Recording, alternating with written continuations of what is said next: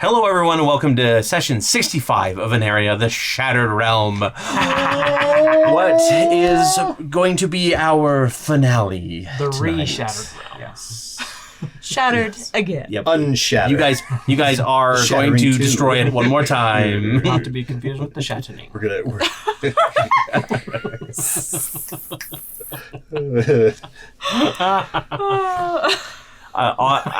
all in my head right now is the Shattered Realm, which is very different. No. But thank you, everybody, for joining us on this final episode of Campaign 1, Season 2 of Campaign 1, etc. It has been a long road getting from there to here. Yeah. I heard myself say it. And we said 5 years last time. I got it wrong. I thought it was 6, but it's actually 5 years of playing this campaign for y'all. That's long. So long. Yeah. Oh, there is something that Scott and I like to do at the end of every campaign, or every long form campaign, and that is get a little special something for the players. So Scott printed them off the other night. Patches them up. Oh, shit. But you get a full-sized statue version of your character to. And also, since you didn't get the last one. Aw, snap. Double up. And then I got myself a bolt. Scott redid his posing and everything. I love for it. this And I got the year. shield and everything. Mm-hmm. So I did the kit And the bashing and gauntlet. put a bigger gauntlet on and got my shield bigger. I love it. yeah. So that great, man. you can paint Take it them, home, paint them, or you can leave them as We're statues. That's up to you. freaking If Love you it. do paint them, I actually want to paint mine. Send me pictures. We'll put them in the Discord. Heck yeah. Yep. And then we also have some smaller failures for you. Yeah. I printed these too small, so if you want to take those home and have your kids paint Your kids can paint them or whatever. Love me a failure. I went, okay, what percent did I scale these up to? And I was like, 300%. And then I got them on the plate, and I'm looking at them, and I'm like, that's wrong. No, I only did 250. So I printed them at 250, and then I pop them off the plate, and I go, yep, I should have trusted my gut in the first place. No, thank you. But yeah. Thank you. That's That's cool. so It's- cool. It is the least we could do for you guys taking time out of your weeks every week to come play games with us. So. Are you getting gonna be Syrinscape cool. and therapy? Yep, it learned is last escape and week. therapy for sure. Okay, I have a question for How does this work The with last question. How does this Yeah. work with HIPAA? Oh. Oh, honey. Oh, honey. Just kidding. Go ahead. Go ahead, yeah. I stole your question. No, you're fine. What has been, like, out of all the games we've played, what's your most memorable moment? All the games we played that are on this channel? Yes. Okay. As much as I want it to be like a moment from the main campaign, I kind of think it might be Little Hopes. Like just playing just the Little Hopes games I are say just you drowning the Hydra Yeah. with a... yes. That was a really good one. I'm trying to think of anything else that was really like. The problem is that I have a very skewed opinion on most of it because like I'm the one writing it, right? Right. And so like to me it's just like it all feels very What's the favorite Done. antic that we've done for you? it's the smelling thing. Yeah, you guys being like, what does it smell like or what does it taste like has Yeah, been that's a good that has been one. a great That's little a good like little trope, Yep. isn't it? Yeah, that one was really good. Honestly, your guys' dynamic has been fantastic this entire campaign too. Especially Fred and Victor as like chaotic siblings has been Chaos goblins, yeah. more like it. Yeah, Yeah, pretty that's much. been really Pretty much. fun. Mm-hmm. I'm pretty sure they're both, what is it called? Your sign. Your astrological sign. Gemini? Yeah, Twin sister? No. they totally are. Mine They're has the been, twins. I think, I really loved Hasmon Day and everything around it. Like, Oh yeah. the shattered area, flying through it, fighting on like all the floating rocks and stuff. I thought that was great. The Balfroud fight, yeah, that's true. The Jins. I also have had a lot of fun with the buttress stuff. Killing Ceradon, that was a great Yeah. With the laser. Just did a great shit. Oopsies. Bravo. Side note, as I was looking for like pictures for your guys' allies and everything, I found some like magic spells in process, and one of them was like a disintegration with like a feminine form. So I updated the custom magic card that I made that was for Ceradon being destroyed, and I put that in there. I was like, ooh, updated art for this one. Oh no. In the comments, if you're watching this, tell us what your favorite moment has been from the whole campaign. Season 1, 2, side stories. I just remember all the Terradel stuff. I love the Terradel stuff. That was fun. Yeah. What about you, Torrey? I don't know. Like I've been thinking about this kind of all week because we knew that we were playing today and what today would be. And yeah, I think I've really enjoyed, like, I loved playing Eve. She was so fun, but I really love Fred. And I just feel like, you know, She's the favorite child.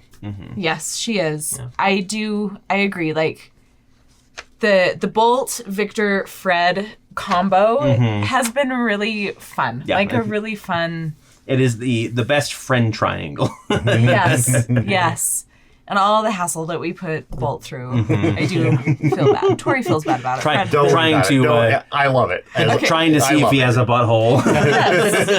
Dysfunctional family. Keep feeding me food to see what happens. Yeah, I think that's been probably my favorite part. It's just the dynamic that the three of us have had with our characters. And we've had the opportunity to do so many really cool things. Yeah. Like, I just love the world that you've built, Cory. And thank you. I was going to say, like, bravo, man. Yeah. Well, hopefully the next one will be just as good. Thank you for handling all of our craziness. If not, we'll just come back to this one. Okay. There's plenty of realms left to explore, you know? And thanks for, like, never saying no, if that makes sense. Yes, and. Yep. I feel like that is the bet. It's my form of gentle parenting. Gentle DMing. That's the signature of a great DM, is someone who you can go to with, like, some crazy harebrained idea, and you're like, I think we could make that work. Like, I really appreciate that. So. Unless it's Preston. For some reason, I like to poo-poo your ideas way too much. That's okay. I'm working on it. That's okay. You usually give me, like, something completely off the wall, and I'm like, okay, technically rules, like, would say no to this, so my immediate reaction would be no, and I have to, like, check myself to be like, why do I just reject most of your crazy ideas, but not anybody else's? So, yeah. It's okay. I've got grit. I'm resilient. Good. That's good. What about you, Preston? You got a favorite moment? There's lots of them. Yeah. No, I think that it's the recurring theme of just having that dysfunctional found family and the connections that people make. And honestly, what stands out most to me was the connections that we've made with some of the fans and stuff. Yeah, like we have some really cool people in our community. Agreed. So I think it's really fun. It's fun when you have. We literally couldn't do this without you guys. Yeah, we would. Yeah. We probably would have broken up as a group a while ago. Yeah. Not for like angry reasons, but just kind of like people drift, you know, as it is. But being able to have a job, you have to. Yeah. But being able to be like, yes, we're recording this so that we can post it helps us get together consistently. Yeah. No, it's good. No, so I think that to me has been a really good. What about a favorite meme?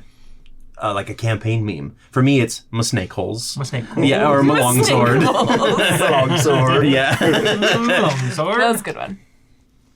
I still think about the Owlbear Snugglebeast, the best friends for Feather. Mm-hmm. That was hilarious. Yes. I need to make it a t-shirt. We do. 100%. Mm-hmm. Yep. Oh man, Victor in carrying around the love vial for the entirety of the campaign for season 1. Genius. And then tossing it out and basically taking one of the characters that had been in the background that literally I've been like building a backstory for her for a while, and then turning her onto the group side being like, okay, how does this affect her now? And, you know, I've written so much fan fiction about that character. Is it fan fiction if it's my character? I guess that's just story. Yeah, it's just we can call it fan fiction. It's just fiction. Yeah, it's just fiction. No, I love that. Yeah, and I love like Victor Lyra dynamic. Oh yeah. Like they are the best worst couple. Honestly, every relationship between characters in this has been pretty solid. Victor and Lyra, Bonnie and Bolt, Fred and two different romantic partners. Like one didn't turn out well, but that was like a really good story beat for Fred to kind of learn that growth. Yeah, like you kind of got to learn a little bit there. Yeah. Whether you actually took any lessons from that is Fred's, own. Fred is still a work in progress. We're at the end of the campaign. She can't be a work in progress. We're gonna have an epilogue where it's just Fred like going to therapy and getting past her trauma. 100%. But it's with like an elder god or something, the one that's been speaking in her mind the whole time. Yep, exactly. Yeah. How does that make you feel, Fred? When I put you through this.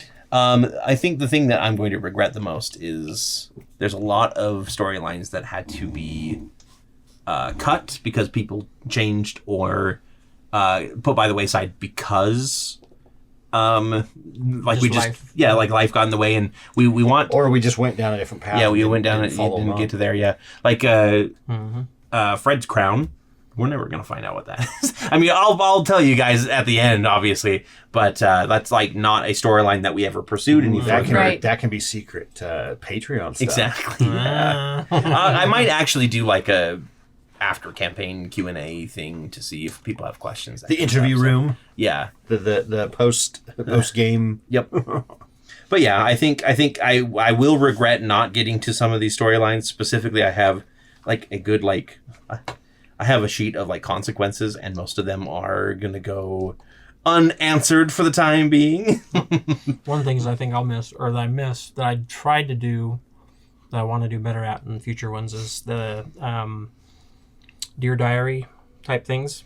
I think that for me was really helpful. From a character development standpoint. Yeah.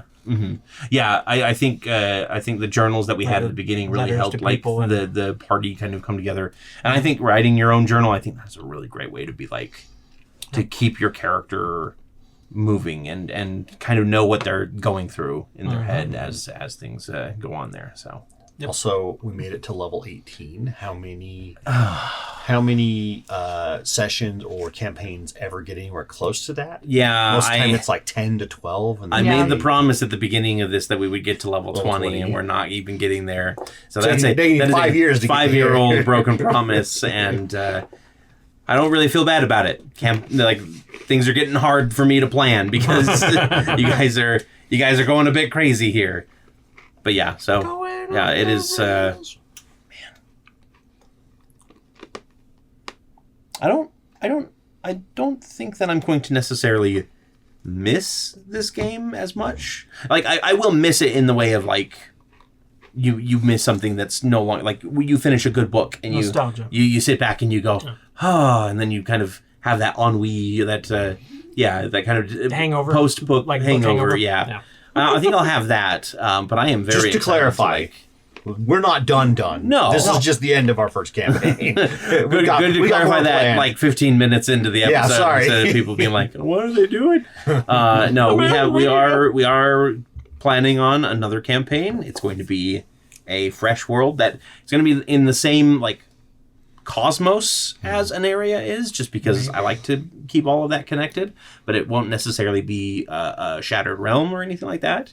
We're going to be trying to bring some fresh faces in, getting some new blood to help us out, and fresh meat. Fresh meat. Watch out, Patreons. There's going to be some polls, maybe. Ooh. to help Preston. Oh no! Oh God! Okay, fine, sure. Please don't screw me for a whole campaign, Patreon. But yeah, I think we've got a lot of polls will be edited by Cory first to make sure that they're not too crazy. Yep. I know I'm going to do a lot less of the front-loaded world building this next time. Like I've got little tidbits, and then I can flesh out the world as we go, rather than having the big map already prepared and everything. I liked that, and it was fun to make all the maps for everything, but it definitely is a lot of reading that most of you probably didn't do. Like, and that's fine. I didn't to an extent. Like there's a certain amount that you probably do, but there is a lot that I put out. Like I know that we still have a world anvil because I pay for it. I pay for the stuff, but I'm like, I don't know if I hadn't been there in months up until I can't remember this the last point. time we went there. But it's okay. You engage with the world how you want, and that's fine. But it's Torrey's our note taker. It's true. She's what was the notes you took for last session? You want to hear? Need to get to the Herald of Flesh. Victor is in a skeleton body. Jal and Haval. That was the herald's name. Yeah. Primea, Great White Hawk, Goddess of Order. Yep. Asanti, Serpent, Goddess of Chaos. Yep. Atticos, Angel. See Donnerell, who came to help.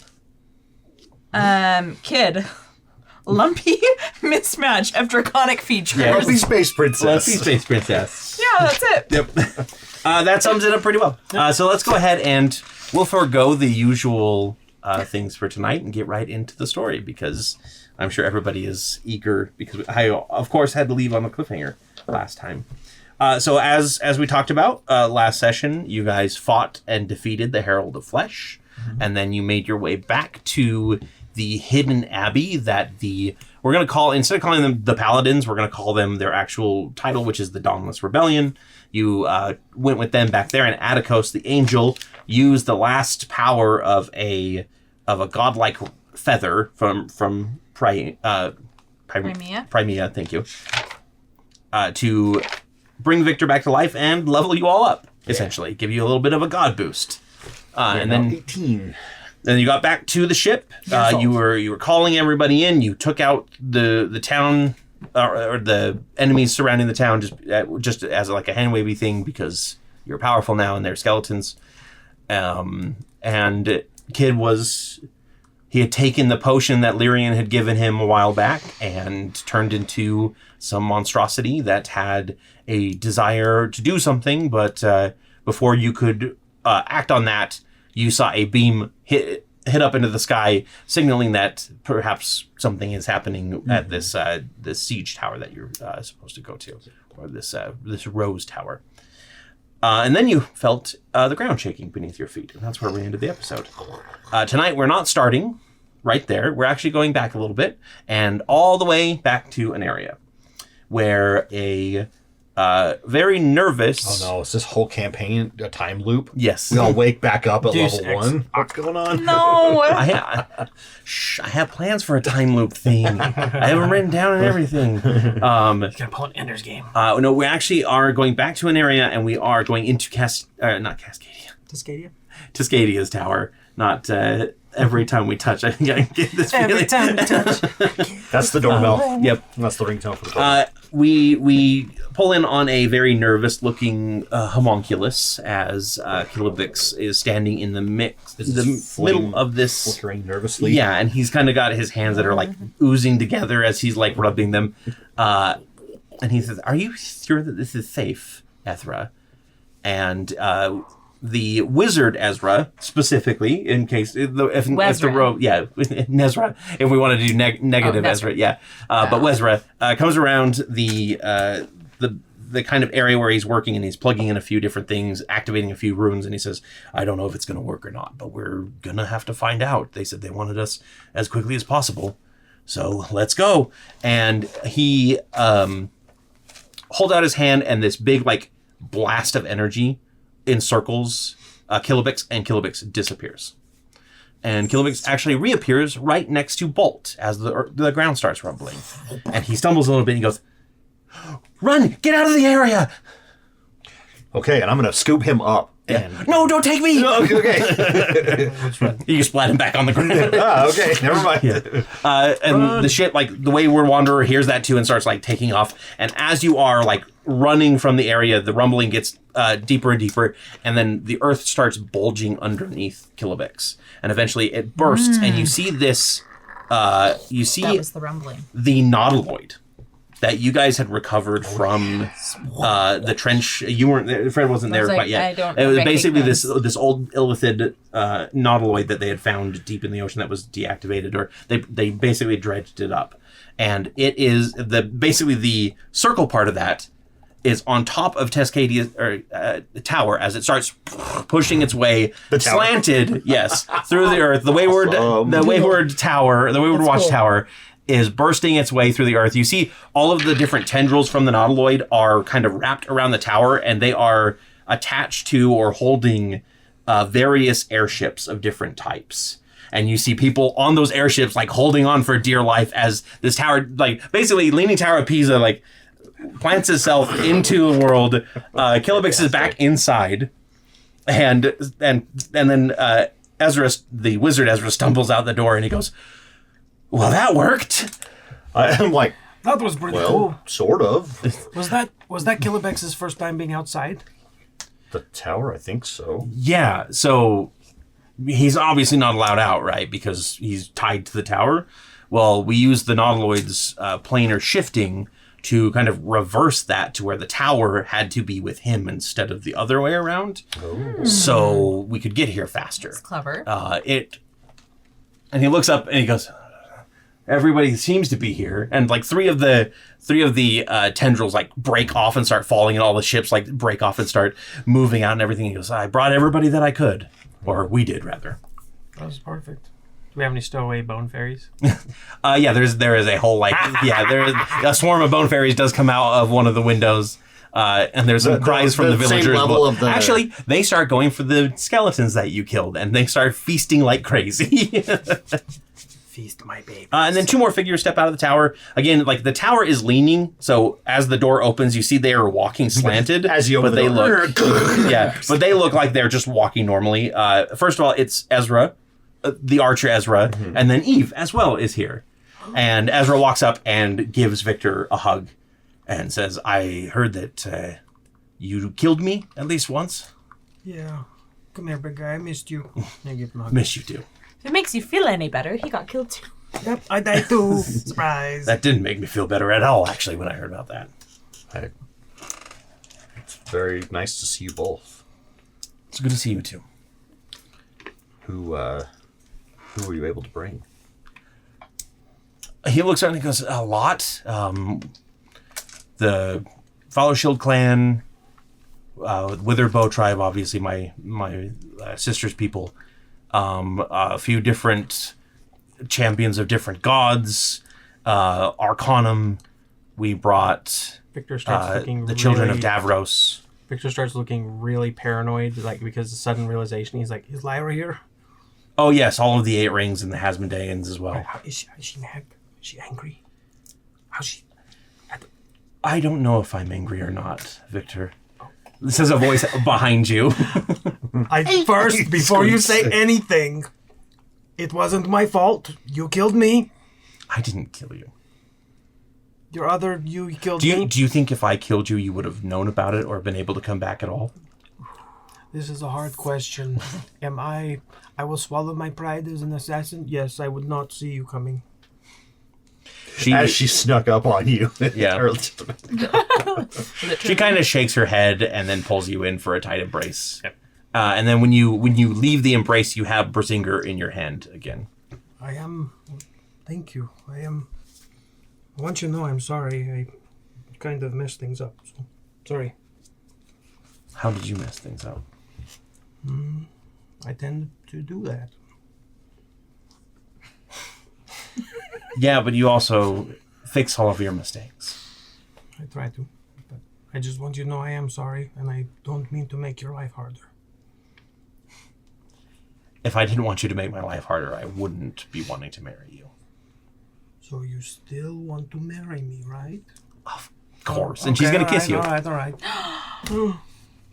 Just a brief kiss, and then... Is that what it takes to shut him up? Victor is no longer blue. He's blushing. He's dark blue. No, he's And Lyra is also very much blushing. Like, this is not something that you guys do lightly, for sure. And then she actually grabs you by the shoulder, and she looks over to Bolt and Fred, and she says, "I actually need to get him to the other 8 rings. We have to discuss something, and then we'll be right back." All right. Absolutely. But if you are taking your wedding vows right now, I just want to remind you that I'm the best man.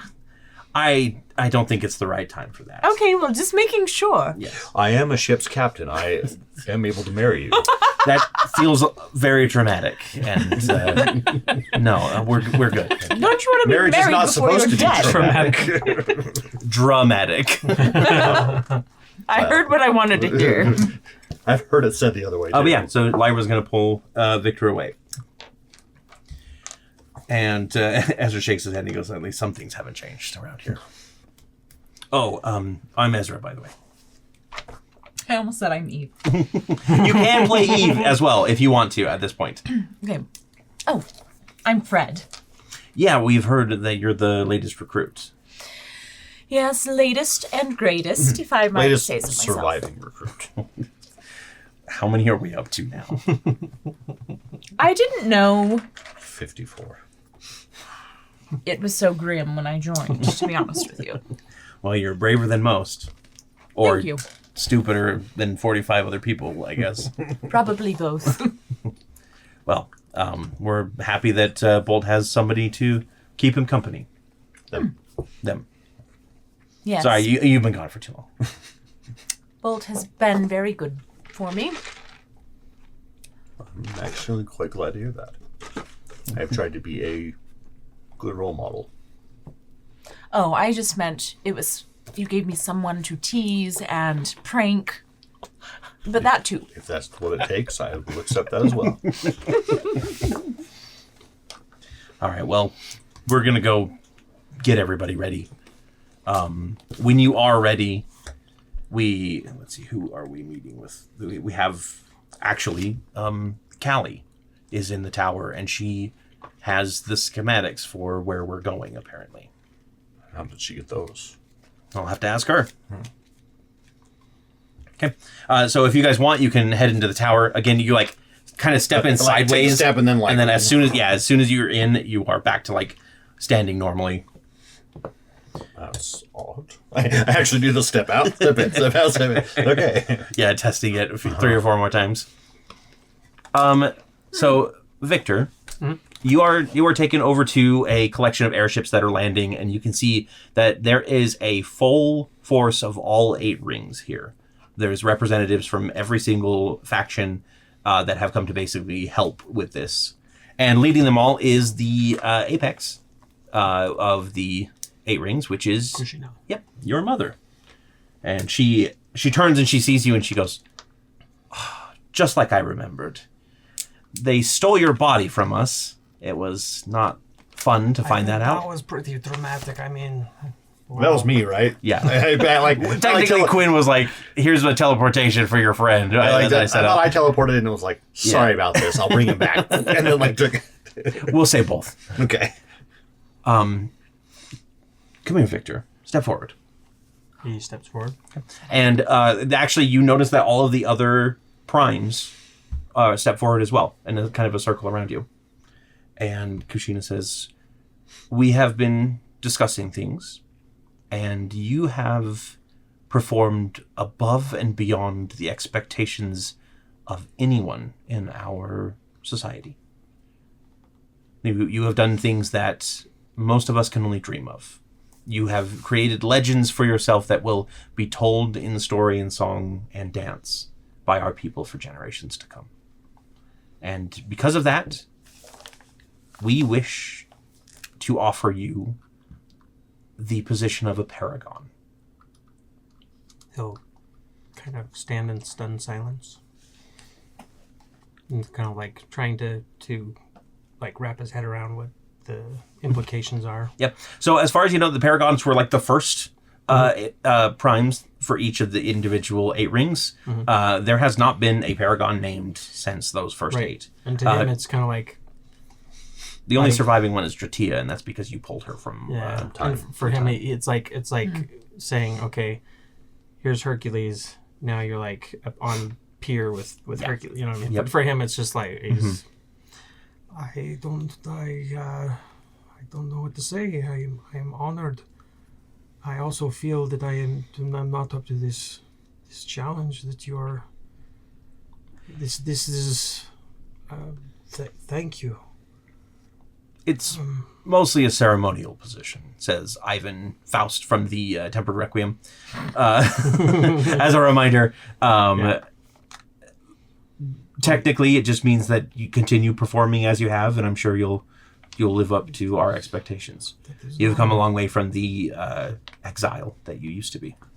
And he still wears the blindfold, just not on his eyes, right? And so he'll say, each one of you has taught me something, and I carry you with me everywhere I go. each one of you has helped form me and helped me along my path, and I'm thankful for your patience. And we are thankful to have you as a representative of the Eight Rings. And he'll do kind of the ceremonial kind of stance. Is Taka anywhere around?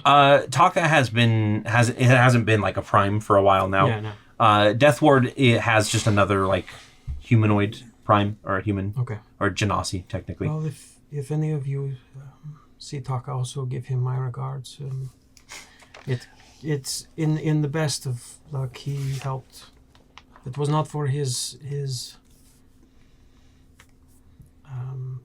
ability to teach tough love. I don't know that I would be where I am today. We'll let him know. Congratulations, Paragon. We'll do the formal ceremony once you have recovered your primary blade. That's As right. I am pretty sure you wish that to be your designated weapon. I do. Well then, we better go get it back. So as a Paragon of the Eight Rings, you can go ahead and choose an epic boon. Epic boon. That is a part of that creed. Okay, let me grab. I think Again, it's not really like a leadership position. It's more of just it's more you, ceremonial. yeah, like you said, it's Hercules. It's like the Mournival from. It's Odysseus. It's Achilles. They're not necessarily It's more of a leaders, but they are heroes among them. influencers. Like, yeah, when you walk into an Eight Rings camp, they're not going to treat you horribly anymore. In fact, they'll treat you with the utmost respect because you are literally a legend in their eyes. I think he's going to go with the boon of irresistible offense. Okay. That is, if you want to... I don't have the description here. But I believe that's the one that he'll probably go with. It's essentially, I believe it ignores resistances. If I remember correctly. Okay, I'll double check it here for you. Boon of irresistible offense. I'll grab it. Is it not available? It is. I looked at the list that I have, and I'm going to get to this other one. You can bypass the damage resistances of any creature, is what that is. Yep. Which makes sense for a hero to have. Perfect. Okay, so at that, Kushina puts her hand on your shoulder and she said, I'll be coming with you. We have a war room to attend. All right, and with dramatic flair, I'll say, I guess that means you guys have to follow me. And he'll walk away. And they all look at each other and they just kind of shake their heads like, that's not happening. Your mom grabs you by the ear. And Yeah. okay. That'll be one of the ones where like they're walking in front of me, and then I walk really fast to try and get in front of them, and then Yeah. Does anybody want to do anything before the war room? Anybody that you want to talk to? I was going to go. Basically, everybody's here. Or most everybody's here. Was that, is Callie waiting in the war council? Yeah, basically, whatever? yeah. Callie is setting up the war council as it is right now.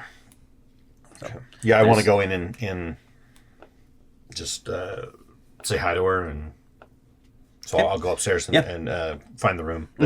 Yeah, they basically, just to make it easy, it's on the ground level. They put it in the banquet hall, Oh, okay. And she's standing up on one of the chairs as a halfling. It's the easiest way for her to be able to see everything, and she's poring over a bunch of schematics. And she, Miss Toggs, Bolt, how did you? your body looks brand new. What do you think? And I'll do a twirl. Very nice, upgraded even. Quinn. I thought that might be the case. you say upgraded when she sees his butt. Is that why? Upgraded. She's Ooh. Who's been No doing hole this time. Yeah. You can turn back around and she's got the goggles. You go, whoa! That means he's around, or I don't know. okay. He did say he had some stuff to take care of, but he gave us all some blessings and boons, and then took his ship away. But Okay. he seemed well, and it seemed in working order when he left. Good. And she kind of relaxes a little bit. It's not that I don't like Quinn. It's just things get crazier when he's around. Yes. So not that things aren't crazy when you're around. If you need to talk to him, let me know. We can work something out. I don't think so. Maybe someday. I'll figure out a way someday. But I believe I have all the time in the world and the ones beyond to decide where I want to go, and spending time here hasn't been unpleasant. So, speaking of other realms, how did you get the schematics for... Oh, I designed it. Or my department did back when I worked for the Arcanum. They were working on schematics for this mobile defense platform.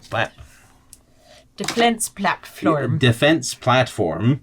Thank you, non-glasses Defense Cory, who can apparently speak better. Form. But it was supposed to be just like that makes theoretical. sense. It's a platform. Platform, Yeah. yeah. It was supposed to be just a theoretical thing, but when you described it in your missive, I realized that it seems like Justicar Vaelish must have stolen the plans or copied them and built it in secret. I'm only telling you third hand, or whatever, fourth hand, whatever through a vision of a vision is. But well, yeah, I think if it's anything like you described, then it is pretty standard to what I designed. He wanted, in fact, it was Vaelish that originally commissioned the idea, and he wanted it to look the way it does. So I don't think he'd change it too much. Yeah. Well, this should help. And at that, like, people probably start filtering. Mm-hmm. Yep. Unless Fred, did you want to do anything before? Yes. So Fred will, just in an attempt to bring more forces, pull out her little acorn phone. Okay. You call it a phone. It literally is just like something you plant to like to call something. That's just how I put it in my inventory. So you can use it. Fred can use it as a phone if he wants I don't to. even remember what this is. Dryads. Yeah, you got it back in Aneria, not Aneria, Arconis. Yeah. There was like a Dryad representative during the banquet thing that she spoke with Fred and was basically like, Oh, yeah, hey, okay. your mom's fey-blooded. Yeah. Yeah, gotcha. Acorn phone. Yep. Open it up. Beep, boop, boop, boop. There's just one button on it. Boop. There's chittering on the other side. And then there a connection of different wires that you can hear, roots that you can hear. Lizard. Operator. Lizard, yeah. Lizard. And then you hear yeah. This is Fred. What's your full name again? Winifred Rose. Winifred! Oh, yes. I'm so sorry. I didn't realize it was you. Hi. Just a second. I'm just waking up. Oh. Okay. And then, like, 2 or 3 minutes pass, and you can just hear, like, just various grunts and like, the creaking of limbs. How can I help you? Well, what's her name? I don't know if you ever got her name. I don't think I ever gave her a name. No Dryad lady. Darling. You had given me... I don't know. I'm keeping this here. It's an acorn phone. You have to. You just go like this. Yeah. You just stick it in your ear like a... Yeah. Like a like a Bluetooth. Yeah, like Okay. a Bluetooth. Well, as you recall, you had given me this acorn and had said that if I ever needed some help or wanted to know more about my potential Fey lineage, I could give you a call, and I would love to... Both. Both. Oh, okay. You're in need of help. Yeah, Yes. of course. Just plant the seed. Not in my ear. No. Unless you want the tree growing out of your ear. Oh my, I misunderstood. No problem. She'll dig a little hole. And as soon as you like cover it, like Yeah. the ground starts rumbling a little bit again, and This place is very seismically active. yes, this large twisting tree that looks greener than anything else in the Eternal Empires springs up and starts twisting around. And as soon as like it finishes, all of the branches spread out into maybe like a dozen or so that come from a central trunk, and then a dozen or so dryads kind of drop down from them. Most of them looking like they were sleeping and like falling in heaps and letting out little yelps of surprise. And then there's the Oh one my. that you remember. Yes. She's probably more autumn looking than the other ones. Yeah. Maybe a bit taller. And she just kind of floats down and embraces you, and she says, "Welcome home, sister. Well, I guess this isn't your home, but, welcome to. We're happy to be here. Is what I'm trying to say. Thank you for coming. And I apologize. What was your name again? This is so embarrassing. You can just call me Sunflower. Sunflower. Yes. I don't know how I forgot that. I don't think I ever told you. Oh, okay. Thank you. That saves me the embarrassment. A couple of things. Number one. This place is disgusting, by the way. I agree. I'm so glad that we're on the same page about that. I can feel the absolute devastation in nature around here. Also, I haven't had a chance to shower. Do I smell like flesh? A little bit. Oh, I knew it. There's like an undercurrent of bone. All non-face smell like flesh.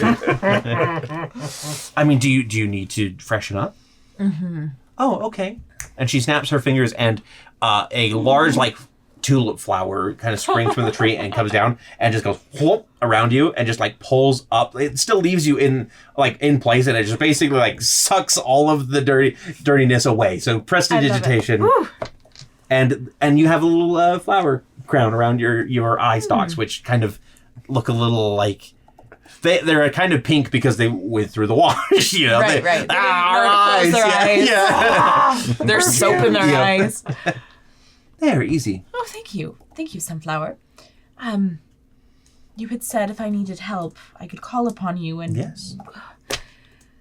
Today's the day. This is what you've been building your army for, if I remember. Yes. So your father is near. Yes. Just point off to the giant beam in the sky that's... Yeah. And your goal is to still kill him? I think so. Right. Then we should probably dress for the occasion. And all of the dryads shift their bodies from wearing flower dresses and leaves into bark armor with the most wicked looking thorns and spikes that you have on their weapons. And she shakes her hair out and it kind of goes into battle braids and everything. And she goes, "Let's go kill your father." Let's do it. Also, you do have one more item that you could also add to this if you wanted to. You got it from Quinn specifically. If you wanted to start deploying the golem dispenser. Golem dispenser. More seismic activity as you slam it into the ground, and soon enough it's producing basically it starts pulling material from the earth and making dirt and clay soldiers that start marching out into neat rows. So you'll have that additional onto this as well. Thank you, Sunflower. Of course. Now, I'm going to leave a few people behind here because this place is definitely in need of a Dryad's touch. Oh, I couldn't agree more. And then once this is done, we should really talk about the Prince of Thorns and, your cousin. We should really talk about all of that. Things are happening and it's not really good. That's okay, though. We can deal with it later. Cory can't resist dropping plot hints. Plot hints that never will come to be. Prince of Thorns. Got it. He'll be writing a follow-up book of Tales of Aneria. Write it down in my notes. Well, there's a lot of there's a lot of storylines that have been happening behind the scenes that haven't come to light, and one of those is the Prince of Thorns storyline that we tied to Fred. So we'll talk about that a little bit. Maybe we ask about it on a Q&A. Discuss it. Also, the Children of Davros was another one of these, and I will say that the last time you saw them, they only had 3 or 4 sky skiffs. They have a lot more ships now. They have a lot more ships, they have a lot more recruits, and everybody seems a lot more geared out. And it's only been a week and a half since you guys have left, at the most. How'd that happen? That's a good question. Perhaps we should go to the war room and find out. Let's do it. So yes, people start filtering into the war room. We've got Justicar Whitehall, who is leading the Children of Davros. She's wearing the white armor. And Galena Spokewinter, which is the Loxodon healer of the Arcanum. Right. One of the 3 arbiters. Tower. Yeah.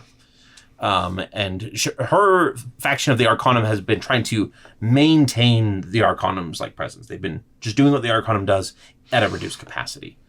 And then behind those 2, you have Eve, who's representing the Voice of the Wilds. There's plenty of other animals and stuff outside. Bruna actually walks in behind Eve because the two of them have been thick as thieves ever since the incident.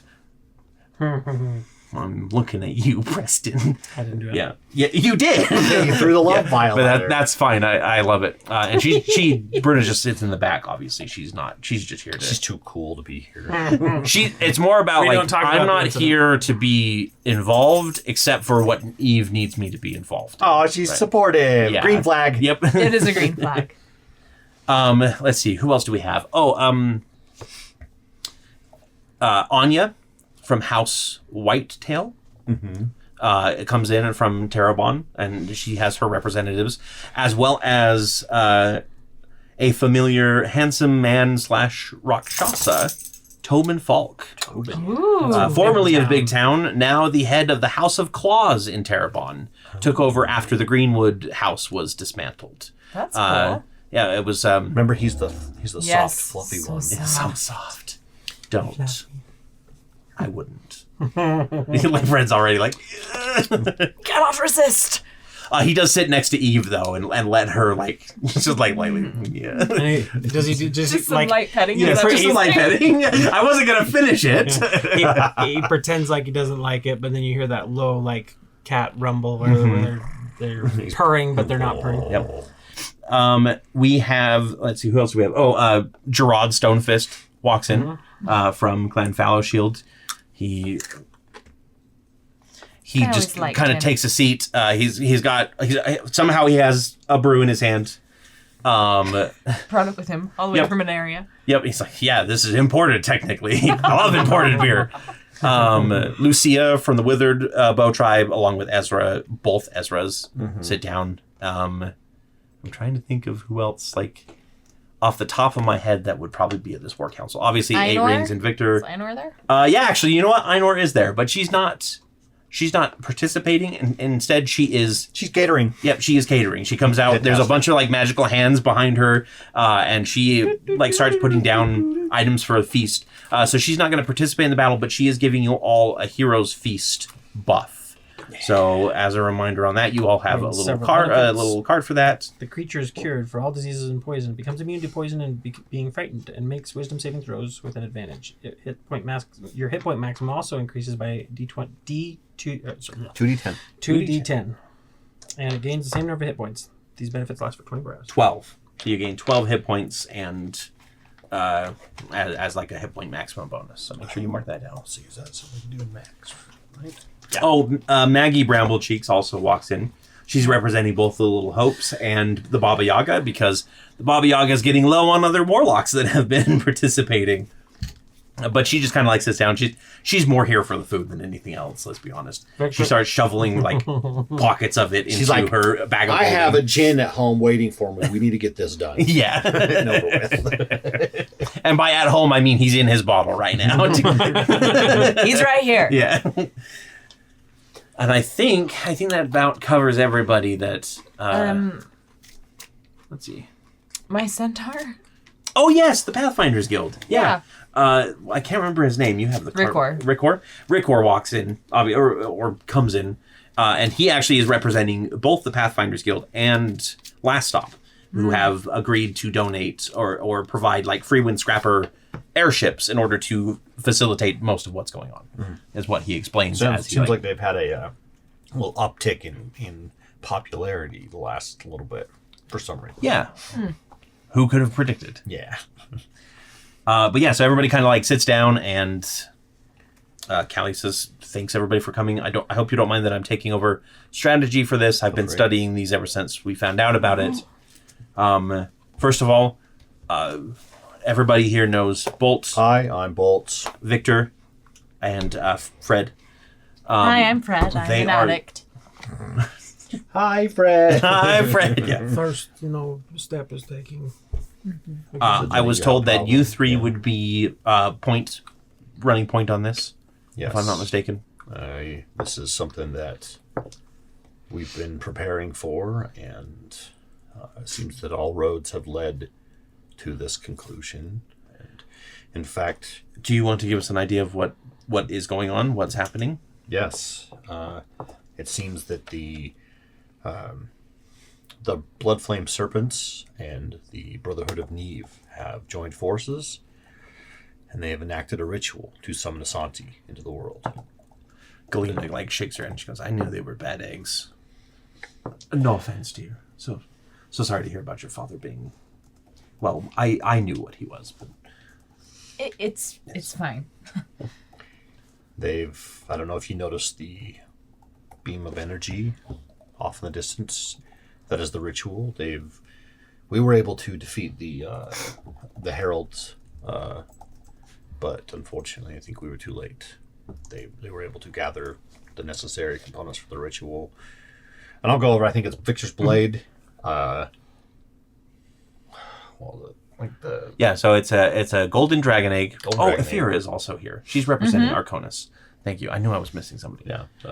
Golden dragon egg from Arconis. Victor's Blade, like you said. Somehow they got the blood of the first one, whatever that is. And 1,000 souls to power the ritual. And so we need to stop them. I don't think there's no ifs, ands, or buts about it. We just need to do what we can to stop it by all means necessary. Bring the tower down, stop the ritual, and if it can't be stopped, kill a chaos god. Oh, that sounds easy, Ezra comments. And he says, we've all been briefed on Asanti and her dealings. Kilobix, I know. Kilobix wrote a very big diatribe about it and sent it to everybody. We should probably talk about not sending entire novels via communication ring in the future. It is distracting. We should use a chalice. It just keeps dinging. Ding. Ding, ding. Yeah. Ezra like stares at you for a moment. He goes, "What do you mean a chalice?" You'll have to ask Kilobix. I'm pretty sure he has it according to my notes. That was left in my bag after I died. We brought your bag with us. But the chalice, it said the chalice is with Kilobix. Oh yes, I specifically did that because he wanted to use it immediately. Yeah. Even though you didn't have any sort of spit in order to... Yeah, Kilobix will put the chalice down, and Lyra snatches it up, and she goes, he does not get to have this. I mean, you messed with it one time. You it terrified is an his. entire race of people. All right. Anyway. So as far as we know, we have the entire Brotherhood of Neve who took most of the airships with them when the Arcanum split up. They managed to grab most of our aerial force. And we have whatever allies that they're working with here in this realm, which have... And she waves a hand over at, not Justine, but Gren. Gren has told us that it is a collection of mind flayers, which is terrifying in itself. This whole realm seems like it's just bad news. And then, of course, there are whoever the Bloodflame Serpents brought with them, standing against us. So we've ran into their cultists before. They seem fairly formidable. It's true. Yeah, didn't one of them kill you? I don't like to talk Yes. about it. Both of you. Yeah, both of you have died at the And hands so of is the Bloodflame Aramis. Serpents. Yeah. Technically, we've all died except for Fred. Fred's an immortal. I cannot die. She broke the cycle. There's a lot of like looks of like, yeah, right, sure, whatever. Leave what you will. It's hard to prove you're immortal without like doing something very drastic, right? Yeah. Like nobody's gonna Being believe you stabbed in the heart and being like, until like you whatever. actually prove it. Yeah. So there's definitely plenty of like skeptical looks at that, but nobody says anything because you believe what you believe. It's fine. Well, we've kind of discussed options as we've been preparing, and Callie waves a hand at Jessica Whitehall and Galena and Ricker, and says, we think that the best opportunity is to drive a spearhead of airships into the bottom levels of the tower and get people inside.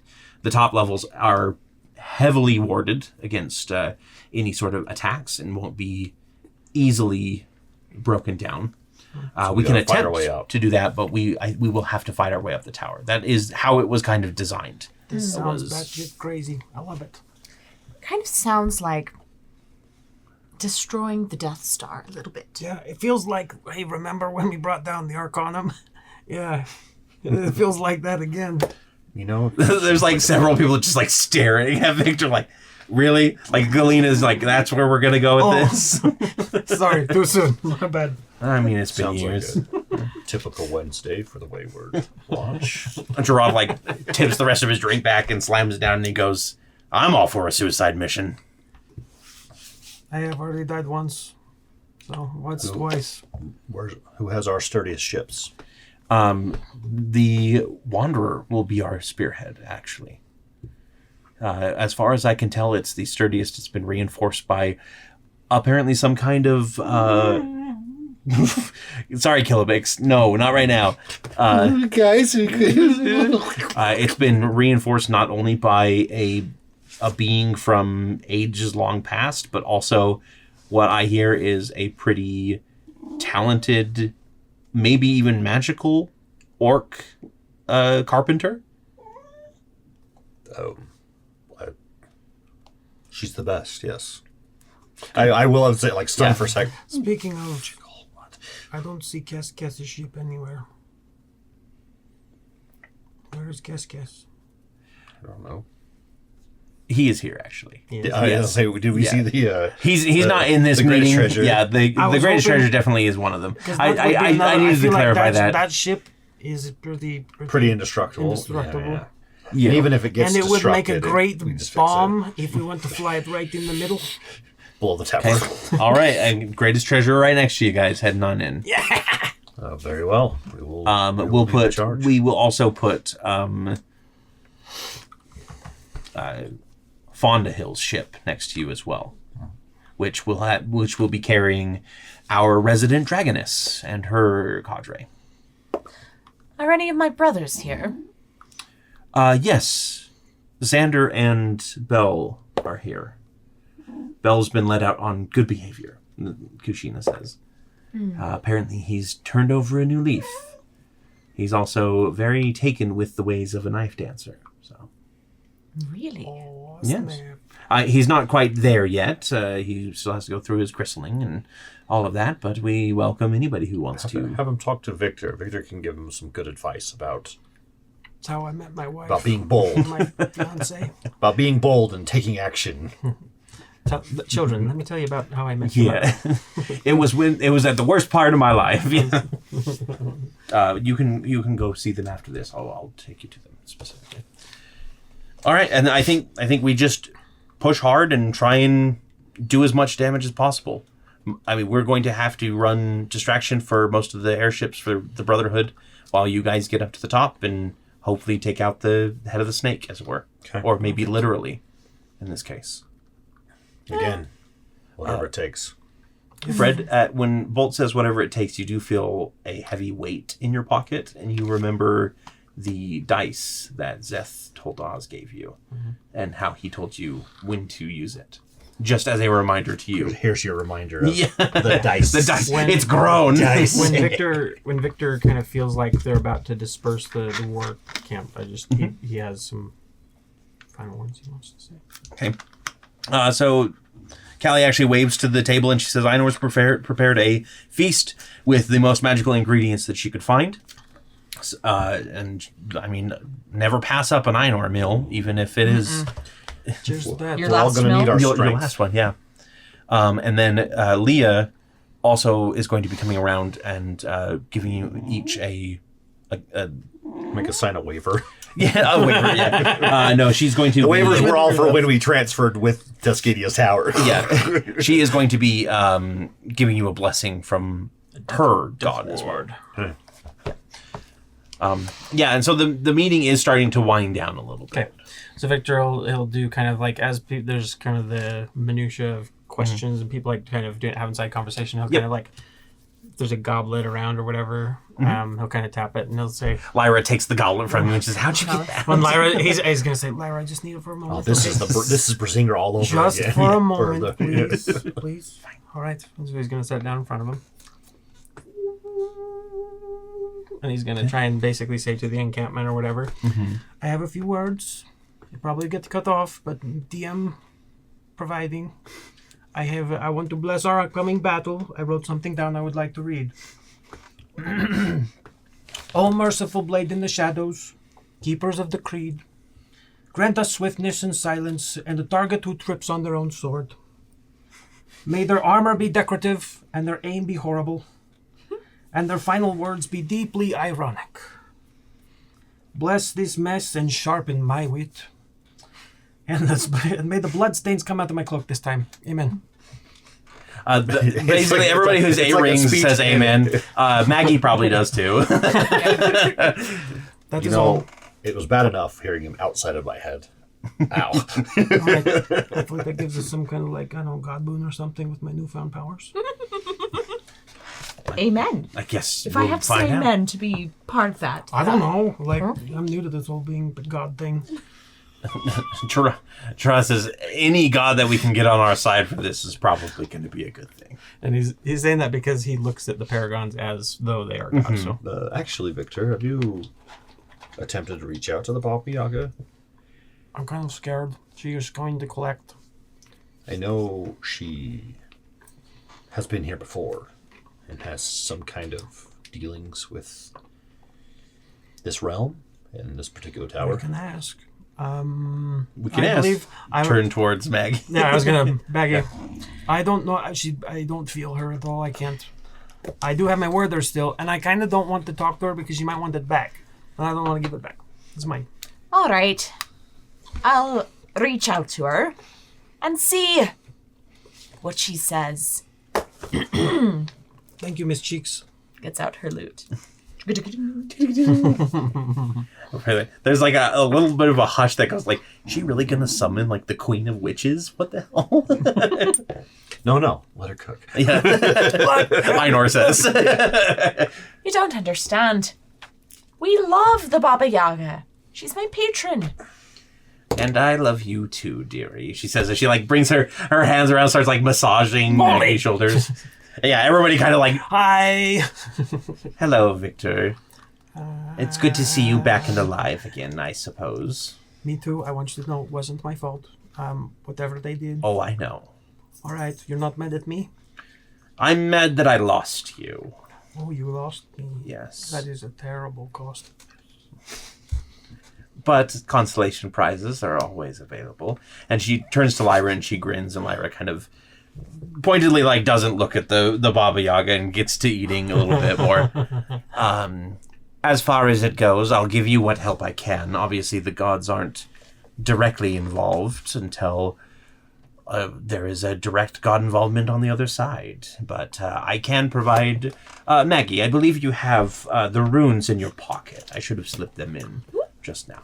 Here they are. Hand one to our three is it leaders sitting here. next to the giant gemstone that we got in the? It's just in her pocket. No, the gem, the soul gem that we had from the. Does she have it with her?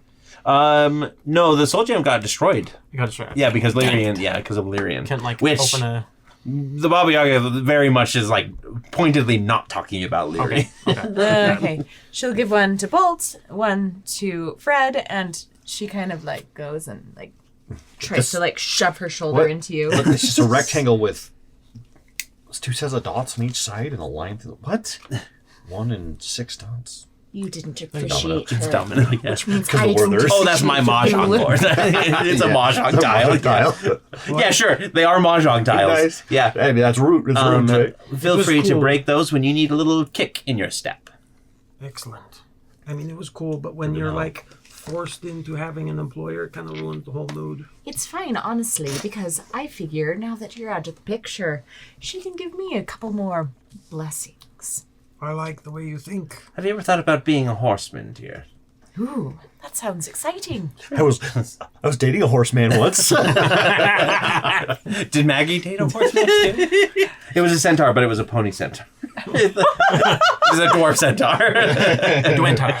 A dwentar. Yeah. Which is a goat, right? Yeah. That would be a goat. You're right. That's perfect. Well, I'd like to stay and chat, but I don't want to. Farewell. And she just like disappears. Oh, that went way better than I thought it would. Thank Actually, you. she does stop for one thing. She leans down and she gives some chicken feed to Ingrid and go, I love you. Well, that was interesting. Does anybody else have any gods that they wish to summon? Hey, got any mirrors? I want to see Fred. Like, we haven't talked to our buddy in a while now that the Baba Yaga's out of the picture. Don't worry about it. Yeah. I'm waiting for the perfect time. All right. Should we tell him? This is like after everyone's like filtered out. Tell me why. They're mingling, they're finishing up and everything. Yeah, so You didn't have a It's breakup, not. did you? It's not my story to tell. Well, what? Just about summoning him again?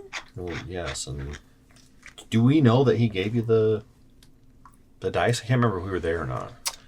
no, I you I had scooped think it up it was- before the door opened again. Yeah, Right.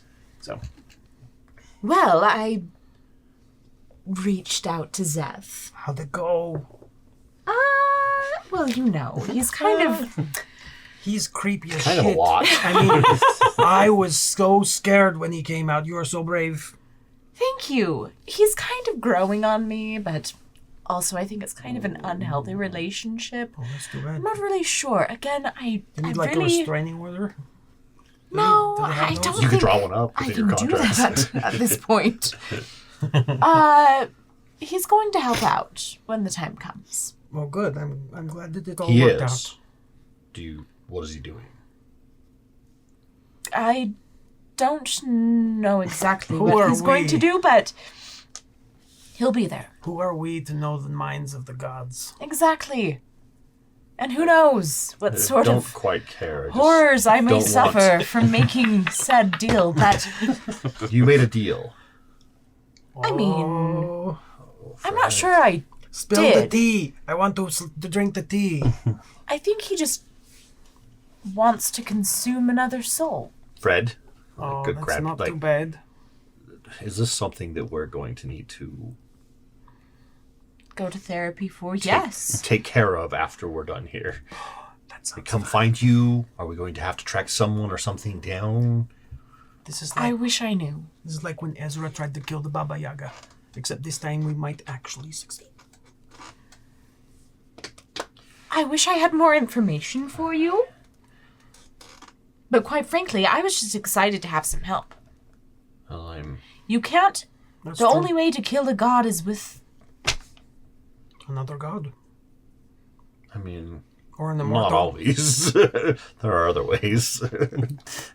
Bull is like, I've heard of plenty of gods that got killed with other things. Quinn. Let's just say I've got it in my back pocket if we need it. let's see. I'm gonna see if, I'm gonna do let's see, what would it be? An insight check Okay. to see if I recognize that that's a literal thing you said or if it was a metaphor. Okay. Oh no. Okay. Metaphor. It's a metaphor. Yeah, I got it makes sense. So whatever it is, I hope that We need to- doesn't hurt you too bad. I think we need to establish a safe word. So when it goes wrong, we know, like, we can jump How in about- I and thought help. it was always. Oh shit, kumquat. we're all gonna die. Kumquat? Alright, kumquat. Is kumquat good? What is a kumquat? Never had one. It's not very good, but it's good. Einor word. pushes a kumquat in front of you. You are amazing. He's gonna try it, and I'm gonna roll a Constitution check to see if he's allergic. A 9. He's allergic. Right before battle. Fantastic. I don't. This stuff makes your mouth feel really weird and Leah is actually going to approach, and she'll give you a quick remove disease or whatever whatever it takes. And she don't says, eat kumquats. They're bad for you. Disgusting. I hope you don't mind that I won't be participating in the actual battle. My expertise isn't exactly in combat. That's fine. Not everyone is suited for combat. But I can give you what blessings I can. They are fairly potent. And Anything you can do to help would be great. she's going to reach out her hand, and she's going to grasp the symbol around her neck. And she goes, Great Vecna, God of Secrets, please bless these with a death ward. And you all have a death ward now. From Vecna. From Vecna. Yep. Holy shit. Okay. Nobody had ever asked what the symbol was, but it was very much always Vecna. You know, now that I look at the symbol, The it's hand with definitely the a eye, giant yeah. dead hand hanging from her neck. Yep. It's just like holding onto the chain. Actually, you know what? I better double check that.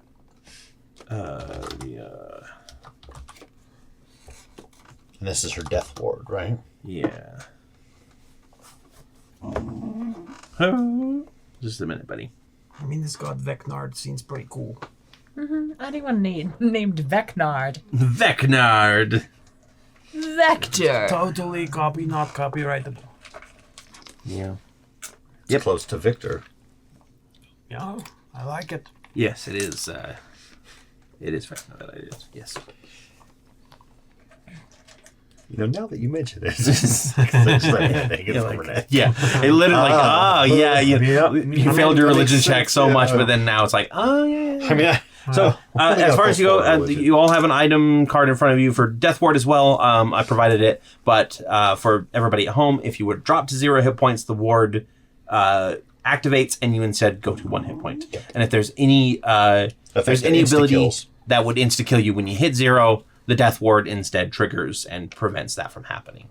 And So you basically take the damage instead of the full death. Yeah, I think it's like if you would be disintegrated, it doesn't disintegrate you. It just an effect that would kill instantly without dealing damage. That effect is negated against target spell. Yeah. So there's some buffs there. The one that the Baba Yaga gave you is haste. You basically crack the rune and give yourself the haste spell. Including when you the need debuff it. after, right? That's the Yes, it does. It does include the debuff. Okay. Perfect. Alrighty. Well, in that case, I think it is time to get into battle. To load up? Yeah. Oh, first though, Kushina does take you to the kind of 8 rings camp where everybody's packing everything up, and you kind of step in to watch Bell. He's still in his full Neve armor, and he's using his halberd, but he's using it in more of like a telekinetic way. He's always been the best at telekinesis in your family. And then off to the side is Xander, Madame Talvain, and Wynn, all kind of just sitting and watching. Xander is still in his monstrous form. He hasn't had time to finish that yet. But yeah. Xander! Bell!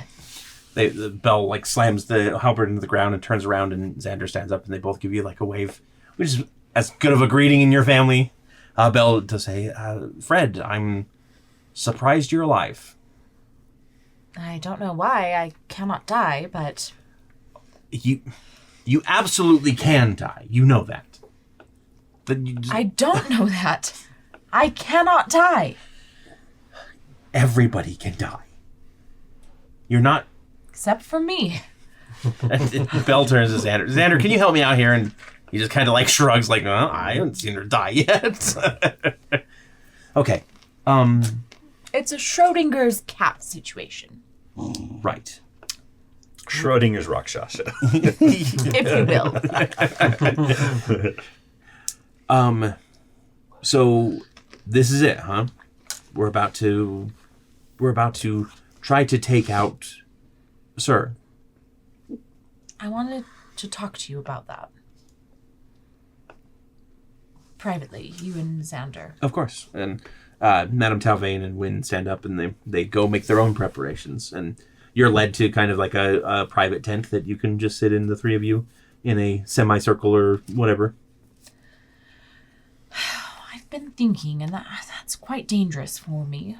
But do you think he could change?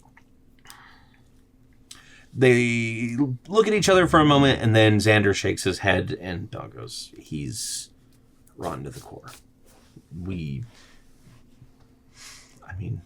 I thought what he was doing was right, but now apparently he's trying to summon a dark goddess, or working with people that are. All because what? He wants to control everybody, just like he controlled our lives? I don't think that's a good idea. And I don't think that keeping him around where he can continue to pull people to his side is a good idea. Plus, look at Xander. He's been experimenting on pretty much everyone in the Brotherhood, except for, obviously, even the other brothers as well. And what do you think about Soren and Duvrin? Are they a lost cause? If you can convince them, you might be able to, but Soren, I think if Sir was gone, Soren would go off and do his own thing as he always has. Dervin, though. Dervin's always been the most loyal. I can't see that going well. All right. Then it's happening. And we'll be right there with you. Thank you. I know we haven't always had the best relationship, but... We've had an awful relationship. Thanks for being here. Thanks for believing that I could be more than just his puppet. Xander's like, Yeah, yeah. Xander very much is like he does scoop you guys up into a hug. He's always been the youngest. He's always been, except for you, obviously. Yes. But yeah, he's always been the most sentimental. Yeah. And then after like 10 seconds, Bell's like, all right, get off of me. This is too much. Let's go win a war. After about like 20, 30 minutes of preparation, everybody is ready and the ships start taking off. The Dryads are on board the Wayward Wanderer. Basically, everybody is here in various airships in basically a V formation. You're making a spearhead to try and punch your way through. And it doesn't take you too long. Like you encounter a few like watchers from the Empire of Skarn because they told you not to be in the air, but they see the amount of ships and they just kind of leave you alone. and they're like, hey. Yeah, it's like, maybe this isn't the best. Although, like, the tower being behind is in, like, full defense mode, so if anything comes near, it's Do we have... It's like the ISR on. Yeah. The Nautiloid just...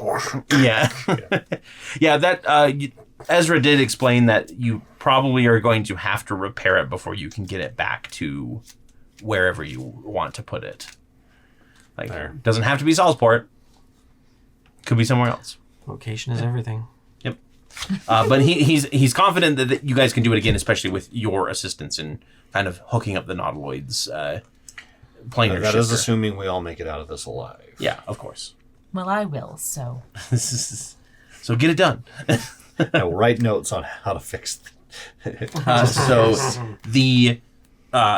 you basically take this high-speed rush out of the Empire of Skarn. All of the kind of decrepit trees and everything fall away into a land devoid of most anything.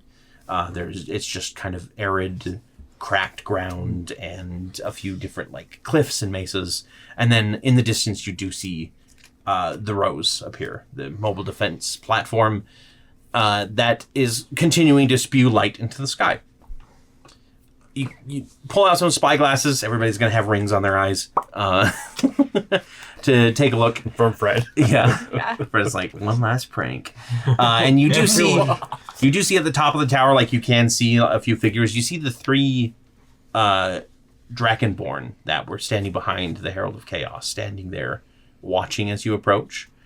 And as the Brotherhood of Neve ships start to intercept you, basically coming up, battleships ready to flank alongside and exchange blows. The three of them leap off of the top of the tower, and as they leap, they begin shifting until they are no longer Dragonborn, but full-on dragons. One emerald, one sapphire, and one amethyst, spiraling down and heading towards you. And we're going to get into combat as they start approaching the ship. Okay. So as we did with the last one, you have ally cards, basically one-use items to use during the fight and deal the damage on the card itself. In order to make sure we're not overwhelming you with choice, you're just going to have 4 at a time and then draw a new one each round. So make sure that you use those because I think most of them are at least a no action, so they can give you a little bit of a boost. And I'm just doing it blind draw. Oh yeah? You're just going to flip it over and be like, I'm going to use this one. No, I'll do 4, but Okay. blind draw of 4. Yeah. And then as far as it goes, normally the way that I would do these ally cards is they would participate in the fight, but they wouldn't be in danger. This is the final fight. It's not saying that you can't resurrect people. Obviously, like that happened to you guys. There's nothing to say that it can't happen to other people in the army as well. But if you play these character cards, these specialist cards, they could end up dying, or in some dramatic fashion. Basically, I'm going to have at the top of the round, you guys can roll a d20. One of you can, and if you get a 1, somebody gets to have their death scene. They get to be the bug on the windshield of glory. Yes, exactly. Got it. And we have everything from your knives to your golem dispenser, the dryads, all of the different major forces and characters that we've talked about, and a few more beyond are in the decks that I've given. I've basically given you all about 26 different allies to call upon for these fights. So, with that being said, let us prepare the battle map and roll initiative. Oh, also I should mention, we started basically this whole channel and campaign with a gauntlet, and we're ending this whole campaign with a gauntlet. Oh. You guys will be facing multiple challenges Full tonight. circle. And I will say that we will not have time. You've all taken a long rest at this point. I gave that to you as you guys were traveling, just because we want you guys fresh. But unless you have an ally that can help you out, you won't be able to take short rests between combats, because that takes an hour. Okay. So this is the slog of all slogs, that you will have to determine what you use of yours and what you use of your allies to get you to that point. Okay? I'm coming for you, Ozma. Okay. Let's go ahead and roll initiative, and I will get the battle map prepared. All right, let's go ahead and get initiatives. Bolt. 7. 7. Victor. That is a 3 plus 5, 8. 8. Fred. 11. That is I know. low rolls, guys. We're having a rough start, okay? We're apprehensive. This is not... We're learning to delegate the fighting to everyone else. Yes. It's a key point in leadership, right? Okay. So we're going to go ahead and switch over to the battle cam here.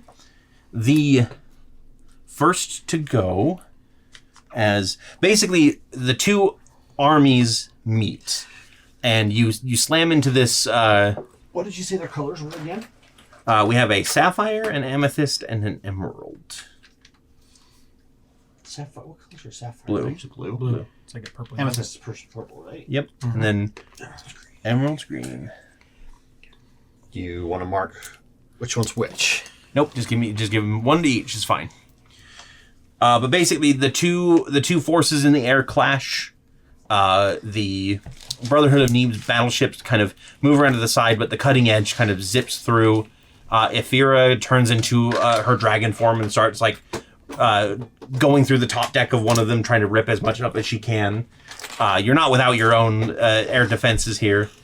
Your animated cutlery starts going to one of the skiffs and just starts whirling its way through the. There's one of those wine bottle corks that beep. All right. Yeah. Ah! Someone's eyeball. Pulls right out. But the first to go in the combat that we'll be dealing with, which is you guys against these 3 dragonesses, is the Sapphire Dragon. She's actually going to fly over and land behind Bolt on the deck. Oh boy. Adjacent? Yep. So she's going to land down. As she does, she drops something from her claws, and you can see them slam down on the deck, and 4 figures pop into existence. Or 3, sorry. 3 Does she figures. say, so-and-so, I choose you? These are snake-headed creatures. They are Yuan-Ti, technically, but they immediately start attacking the people on the top deck. And there's more than 3. Obviously, there's armies of these things fighting each other, or groups. Do they any up here or down here? 1 up there, 2 down there is fine. Yep, perfect. 1 for each of you. But then she's going to land next to you, and she's actually going to lock eyes with you and try to cast Hold Person on you. Oh. Yes. So I need you to make me a Wisdom saving throw. You have advantage because of the Hero's Feast. Mm-hmm. So keep that in mind. Brother versus brother. Just get Scott out of the fight early with a Wisdom saving throw. Yeah, classic Cory. Okay. Wisdom save. Let's see here. With advantage. Mm-hmm.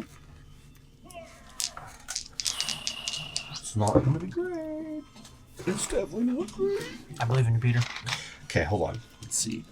I think I can do something with my harp. Let me see what my harp does. I think it gives you advantage.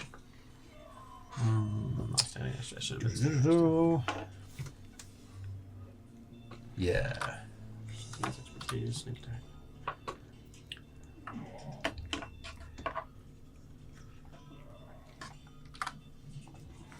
Okay.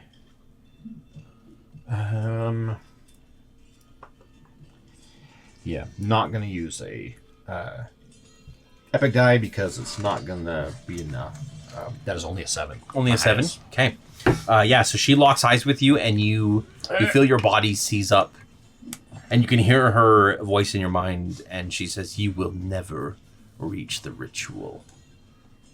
But you can't respond, because I held you in place. But that is the only thing that she's going to be doing this turn. Just that. And we're actually, what we're going to do, I'm trying a method of Scots here tonight. Fred, it is your turn. Okay. Yep.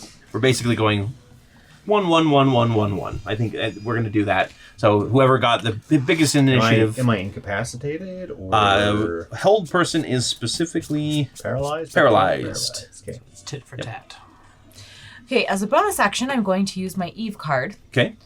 And it is Walking Fortress. All players gain +5 to AC and all saving throws until the start of my next turn. Okay. I'll go ahead and and say that Bolt can make another saving throw with this. And then who are you going to be doing the damage to? I think thematically it might be the Sapphire. that's perfect. Yeah. It's a 16. 16 is enough. So this dragon lands That was Bosco dice. Did that. and locks you in place and says that you're never going to reach the ritual, when all of a sudden her concentration and her eyes are broken as a mace comes slamming in from the side. And I just go, Miss Nichols. Snake. Oh! Yeah, Is that a mace or a flail? It's a flail. Sorry, it is a flail. Yeah, so basically Eve just full on cracks this dragon in the head. How much damage are we doing there? So is this the damage? Yeah, so it's the top one is how many dice, and the bottom is the type of dice. 5d8. Okay. 5d8. So roll 5d8 damage that Eve cracks in. The flying fortress, more like it.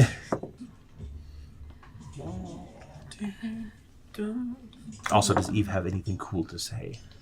So that's 15 damage. 15 damage, okay. I will take the card. Yes, and Roll she down just the record says, here. "Do not treat my friends that way." Perfect. Oh, so good. Okay. Yeah, so everybody has +5 to AC and saving throws until the figurehead. until the start of Fred's next turn. Okay. So then, Yes, so that was my bonus action. that's your bonus. Fred is on Gearhawk, and we are going to swoop down and attack Green Emerald. Okay. And I'll get close enough that I will use Thorn Piercer. Okay. So- Is Gearhawk going to do like a slashing attack as well? Yes. Do you want me to do that one first? Whichever one you'd like to do first. Well, since I'm on my own character sheet, let's start with me. This is Can I see Eve's card? Oh yeah. Sorry, you haven't. I haven't seen all of it. I everybody mean, else's, yeah. I cut them up, printed them, but I didn't actually sit down and read them all. And for everybody at home, we aren't going to be showing the cards just because they have reference pictures on them that we do not have copyright for. There's So, no rights for. yeah, those are for us to remember the characters and look at them. What about the stats? Hey, Is that- if you want to draw it for I'll us. post an image of the card without an image, or with the Tales of Aneria symbol in the middle. I like it, yeah. So you guys can see what they actually do. And we'll make sure that's probably already happened on screen. So I am still using this as a It's a rapier. good Eve image. Okay. So that's a 29 to hit. 29 will hit, and this is on Emerald. Emeralds. Okay. Where did my...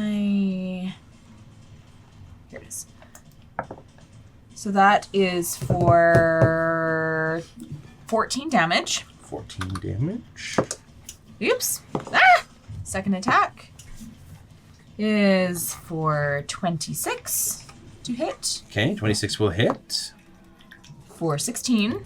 16. And the And last third? one is an 18 to hit. 18 will hit. Okay. And that is for another 16. Okay. And I will use one of my Psionic Strike Okay.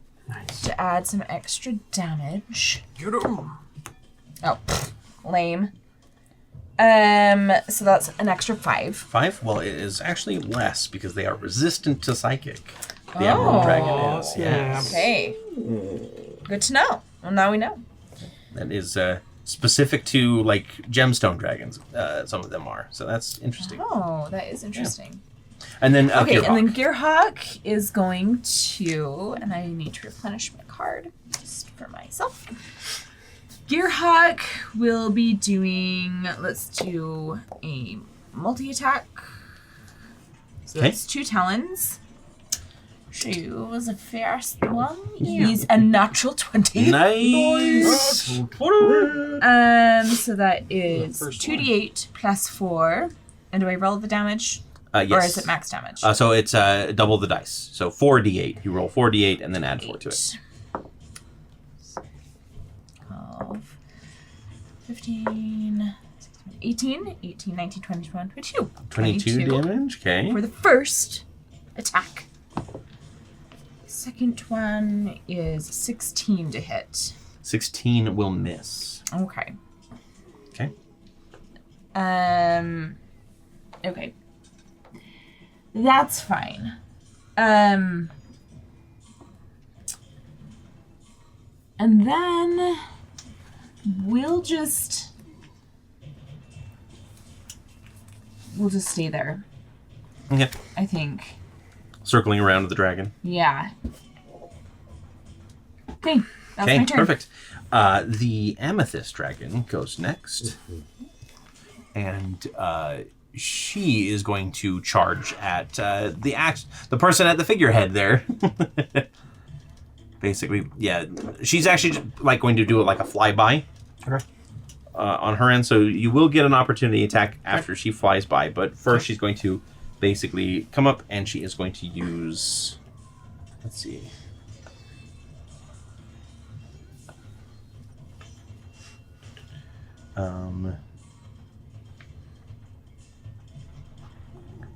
She's gonna hit you with the bite and some claws. Okay. So bite attack, remember you have a +5 to your AC.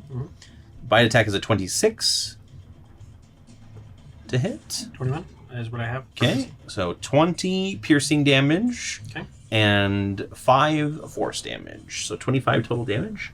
Okay. And damage. Wait, what was... Remember, you have +5 to your AC. Yeah. Okay, Yeah, that's I the was just +5 making AC. sure. What was the plus to the I didn't put the override for the max HP. What was the override? Oh, 12 max HP. Thank you. don't let me forget next time.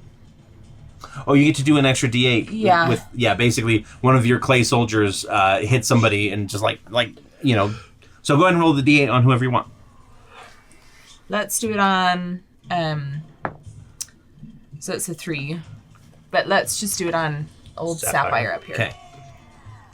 I'm sorry, when I messed with the HP modifier, it got rid of the damage that I just applied to it. 25 Okay, damage thank you. total. Thank Yes. you. Sorry. Okay, and then the claw attacks.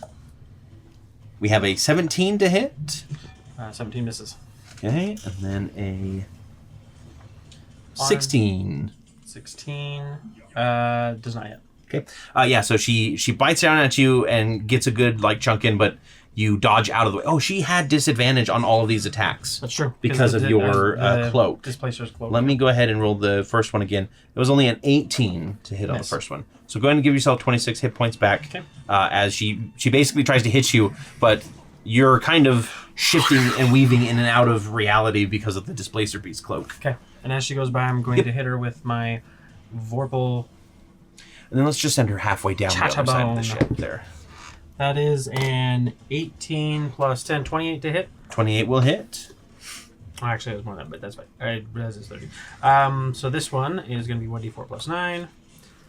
That's 11 damage. Okay. Plus, when I attack them, are they considered... There's a couple conditions here that we need to clarify.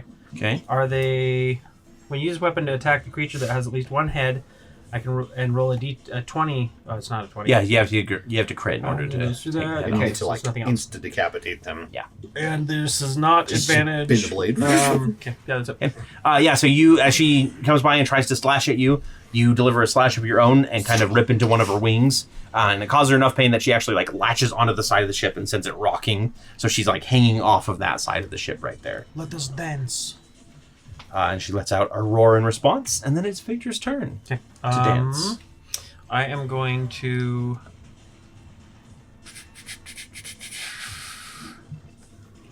I'm going to attack her. You're gonna move up to her position, or are you gonna throw? I'm gonna move. I think I'm gonna move up to her. Okay. Well, you see these other guys attacking. I'm probably more focused on the dragons, but Yeah. when I turn around, give me I guess a threat assessment, because right now I'm looking at it as 3 against 1, so I'm probably gonna try and take out the weakest. The weakest would be the people on deck, obviously. People on deck, okay, so I'm gonna look at the compared to a dragon. Yes. I'm gonna look at the people on deck, and then I'm gonna try and position myself in a way that if she used a breath attack, she would have to hit her. Smart. And I'm gonna attack that one. Okay. Look at you pulling out the tactics on the final, the final fights. Finally learned. 14 is gonna be plus 13, so that's 20. 5 years. 27. Yep, that'll hit. It took Can you dying mark to those figure with it 1, out. 2, 3.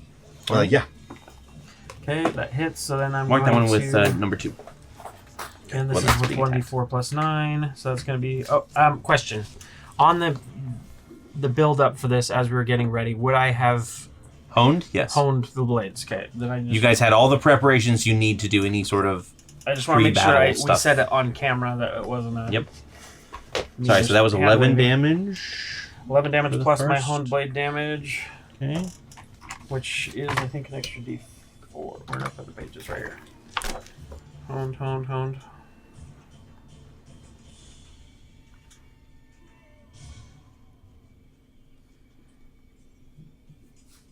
Roll a dice, damage dice equal to the die of the weapon, and then add it to just an additional d4. I just want to make sure that wasn't... It's been a while. So there's 3, an additional 3 damage. Additional 3. For the honed edge, and I'll mark 14. that off. Okay. That was with Chatterbomb. Yep. Okay. So I hit him, I attacked, my bonus action on that. You're an ally. Do you have any allies that you want to play this turn as well? Just to remind you that yeah, they're that's there. right, thank you. I did have one. Just because it's fairly new. I'm going to use Humongous. Humongous. Feathered Fury. Means until the beginning of my next turn, whenever I make a melee or ranged attack roll, this ally deals damage again.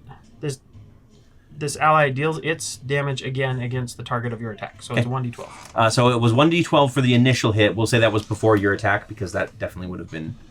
Okay. So that's how much 10, on the... 10? 10? And is that going to be on the same target that you were... Yeah, same Okay. target. And then... I'll be hitting him from front, and then Who Among Us will come and like clap from behind. Yep. And then you attacked him again, so roll another d12. Okay. Because you did attack. That is a 5. 5. Okay.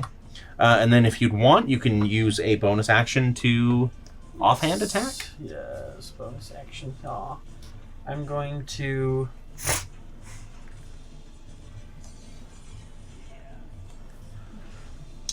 Can I... No. Alright, I'm going to...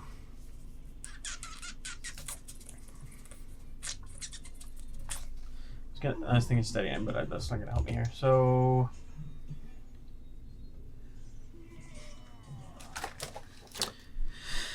I want to use my bonus action to throw out some of my daggers. Okay. And I don't recall how many exactly right now, so for now I'm just going to do 3 because I'm pretty sure that's what it was. Yeah, I think It's a little more it's than that, usual 3, but it might have been increased. So I'm going to throw these 3 out in a line here. It's right between me and the dragon. I assume the dragon's right here, right? Yes. Okay, I'm going to kind of throw them out and have them placed, and that is the end of my turn. Okay, perfect. All right. So, you come up behind it and you just start slicing at this thing at the same time as a ball of feathers and fury slams into the top of the snake-headed man and starts, like, slamming his axe down repeatedly. The Emerald Dragon gets to go next. That's what you get. Come on my turf. And Forget about it. it is going to unleash a breath weapon on both Fred and Gearhawk. So I need you to make me an intelligence saving throw as a wave of psionic dissonance emanates from you. Do you have resistance? I have resistance to psychic You have damage. resistance? Okay. So the damage will be half either way. And does Gearhawk actually take psychic damage, or is he immune to that? Is he immune to that, Jay? Is it I construct? mean, I don't know. Let's see. It's up to you. I'll look it up. I'll see if I So, get I'm sorry, this is intelligence saving throw? This is an intelligence saving throw, yes.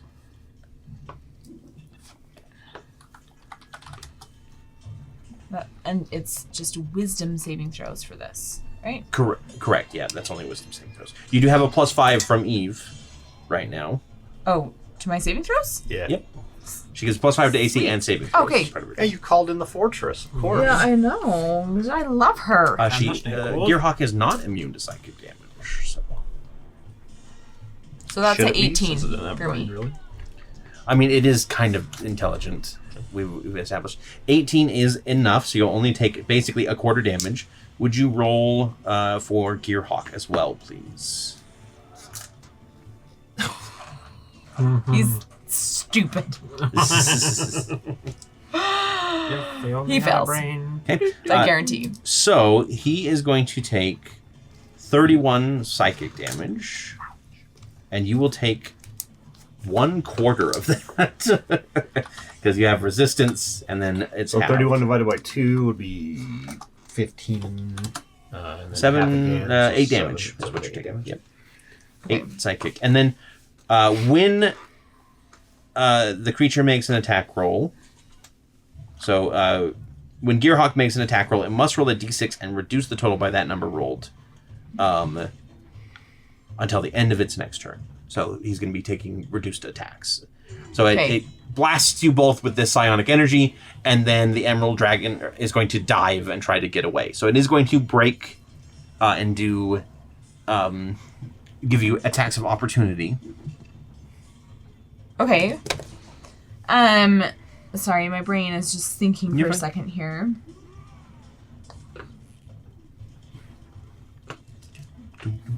So, I guess my question is,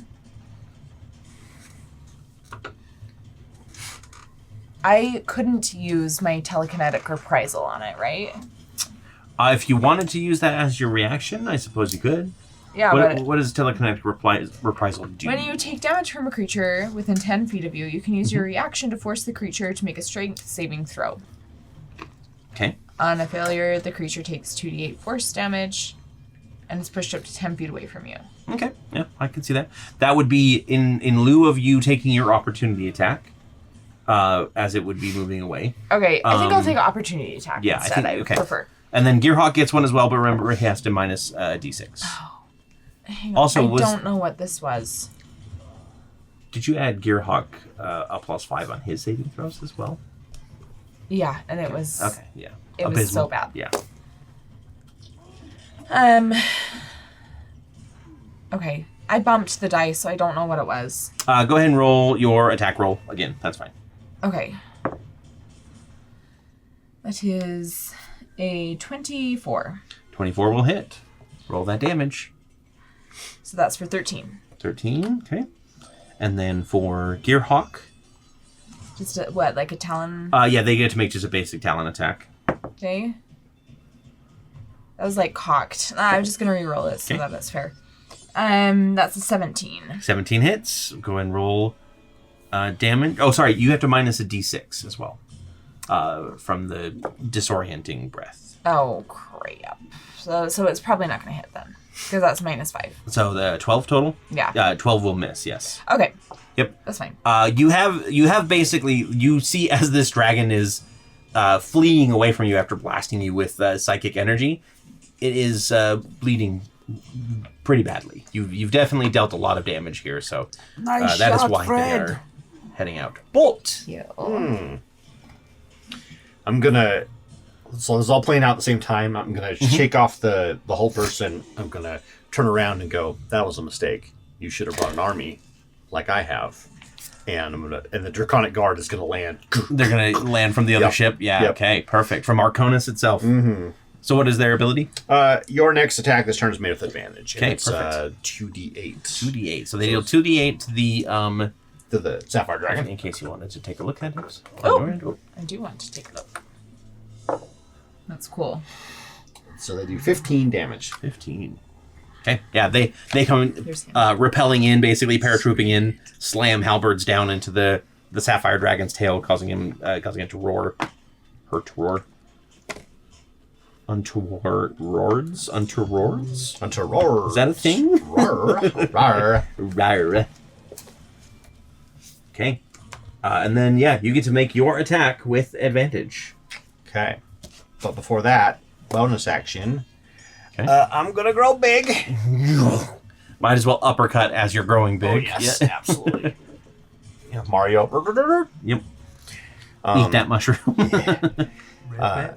Yeah, first attack is going to be with the Thunder Gauntlets with advantage. And that will be a 24 to hit. 24 will hit. Okay. Let's see, that's a D8 plus a D6 for Giant's Might. Plus 8. So that's 18 damage. Okay. 18 damage. And it has disadvantage on anything but me from this Alrighty. one. And then the second attack is I'm going to grab its tail. Okay. So it needs to make a strength or dexterity contest against my... Or sorry, acrobatics or athletics against my athletics. Okay. Which I get to roll at advantage because I'm big. 14. 30. Okay. Yeah, you're not going anywhere. you have the tail. Yeah, basically it kind of like flipped its wings out a little bit, like it was now surrounded and wanting to get out of here, but then you just slam your foot down on the tail before you grab it. Mm-hmm. Okay. Anything else you'd like to do? Nope. So it is now grappled. Okay. Then we have the Yonti. The Yanti? Yep. On a foot. On the grapple These by its are type 1s.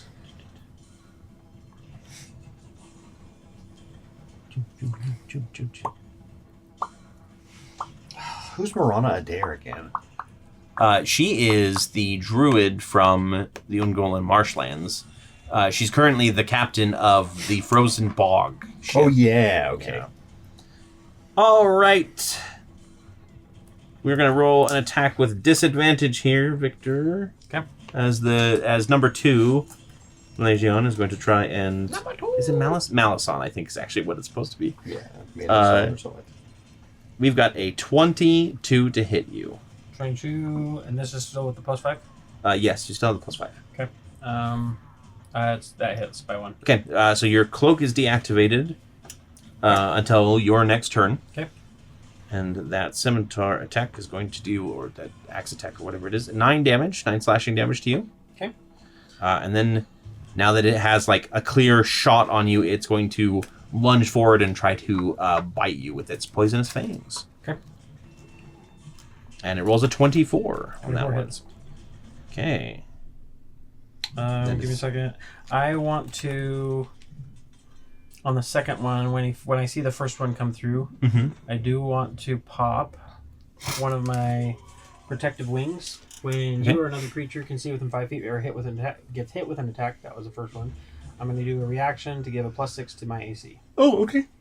So you'll see like those spectral... Okay, so that would have put it to a miss then? Yeah. So I actually need to re-roll this attack one more time and let you know what the... Okay, it's the same. It was the same roll either way. Because your cloak is still technically active at that point then.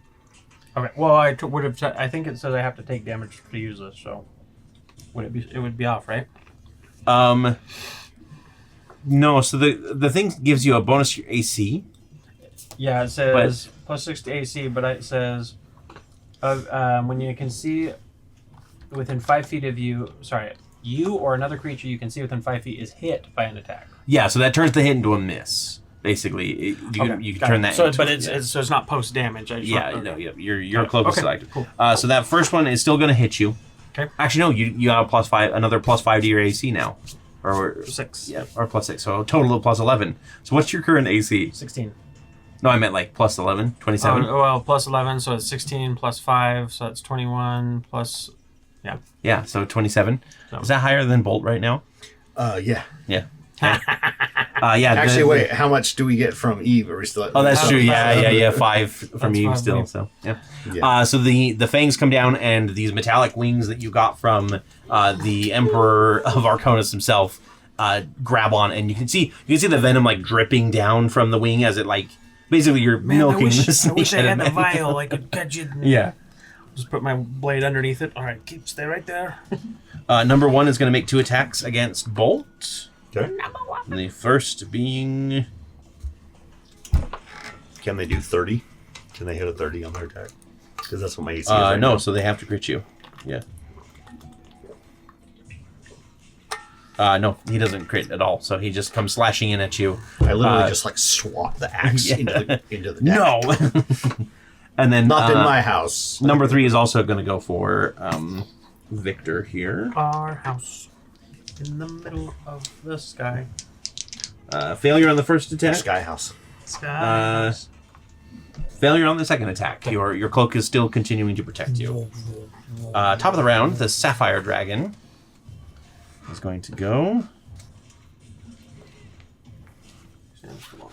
It is currently grappled, and it has a disadvantage on any attack besides me. Okay. It is going to basically. Sorry. Top of the round, we're going to roll. Somebody roll me a d20, please. That is a 6. Okay, perfect. You're fine.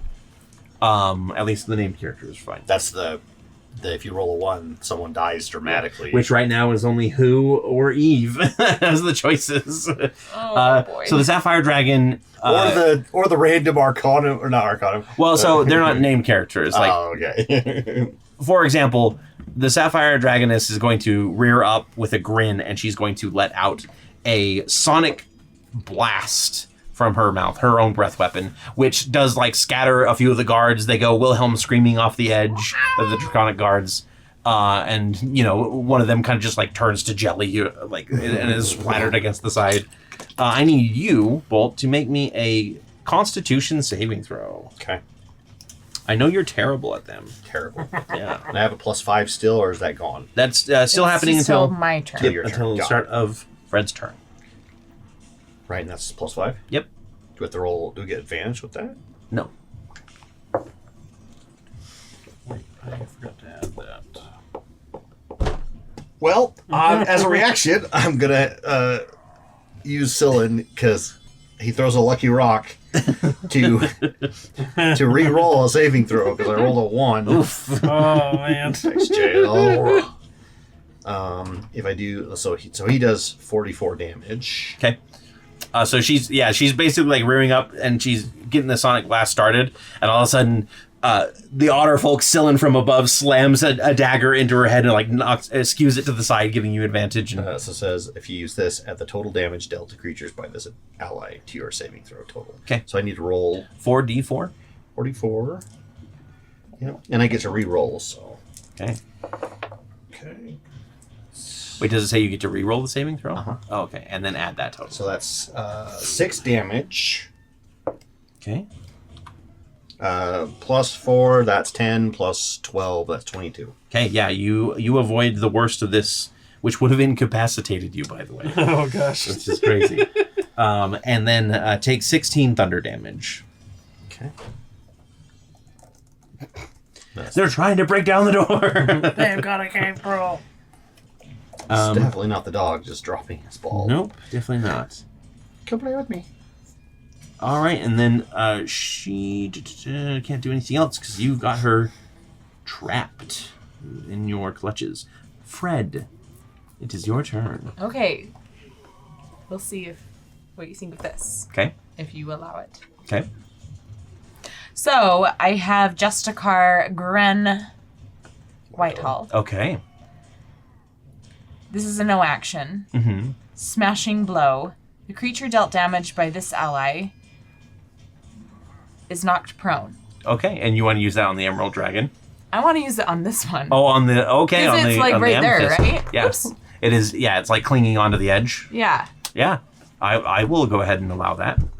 Yes. Basically, they're probably going to fall like 50 feet before they take their turn, so they may still be able to come back up, but they are definitely going to be. Yeah. So, Justicar Whitehall doesn't actually come out from your ship.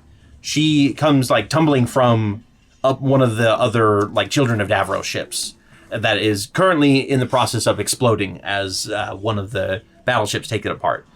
She corrects her fall and lands on the deck and immediately like turns it into a crushing blow on the top of the head of this dragon. So roll me 2d8. Nice. That basically knocks the amethyst dragon's head, and then she goes falling 50 feet That's down, trying to five. catch her. Five. 5 damage, but she is falling, and she's trying to like catch herself on her wings and everything. So and that was a no action. So you are free to continue your turn. All right, I'll have. We'll swing over to the emerald. Okay. Start chasing after it. Basically, Gearhawk like redirects himself and just starts It's zipping. like the sharp wings, like Yes. Yeah. start coming forward, like it's gonna stab in. Yes. Has it? Sam Wilson style. Yeah. Yes. Yes. And I think I'd like, as we're flying in, have Gearhawk do a lightning blast. Okay. Go ahead and hit the. Or sorry, what is the saving throw on that? It is 15 dex save. Dex save. Wait, this is the. Sorry, I need to actually save on the right dragon here. I did. Okay, perfect. So I rolled a 20. Pooh. So it'll take half damage. That's fine. Okay, it's 68. 6d8. 7, 8, 9, 10, 15, 22, plus 6 is 28. My brain is starting to slow down. 31. We got a long night to go. I know. Any more So- caffeine? Yes. 15 total damage. Okay. Yep, Gearhawk just basically lightnings across the back of the dragoness, and she lets out a roar of pain. Okay, and then Fred will go in with Thorn Pusher once again. That was a natural He's one. roaring in pain. Okay. First one fails miserably. Yep. You're still trying to get the hang of, like, getting in there. Okay, second attack is a 30. 30 will hit. For 11. For 11 damage. Okay. Second one is a 16. 16 will miss. Plus 2, so 18. That'll hit. Okay. For 13. 13. Do you want to put a psionic die into this, or no, because they're resistant?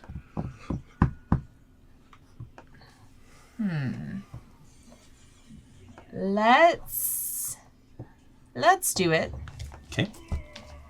because you never know. Yeah. You never can tell. So that is. Oh, not even worth it. That's 5 damage. 5 damage, so 2. An extra 2 on top of that. Okay.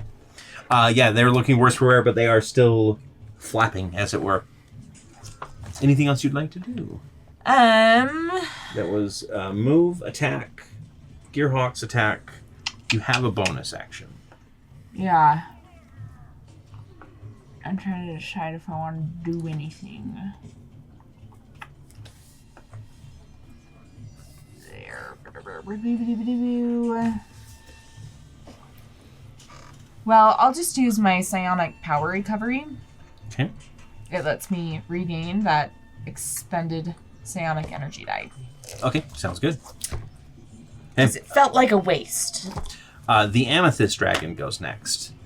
They notice that you are hounding one of their own, and they are trying to run for their lives. So when they finally manage to get their wings under them, they are going to fly under the ship and up to try and intercept you. Okay.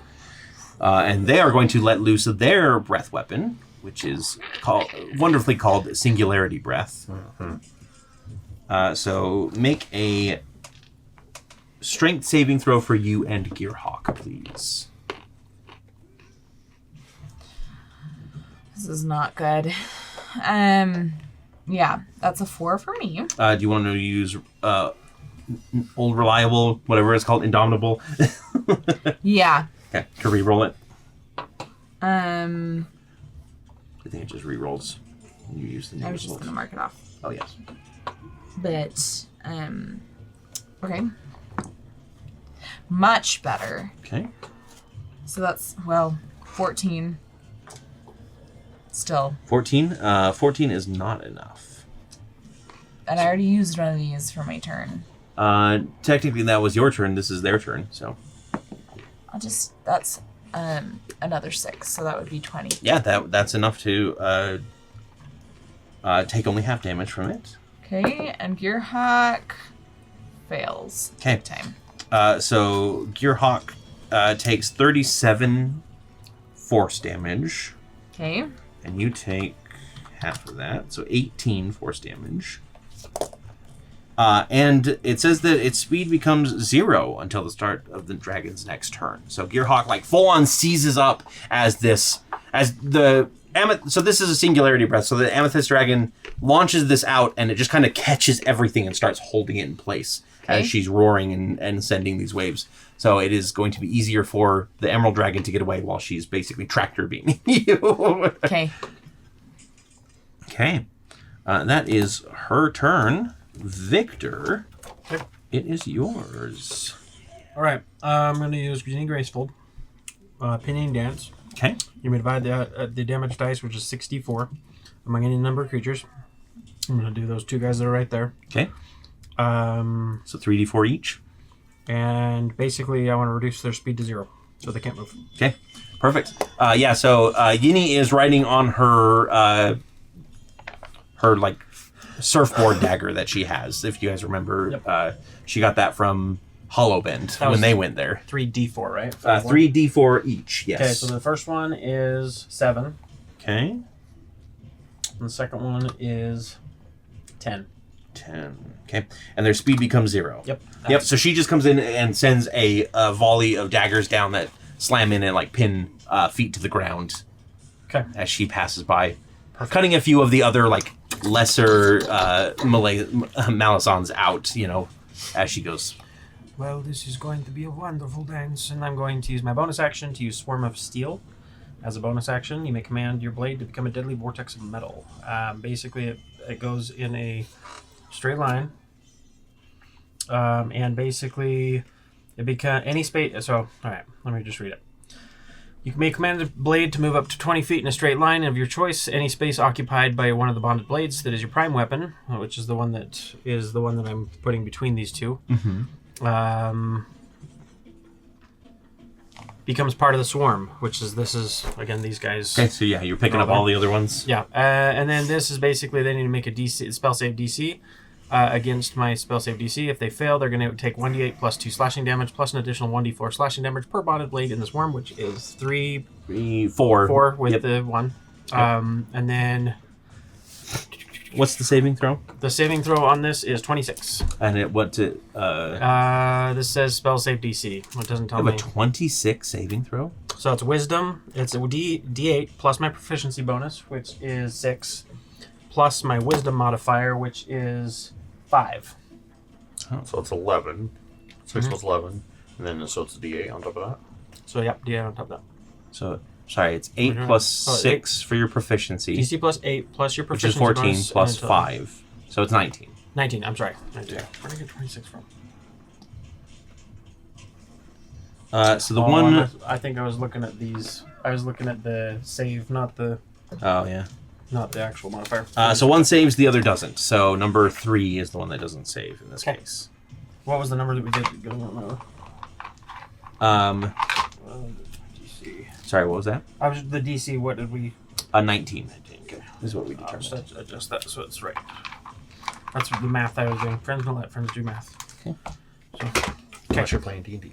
Unless you're playing D&D. All right, so I'm going to do that. They're going to attack they're going to get hit by that. It's going to be the 1d8. So they need to make their saves or not. I'll roll the dice. 1d8. Oh, here's a guinea and That's a whopping Grin. 1. She wanted to see him. Plus 2, 3. So 3 slashing damage. Plus Green Whitehall? 4. Did I say green? Yeah, green instead of Gren. I knew you meant Four. Gren. So Just put a little, mark over one of the E's. Gren. So that's Alright. 11. 11 total damage? Yep. Okay. 11, and then is it half damage on a failure or on a successful? Or is it Half as much on a successful one, yep. Okay, so 5. And then I'm rolling for my action, which I'll attack using my Oh. the A D8 damage roll from the clay golem, by the way. Oh, thank you.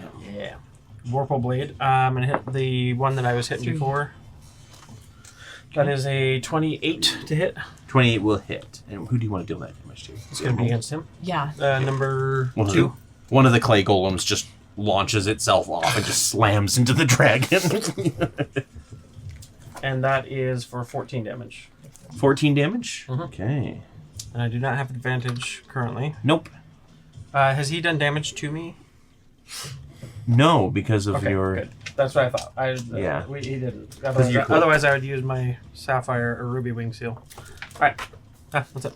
Would you allow me to retcon, if no, that's okay, to have used a protective field as my reaction to reduce the damage to Gearhawk? No, yeah, you can do that. That's fine. Okay, so I'm reducing it by 1d10 plus 4. Okay. So that's reducing it by 8. What is the... What is Gearhawk's HP at? He's at 16 now. 16? Okay. You basically doubled his HP there. Yeah. Doubled. Anything else that you'd like to do, Victor? Nope. Good thing I have mending when he lands. Okay. So those you can pick up those blades off the board because they are now part of a swarm. I think you have a blade swarm thing that we can. Yeah, there we go. Level 18, baby. The Emerald Dragon is actually going to glance over its shoulder and see that it's that her friend or her sister or whatever is helping her, and then shimmer out of existence as she casts invisibility on herself. Okay. So she's technically probably if you want, you can use your reactions to try and make an opportunity attack. I already used my reaction. Okay, that's right, to do the field. Gearhawk could Okay. make a reaction. Let's do that. I just want to double check on invisibility and make sure that you can. Yeah. Let's see, invisible.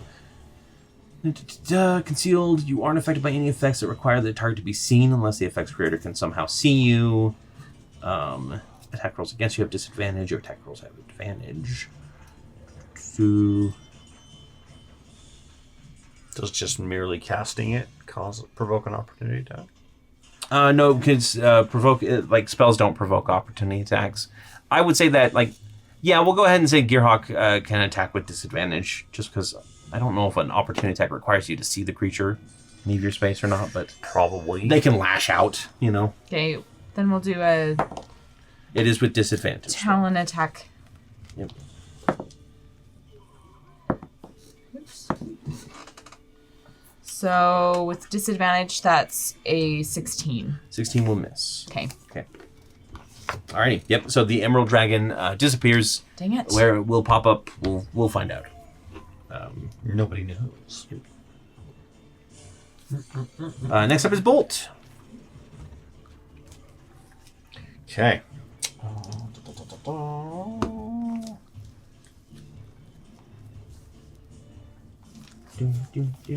So I'm still grappling it. I will just start punching it. Okay. I'll punch around. That is a crit. Oh, Nice. Yes. 2 crits. Just Sure. one so far. Did you roll advantage with that? I thought I do because I grapple it. You have to make them prone before you get the advantage for it. Oh, right. Yeah. Okay. Well, I will re-roll that then. Okay. That is a 22. 22 will hit. Sorry, it's not a crit. That's okay.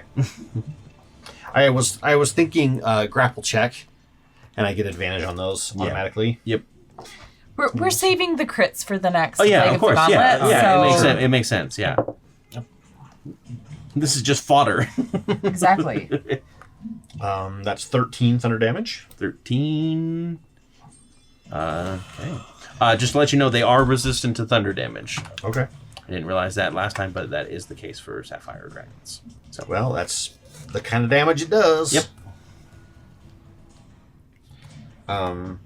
So in that case, I kind of perfectly threw these things at you for the ones that would be like better to fight you against, kind of on accident a little bit. I mean, definitely on purpose. I'm a great DM and combat planner. I'm gonna scream, change places. Switch. That changes my.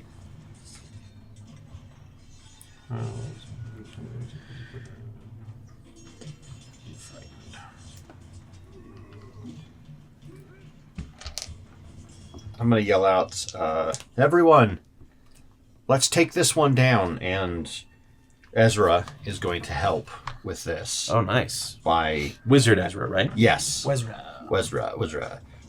as a bonus action, each player may teleport to a space adjacent to the creature dealt damage by this ally. So in this case, this dragon. Sweet. Any who do may immediately make an attack against that creature. Yes. Okay. So What's the damage? First of all, it's a D6, which would be 4. 4 damage. Okay. Yeah. Ezra sends a blast of energy out, and then as it's like hitting the dragon in the eyes, he opens up several portals that you can all jump through. Including Gearhawk. Ezra's Yes, so cool. including Gearhawk, yeah. Wizard Ezra is so cool. Or is it Are Archer you choosing Ezra? to teleport? Yep, they're both really Yeah. But my blade will stay there. Okay. So I won't be Can attacking with that I one. choose to teleport as well and get it? Technically, yes, yeah. Okay. It will break the grapple, though. Yep, that will break the grapple. Thankfully, I still have another attack. And I will teleport literally behind it. Okay. And make my next Little attack. times. We love our instant bread. attack. We love our butter. Let's kill this dragon. And Mother. Mother, yeah, And- that's what I was and its going mother. for.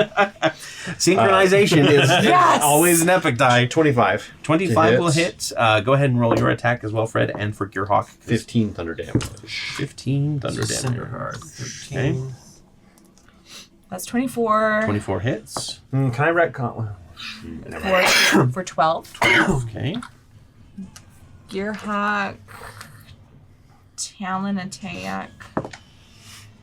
Ooh, so close to crit. But it instead was a 26. 26 will hit. Victor, what'd you get? Let's sneeze. Bless Bless me. Thank you. I rolled 16 from Gearhawk. 25 to hit. 16. 25 will hit. Okay. So You get sneak attack damage for this too. yeah. This is with Cinderhearth, so that's 8 fire damage. And then plus that, plus my... I hate that I have to scroll all the way down here for it. So 8 for the regular damage, 14 for the fire. Yep, and 29 for sneak attack. Okay. Let me calculate that with my brain. insane in the membrane. 43... 51 damage. Insane in the brain. Yeah, you all strike in at this dragon, and Victor manages to get the final blow by sending the dagger up through the jaw and out the head. Nice. Ezra, come get And then it, like, the wings catch, and the sapphire dragon falls backwards and off of the ship. Can I forego being the one that made it and give Ezra the opportunity to become a Dragon's Bane too? The wizard Ezra? Okay, yeah. I mean, sure. Ezra, join in the glory. Yeah. I'll just throw a magic One missile of out. us. One of us. What dragon did you kill? The Lich one. That's right. Yeah, the Draco Lich. Lich. Counts. Yeah, no, Even though it's dead, Yep, it counts. It's a dragon. And it's now Okay. definitely dead. Bolt, you still have... I still have some movement. movement and part of your action left. Let's see. Is this guy within reaching Is this distance? bothering you? Yeah, they're in reaching distance, yeah. Okay, I'm going to do that. Let's see, I'm going to go 5, 10, 15, 20, 25. Off the ledge. Okay. Go ahead and roll. 30. Yeah, technically, well, I mean, you're 10 feet tall, so that's Yeah, not I really a kinda drop just- for you. Yeah. Yep. And I am going to literally just grab a wing. And Okay. this will be a grapple contest, so. Just grabs a Roll wing. it, Cory! Grapple me. What'd you Grapple. get? 24. Better than the 16. Yeah, you grab one of the wings and the I'm like, amethyst jerking dragon back. lets out a yelp of or a shriek of surprise. Who's touching me? Okay, then we move on to the Malisons.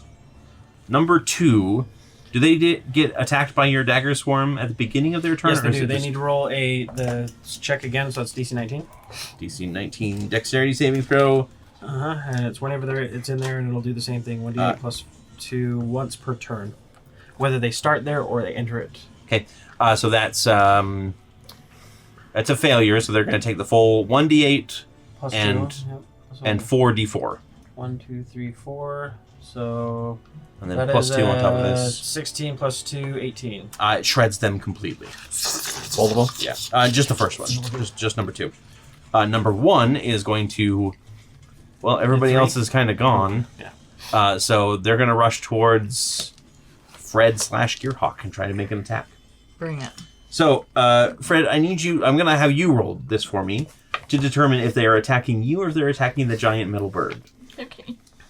Roll me a d20. The bird. 10 or higher is you, lower is the bird. It is a 10. Okay, 10 or higher is you. So they will make a attack here. I will react. That's actually probably the best outcome. I'll Yeah. react. No, and I'd use rather it be me. my 'cause I golden can't die, wings so- to Also, give her +6. You have an additional +6. that only is if they get Oh, hit. if with you the get attack. hit. Yeah. So if she does get hit, then I Well- will use that. It's a 16 first, so that's going to fail. And then an 11. Yeah, so The wing is slowly like. Oh, never mind. no, I'll put it back. don't need It to do that. doesn't need to describe. they basically just starts like trying to strike at you. The bird is obviously like fluttering and keeping them from being able to actually hit you, but nor can they hit the bird. And then number 3 is going to start and roll their dexterity saving throw against the whirlwind, which is a 9. That's a Failure. Yep. So Preston, roll your 4d4 for this guy's Oh, going. that guy. Got so it, got he it. gets, Yes. So dagger. 1d8 plus 44. 1d8, blah. So roll that, and then it's +2, right? Yeah, +2. So that's Yeah. 17 plus 2, 19. 19 total damage. Okay, yeah. Start shredding it. It's going to move out of the Its movement is swarm 0. towards Bolt. It's movement 0, isn't it? Wait. From Yini. Oh, yeah, Yinny has That's it why as I did movement it. 0. That's right. Yeah. It tries to move, but it's pinned down with other daggers. The Achilles both get. Yeah. Ouchies. Ooh. This is the episode I min-max. Okay. The first time Sapphire ever. Dragon is dead. So, Fred, it is your turn. Okay. I will turn around and attack number 1. Oh, sorry. Roll me a d20. Haha, you in have to do it now. 20. Okay. Natural 20. Well, somebody comes back to life. One of the dragon guards goes, But he's on our side somehow. yeah. No, one of the Arconian dragon guards. The one that got like. He goes. Yeah. Or the Children of Davros ship like reverses its explosion. Let's not do that again. So first attack is on number 1. That's an 18 to hit Okay, that is going to hit. Yes. for 16 damage. 16 damage. Okay. Second attack is a 24 to hit 24 will hit. for 11 damage. 11 damage. Third attack is so close to getting a nat 20, but it was 19 plus 12, so I'm sure that hits. That does hit. For a whopping 9 damage. 9 damage. Don't forget you can hex somebody or hexblade curse to get a 19 as a crit. Yeah, Can't you? I can. Okay, just making sure you remember. And then we're also going to use the golem. Oh yes, to Can't deal an forget. extra d8. Yeah. For an extra 4. Okay, 4 damage.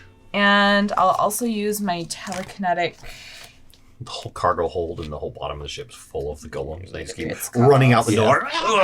Yeah, basically, like one of psionic them just slams strike, into. it's called. Yeah, and they're like cutting them down, but it's making a lot of extra like bodies to get through. For an extra 12. Extra 12. Okay, still alive. I need But you to give him you're 8 locked. hit points back. I realized I used my fire damage twice, and I can only use it once a day. On number 3. did you attack number 3? I attacked number but- 2. Sorry, when I hit him earlier and I used the fire, I've already used it once today. Okay. That was the second So time. 8 So more. just 8 more back. hit points. Yep. Okay, got it. Thank you. So, Gearhawk would like to try to lightning blast this guy. Okay. Is there a recharge on the lightning blast for Gearhawk? I'm trying to remember here. Sick. Like a 1d6. Oh, 6. Yep. So you have to roll a d6 to see if he does have. Let's see if he has it. 3. Nope. So he's got to build up Okay. more charge. Bolt so, has to hand instead of that, does don't that wanna know just where his that turn, or crank can goes. he do a talent attack? He can do Just talent attack. Just Okay. sit and shuffle his The fingers. recharge is basically at the start of his turn. He attempts to recharge it, so he would just Perfect. did his recharge. Gearhawk wears socks so that he can Yeah. see the carpet. Is that a joke? So that is a 24 to hit. 24 will hit.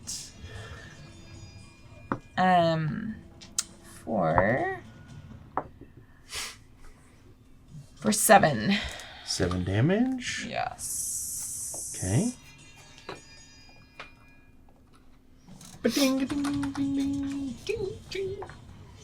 Okay, and then it's 2 talent attacks because they're Oh, multi-attack. you're right. My bad. So that is a 14 to hit. 14 will hit. Things are. I'm rolling so poorly. That's for 6. Well, that's enough. So, Oh. yep, Gearhawk rends the number 1 Malison to shreds, you say. Always. In this life? shreds. To shred, you say. Oh dear. Good news, everyone.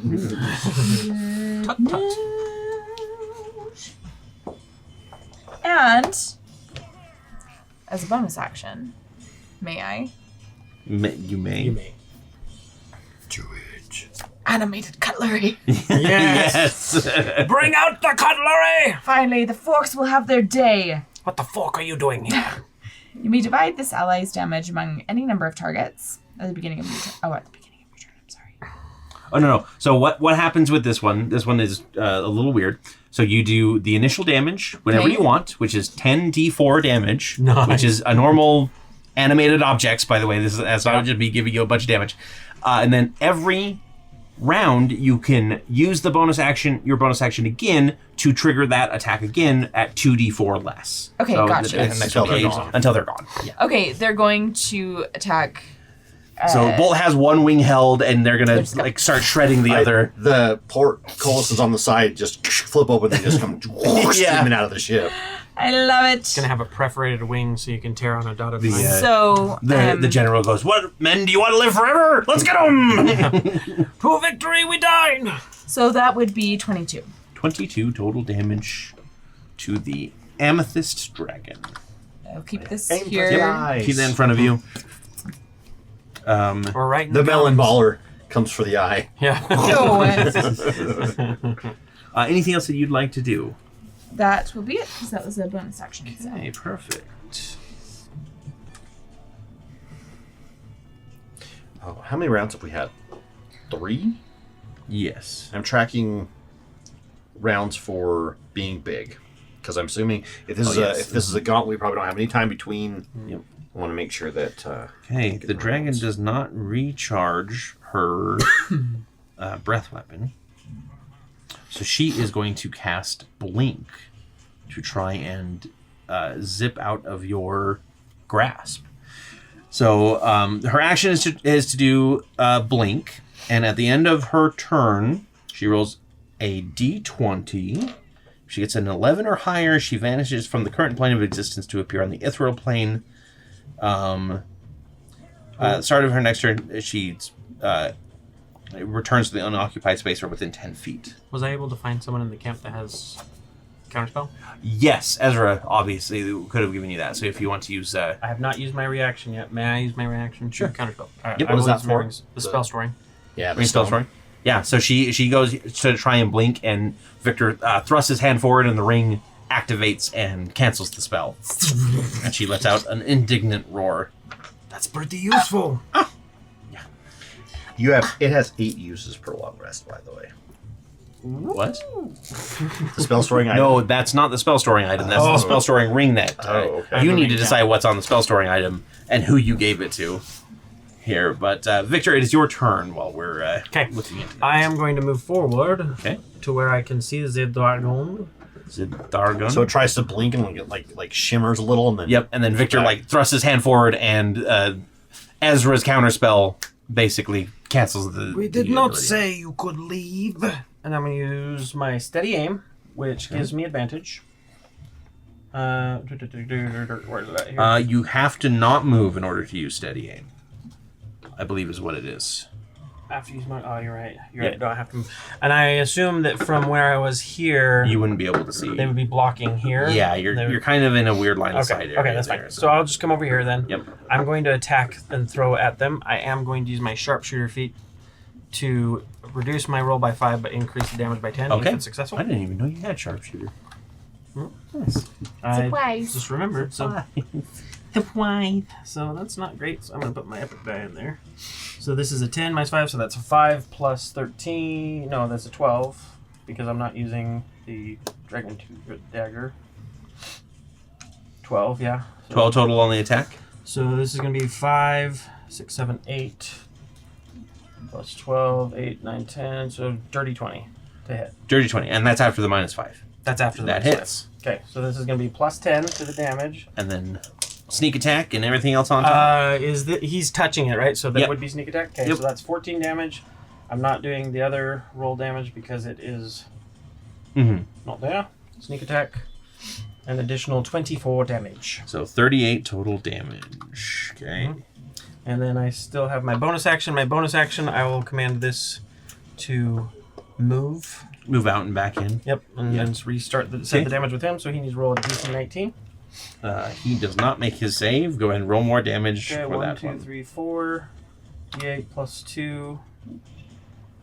So 9, 10, 11. And then 4d4. So 9, and then you need to roll 4d4 because there's still 4 blades in the swarm. Well, I rolled a 1d8 and a 4d4 in that same. Oh, okay. Yeah, I Cluster, see. So all 9 of damage total. Yep. Yeah. Okay. Got it. Yep. So that's it. Alrighty.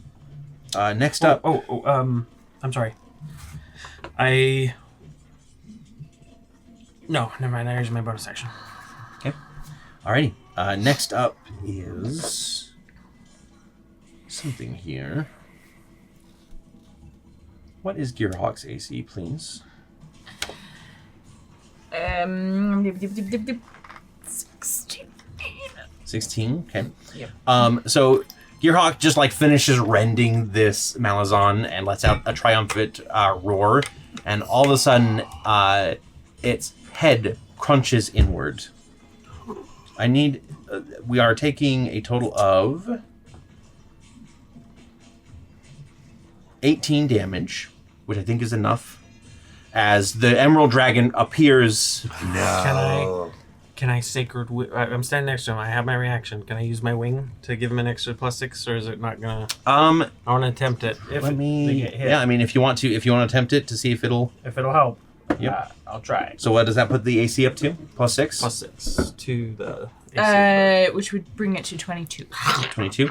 That is still not enough. Oh, dang it. Yeah. So it is going to crunch down. Thank you. Hold on.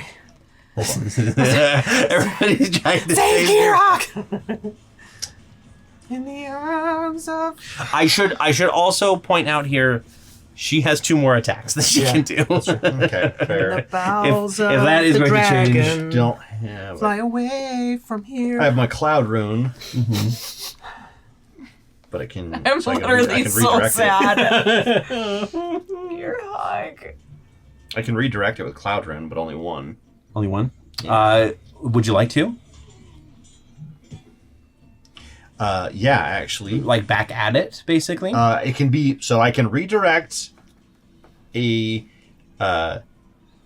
So someone within 30 feet of me, I can redirect it to another creature within 30 feet of me. So I'm going to redirect it to its own, its ally. Okay. Cloud as a reaction. Okay.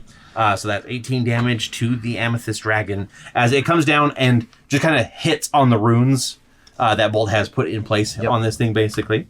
Okay. Yeah, you see him like appear like in a halo around the head. So it does not have advantage anymore because it made its attack. So the first claw attack is coming it's still in. plus 6, right? So 22. Plus 6 till it's, Hold on. Is 22 for the claw. So that's going to hit. Gearhawk's a construct, right? So he can't be... I have mending though. I can fix it. 11 slashing damage. 10 to 5. Oh no! Come on! And then the other claw attack comes in. And that's a 15 to hit. So Misses. she is still trying to rend this bird to pieces that has Poor basically Gearhawk's face is like mangled. ruined her. like- She was hoping to be able to take it out and then fly away before with nobody to chase her, but that plan has gone out the window. Bolt, it is your turn. Gets thrown out the window and get punched in the face. Well, it's a good thing that I. Do we know? Does mending fix Gearhawk? Like, Yeah, basically, As a yeah. You cantrip? can kind of. You it's a can, good thing I gave you the 8-use wrench that I infused with mending as a cantrip. Can you do cantrips on the spell story? Yeah, up to level 2 or below. I think it says. Okay. I will double check. Pretty sure. Okay. You just smack it with the wrench and Yeah. yeah, fix it, Felix hammer. Yeah. Bonnie donated one of her hammers. Ding, Yep. ding, ding. Fix it, Felix. Whoop, whoop. Fix it, Felix. Oh no! I thought I had that damn bird. first or second level. First or second, okay. So it can't be mending. Darn it. Okay. Aw. But there's got to be a. You know what? Screw it. It can be mending. Okay. It's the finale. That sounds amazing. I mean, like, if you put a cantrip in there, I feel like that's even smaller Yeah. than... Mhm. Okay. So what would Bull like to do with it, their turn? Fred. So I've got. So I like jumped down and grabbed the dragon, and I imagine it like thumped against the thing, and then I'm gonna just Rend it up and that's me basically. my prone. Okay. Which Slam is it onto another the deck. contest, right? How much space does it occupy? And does 3 it by get... 3. Does Or- it doesn't enter the into same this, as- right? 1, No. 2... Oh, dang it. Or So, sorry, 2 by 2. 2 by 2, okay. It should technically be a 3 by 3. I think. I mean, If it's 2 by we 2, play fast and loose with stuff all the time. I'll move it class. 15. 24. Yeah, it is prone on the deck. Yep. So I slam it right there. It's now prone. You're prone. Sucker! Sucker! Go to sleep, go to sleep, go to sleep, go to sleep. And then I'm gonna punch it, Okay. which I do get advantage Advantage now on, yep. because it is prone. And that is This poor guy's over a here. 17 plus a 14, Needles in his feet 31. getting cut up, just like, 31 guys, will hit. guys. Roll damage. Someone help me. He is no longer pinned on his next turn if he survives, obviously. I crave violence. But, So this is a 15, 16, 17, 18 thunder damage. 18 thunder damage. Does this one seem resistant to Nope, it does not. it? Okay. But it has disadvantage on anything Okay. other than me. Alrighty. Anything else you'd like to do with your turn? Let's see. Well, I did action, attack, bonus action, bonus action.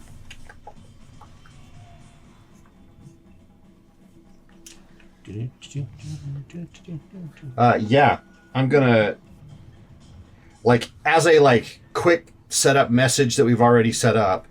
I'm gonna look up and I see Morena Adair flying a ship nearby, and I'm gonna say, rain down from starboard, and she's gonna tilt, and just these cannons are they're basically gonna roll out from the tilting, and as they hit, they're boom, boom, boom, boom. On Perfect. this.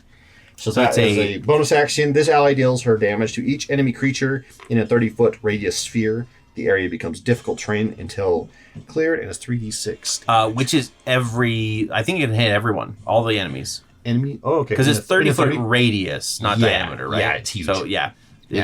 But- Basically, these giant, cannonball-sized wild seeds from the frozen bog, which is like a half ship. So half what was it? 3d6? Or it is 3d6, yeah. So deal 3d6 damage to each creature in the area. So here. each creature Of your takes choice or us choose? 9 damage. We angle it properly. Okay. Don't worry. It's coming this way. damage, and basically half the ship it's a 30-foot radius sphere, so it's like this big. Right. That's what I'm saying. Like, is it all creatures Enemies. or by? Okay, good. Enemies. All enemies. Yeah. Okay, it is. That's terrible. Yeah, and the ship is basically covered in, basically it like explodes into brambles and different things. So you're gonna have to clear that, but it is what it is. Okay. Alrighty. The last Malison is going to roll their dexterity saving throw here. Yep, I've got it queued up. They failed. Bang, So roll it. Damage. So that's 14 plus 2, 16. That's exactly enough. Yeah, they get shredded as well. In the blender. There's that. I'll take it. I'll handle the figures. Which brings us back up to the top of the round with Fred. Now, it is the beginning of your turn. Do you want to use your bonus action to trigger the cutlery again? Yes. First? So now it will be 8d4. Yep. And if they hit this guy's, they get advantage because he's prone. Oh, yeah. They just deal their damage, though, so it's... Okay. Which is 17. And who are we dealing damage to? We're still doing this guy. Okay, still working on the amethyst. Okay. You're not redirecting it to the one attacking your baby? No, because little I want mini- to deal with him The personally. little mini Don't touch my bird. the little mini butter knife's getting right behind the cuticle. Yeah. Ooh. Yes, we have torture techniques. Punching the eye with a little... So that's a, Spoon's going. a 24 to hit. 24 will hit. Have you seen the 16. Superman movie yet? You can kill it. Yeah. It only had 6 HP left. No, the emerald. Oh. Emerald. Yeah, so you basically, like, this thing is, like, trying That's to right. rip your Gearhawk's wings apart, and you lean forward and just, like, full on take off the head.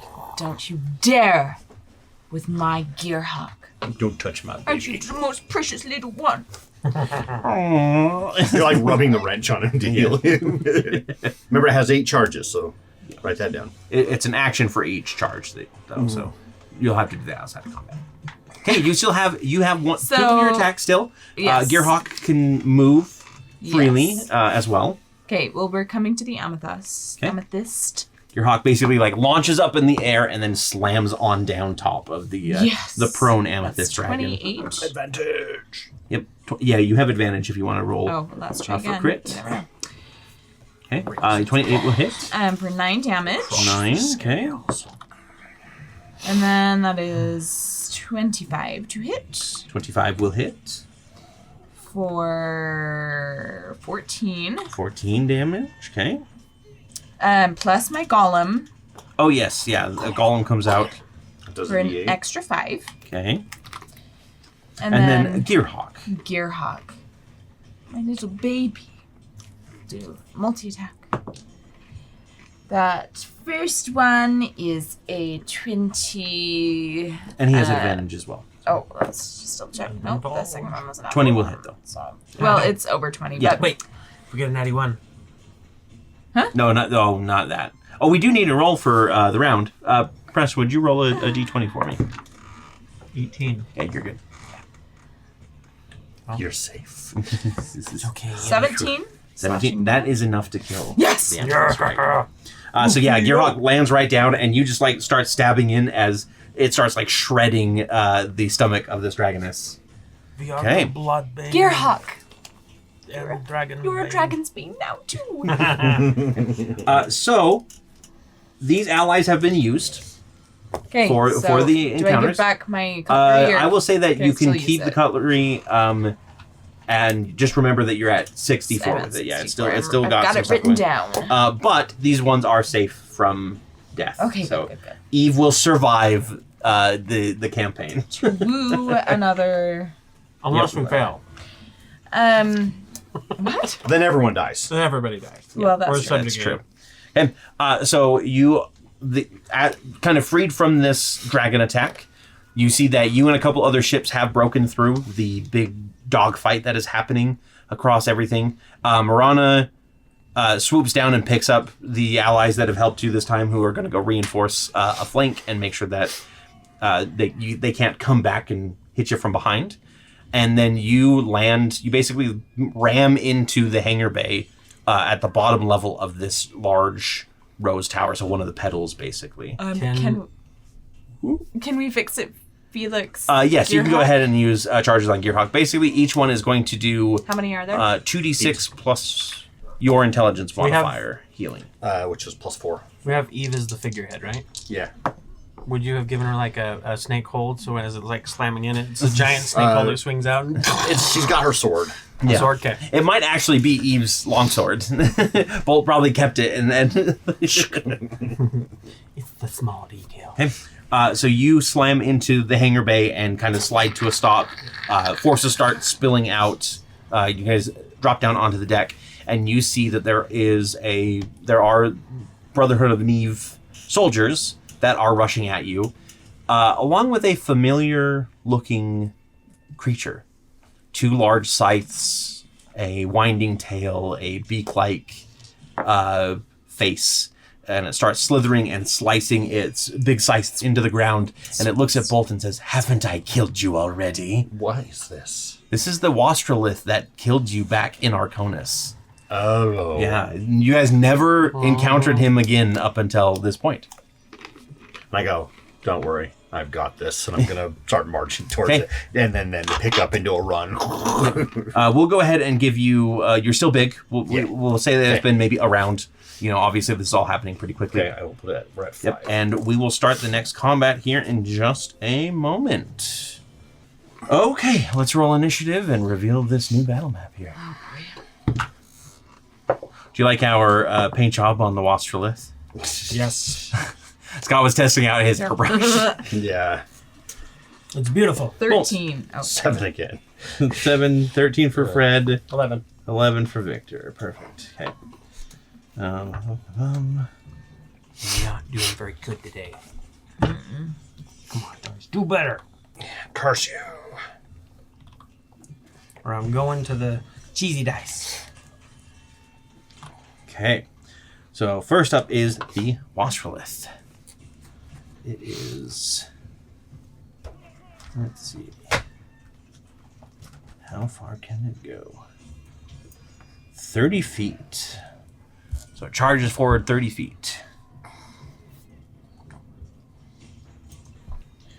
And it is going to fire out a blast of water from its mouth at Bolt. Give me a strength saving throw, please. I know you're terrible at those. I actually think I get Advantage? advantage. 'cause you're Double big. check, yeah. Camera's up close. It shows them like, and they go, I I just- just pans out and it's just a little squirt. Just chill. Tilt it up. Yep. Yep. I get advantage on strength checks and saving throws. Okay. Is he modeled after like a mantis shrimp or something? With the Um, little punchy claws. Kinda. Wastroliths are a weird little like demon. 21. 21? Okay, yeah, you resist it. It is not going to be able to make its other attacks against you, but the corrupted water does pool near your feet, so go ahead and put like 1 blue square of water there, please. Okay. And then it is Fred's turn. Okie dokie. Fred will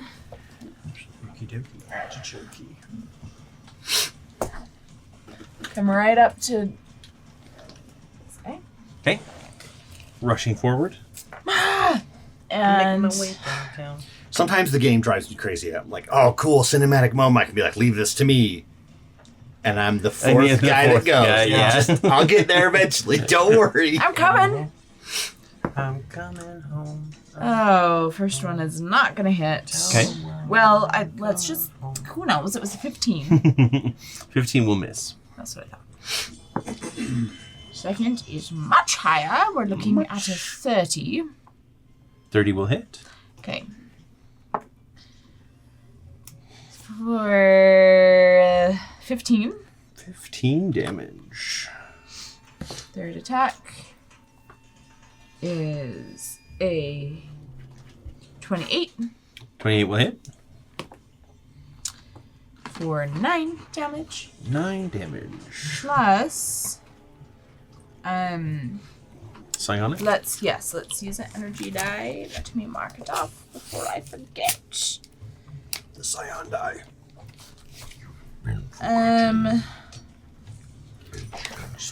Which is 14. No, sorry.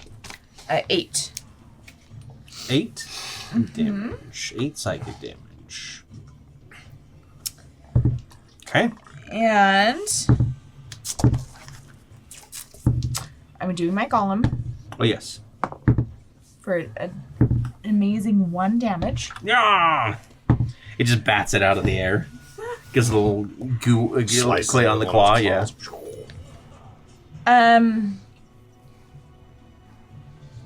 As my bonus action, I'm doing the cutlery. Okay. Which is 64 Yes. against Washworth? Huh? Against Yeah. the Yeah. big guy? Yep. Okay. 18. 18. Down to 44. And then, am I allowed to use, even though I use that as a bonus action? to roll Yes. these Yeah, two that dice? doesn't count as your you can, ally. yeah. That's Okay. right, so. Just Okay, remember. so this I'm going to use the Arcanum Law Mages. Lockdown Protocol. This is a no action. Choose up to 3 additional creatures to target with this ally's damage. So 4 total. Each creature hit must make a dexterity saving throw of 16 or be restrained until the beginning of my next turn. Okay. Fitting that the Arcana would come and fight the Brotherhood, which were former Arcanum. So I'm guessing, are you going to hit the Washworth in 3, or are you just Yeah. going to hit? Yeah. Okay. So 1, 2, We'll 3, just do and like Washworth? these front 4. Okay. What was the DC on that? 16. Okay, they all do not make their save. Roll the damage. A whopping 2. Whopping 2. Okay. You didn't actually need to hand me your spike. I don't know I did that. Oh, I got it. We're good. Sorry. You're good. Oh Okay, my 2 gosh. damage. And then what are the numbers that of the Neat Brotherhood that are hit? 1, 2, 3. 1, 2, and 3. Okay. Well, they all failed their saves as well, so. Okay. Yeah, so the Arcana mages step forward and unleash a volley of like golden light. They use their usual kind of spells to shackle these perpetrators to try and stop them from doing anything. Anything else you'd like to do?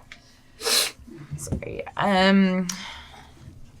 I think that will be it.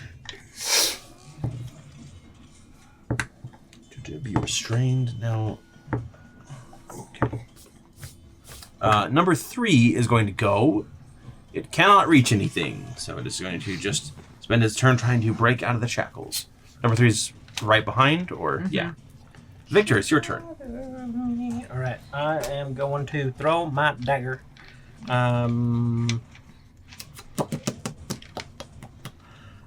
gonna use sharpshooter. I'm gonna step forward. Actually, no, I'm gonna stay there. I like how, yeah, I think you're, like Bolt is like, leave this to me, and Fred is like, yeah, just like full on dives in the head. And I go, You were wait, there wait. when these two died to this thing, and you're like, I'm gonna make sure it doesn't happen again. Yeah, I'm like, wait, no. And then Victor's like, okay. I'm gonna do this to you. Yeah. Oh, it's my turn? All right, I'll go. But like Fred slams into the Washerlith with her feet on it and like stabs it 3 times. One of the clay golems rushes at the Washerlith, and then all of a sudden all these knives just all this cutlery start peppering it. So bonus action, I steady freaking aim. love it. I'm going to use. So I have my movement is 0, but I'm going to give myself advantage. I'm Okay. going to use my sharpshooter feat to when I'm attacking him. So it's going to Do you minus really 5. have to use your bonus action to do steady? Anyway, Yeah, it's the give and take on Yep. it. So but it's advantage, so yeah. Right? sorry, it's an advantage. So Yeah, good, steady, thank you. steady is advantage. It is advantage because I rolled a natural 1. So that's an 8 plus. This time I am using the Chatterbone, so it's going to be 14. Okay. 22. 22 will hit. Oh wait. 28, 22 minus 5. 17. 17. From steady aim. Steady aim gives you -5. No, no, it's a sharpshooter. yeah. Sharp because it gives me the +10 on damage. 17 will not hit. Do you have an epic die that you want to pour into that? I don't. Did we get an inspiration last time? Oh, by the way, you didn't have to. Yeah, you should have gotten an inspiration. I'll use my inspiration. You didn't have to use steady aim there. I'm glad you turned out. That way it shows up in the log. Yeah. You didn't have to use steady aim because he's restrained right now. All attacks are made at an advantage against him already Because of the chains. Ah, that's right. So Okay. So you'll still have your bonus action and your move that you could do. So go ahead and roll one more time for that inspiration. Even worse. That's an added 1. Ooh. Okay. Let's just get all these out. Yep. As soon as we Get out of can. the Yeah, get him out now. It's fine. It's fine. Plus, technically, you were more than 20 feet away from him, right? So, Yeah. which you would have moved up Preston, Probably. you would have had to move up to attack him without without a disadvantage. Sharpshooter. Oh, sharpshooter is. That's why I took sharpshooter, and I realized that earlier. So it's, okay. as long as it's within 60 feet, I can. Okay, do it nice. without Yeah, sharpshooter disadvantage. doesn't impose disadvantage. Nice. So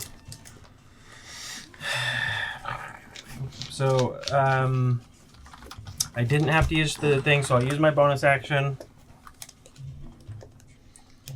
I'm going to use this Sentence Strike, Onyx Winged Executioner. Sentence Strike. It's a bonus action. Make an attack against a creature within range. If you hit, you may deal damage with it to it with your sneak attack. So I assume that's the 1d6 plus the sneak attack. So the 1d6 happens automatically, and then you make another attack roll. And if you hit, you get sneak attack whether or not you have used it this turn. So Victor will kind of make like a high-pitched kind of chittering sound whistle. And you'll see the Onyx kind of guard. You'll see someone kind of drop from the ceiling and do their thing. Give him a stab. Give him a stabby stab. Awesome. So go ahead and roll the damage for the Onyx Wing here. Out of a 1d6, it's a 1, I'm assuming, from your laughter? It's a natural 20. Oh, your attack's a natural 20. And it's with a Vorpal weapon. Oh. And there's double effects here, so this is where it compounds. on the Wasserlift. Yes. Yeah, on the watch list. So, Yeah. question for the DM. Can it survive without its head? No. And is it too big to have its head removed? If it is too big, then it just takes 30 damage. What is it considered too big? It says if the DM, so if it doesn't have a need for a head, or if the DM decides that the creature's too big for its head to be cut off with this weapon. No. You're sending a spinning blade at it. I think it can get cut off in this case. Okay. I'm going to allow it because it's awesome. I mean, even if it doesn't cut it off fully and it's like halfway through, Yeah. that's still like spinal cord. It does, yeah. Well, that's Right. if it can't cut it completely, it's 30 damage is what it is. So. And because it's it's already cut off, but because this is the only time that this will ever Kind really of happen, dead. there's also somewhere else in there. There's somewhere else in here that also does like an additional 20. But if you cut off his head, then Okay, yeah. so just Yep. So the Onyx Wing slams down. The Wasp lets out a roar. This sound. I don't know if I have that was for Bolt. Yeah. You fish eye. Yeah, but it basically like tilts its head back to roar, and you just slice upward and take the head off of the Go get him, Bolt.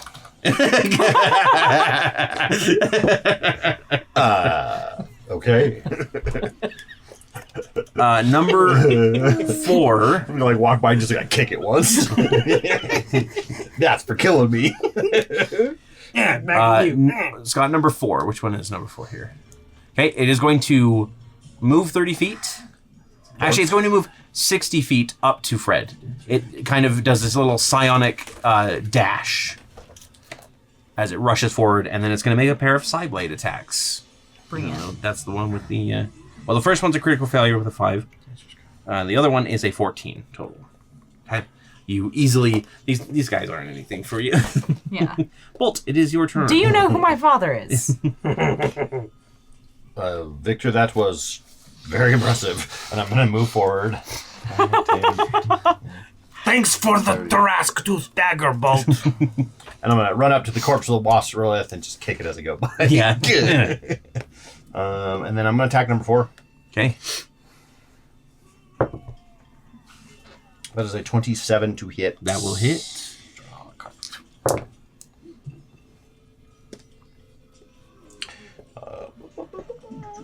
see how much that is. That's 13 thunder damage. 13 thunder damage. And the disadvantage.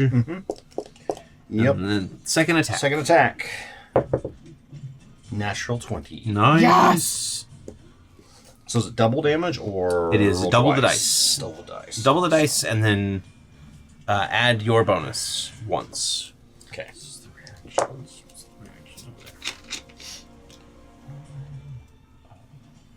17 thunder damage. 17 thunder damage. Okay. There's a very specific reason why I'm playing the class in the next campaign, the one I'm choosing. Surprise. For damage. Because I haven't done much damage and I kind of want to do some more damage. Do the damage. Anything else you'd like to do? Let's see. Section. Yeah, you know what? I'll say, I'll look up and I'll go, brother. And Brawl will leap over me and slam into the ground with all of his fists. Yeah. Oh, yeah, brother. I can split among any number of targets, so it's 8d4. Yep. And I'm going to As split. all of these magical fists just come swirling through the air as he slams down. I think I'm going to just split. We'll do 3, 3, and 2. Okay. Or 3, 3, and 2. Okay. So hit number 4 first with the 3d4s.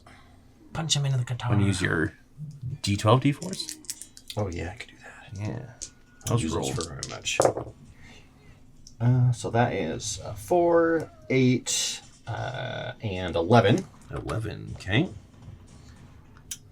And then... And then 3 into number... So that was number 4. Yep. 3 into number 2. Okay. So that's 4, 5. 5 damage. And then 2 into the other one, which is 5 more damage. And 2. And that's number 1? Number 3. Number 3. 5 damage for number 3. Number 3. Number 3. Oh, okay. Just because it's never going to happen for the rest of the campaign. It was the boon of the irresistible offense that when I roll a 20 on the attack roll, I deal extra damage. Oh, I think you're using the 2024 version of it. Oh, is that what it is? Okay. Yeah, because...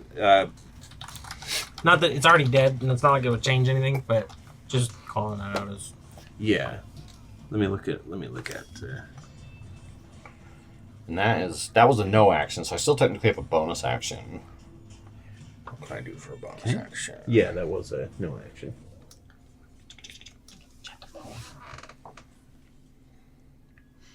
Yeah, because it is literally just the you ignore resistance. Okay. Yeah. Okay, I'll activate the fragment of unwavering hope. Okay.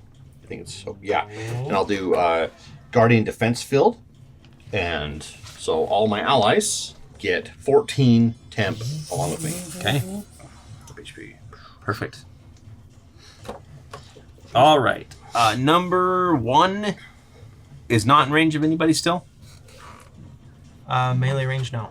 Melee range, no. Okay, can't move. Number 2 can't move. Are they within melee range? They are technically one away. Okay. Okay. And then number 5 is going to psychic dash move up to Bolt and try and hit you twice, which they need to crit you in order to hit you. Yeah. He crit my game. Nope. Doesn't hit you. Sucker. These guys were the small potatoes, and the Watcherlith was supposed to be the big potatoes. What an epic way to do that. What a wonderful way. Lost After them. a nat 1 that I rerolled, another nat 1 that I rerolled, another nat 1 that I rerolled, and then a nat 20. Yeah. The dice Would gave us- you roll me a d20 at the top of the Dice next take it round away. to see if Brawl dies? 5. Okay, we're good.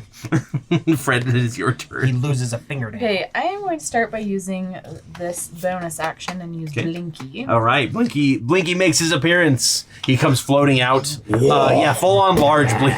He's been crying a lot. So it says Over roll a here, Hawk. d20, which Okay. I rolled a 13. This Okay. ally does its damage that many times, divided among any number of targets. Okay, which is what is the A damage? on it? d6, so D6? 13 d6.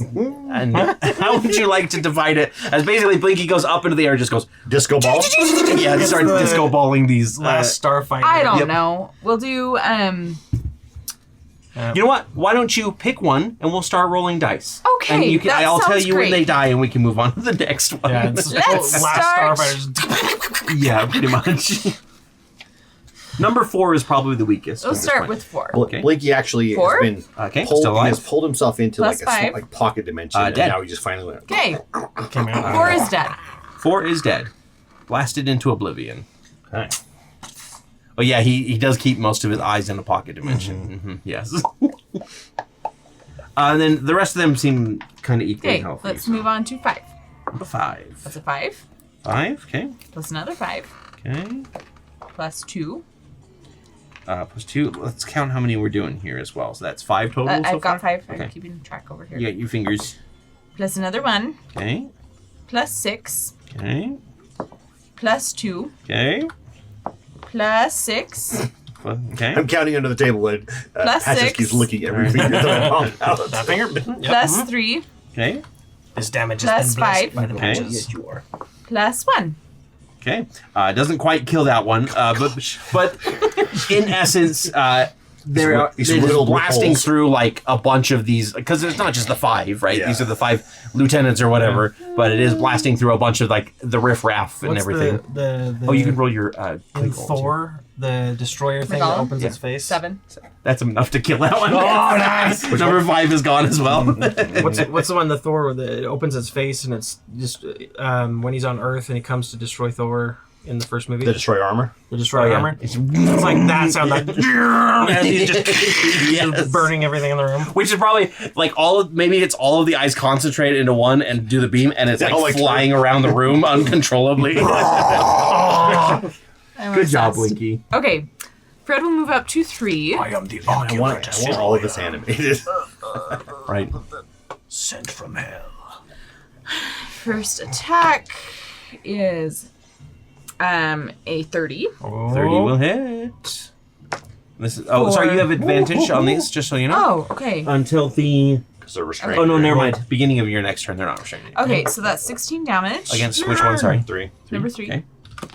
Second, and this is not advantage. Not advantage. Yeah. Okay, that one won't hit. Well, it was a 13. 13. No, and 13 total. 13 does not Does hit. not hit, Okay, yes, that sorry. then. Yep. Sorry. Number 3. Attack number 3. Attack number 3 is a 28 28 will hit. for 12. 12. Okay. Le 12. Le 12. Le 12.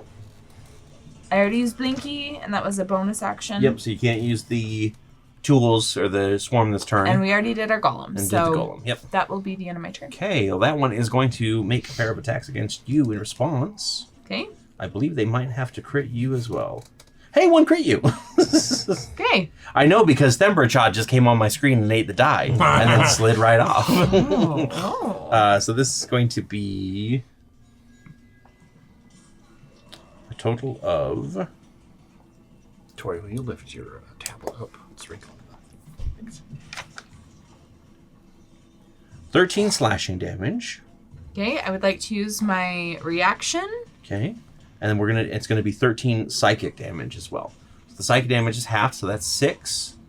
Plus 13. Plus 13 is a total of 19, and then use your reaction to reduce the damage. I'm going to actually use my telekinetic reprisal. Okay.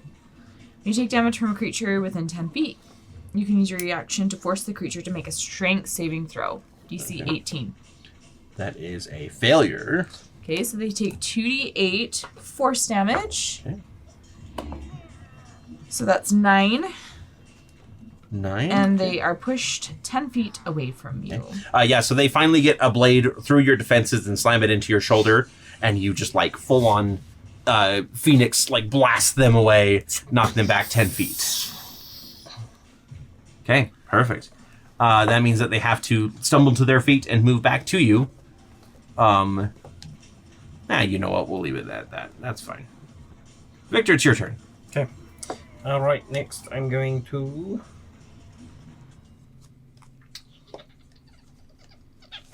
I'm going to call in the bell. Okay. This is a bonus action. Beginning of your turn, you may spend a bonus action to have this ally do its damage again. Though it does a -1/6 for each time it does its dealt. So it's basically like the animated cutlery, except for it is a single target, heavier hitter. Okay, so I will tap that. It's Tap now in play. Because can't you divide the damage on the swarm Does it say on the swarm? Let me look at the animated This? coloring. Yeah. Yeah, I think It does. so. It does say because Yeah. the idea was that you may divide this ally's damage upon any number of targets because the bell is basically the same effect, but it's a harder hitting single target one, Okay. So it's 46. We're gonna which go I ahead. realize now doesn't work as well as I thought it did. So 3 and 4. He's just whining at me. 2, You want food? 4, have any right now. 8, 13 against number 3 here. against number 3. Okay. So he finally he stumbles backward and he's about to charge forward, and the bell just slams into his head, and he collapses to the ground. Bell to the rescue, but not the one you're thinking of. He might make an appearance soon. Just maybe. What else would you like to do? I'm going to step forward. No, I'm going to stay there. I'm going to use my 60 feet. 10, 15, 20, 25, 40, 45, 50, 55. Yep, you can hit either of them. Okay, so I'm going to use steady aim.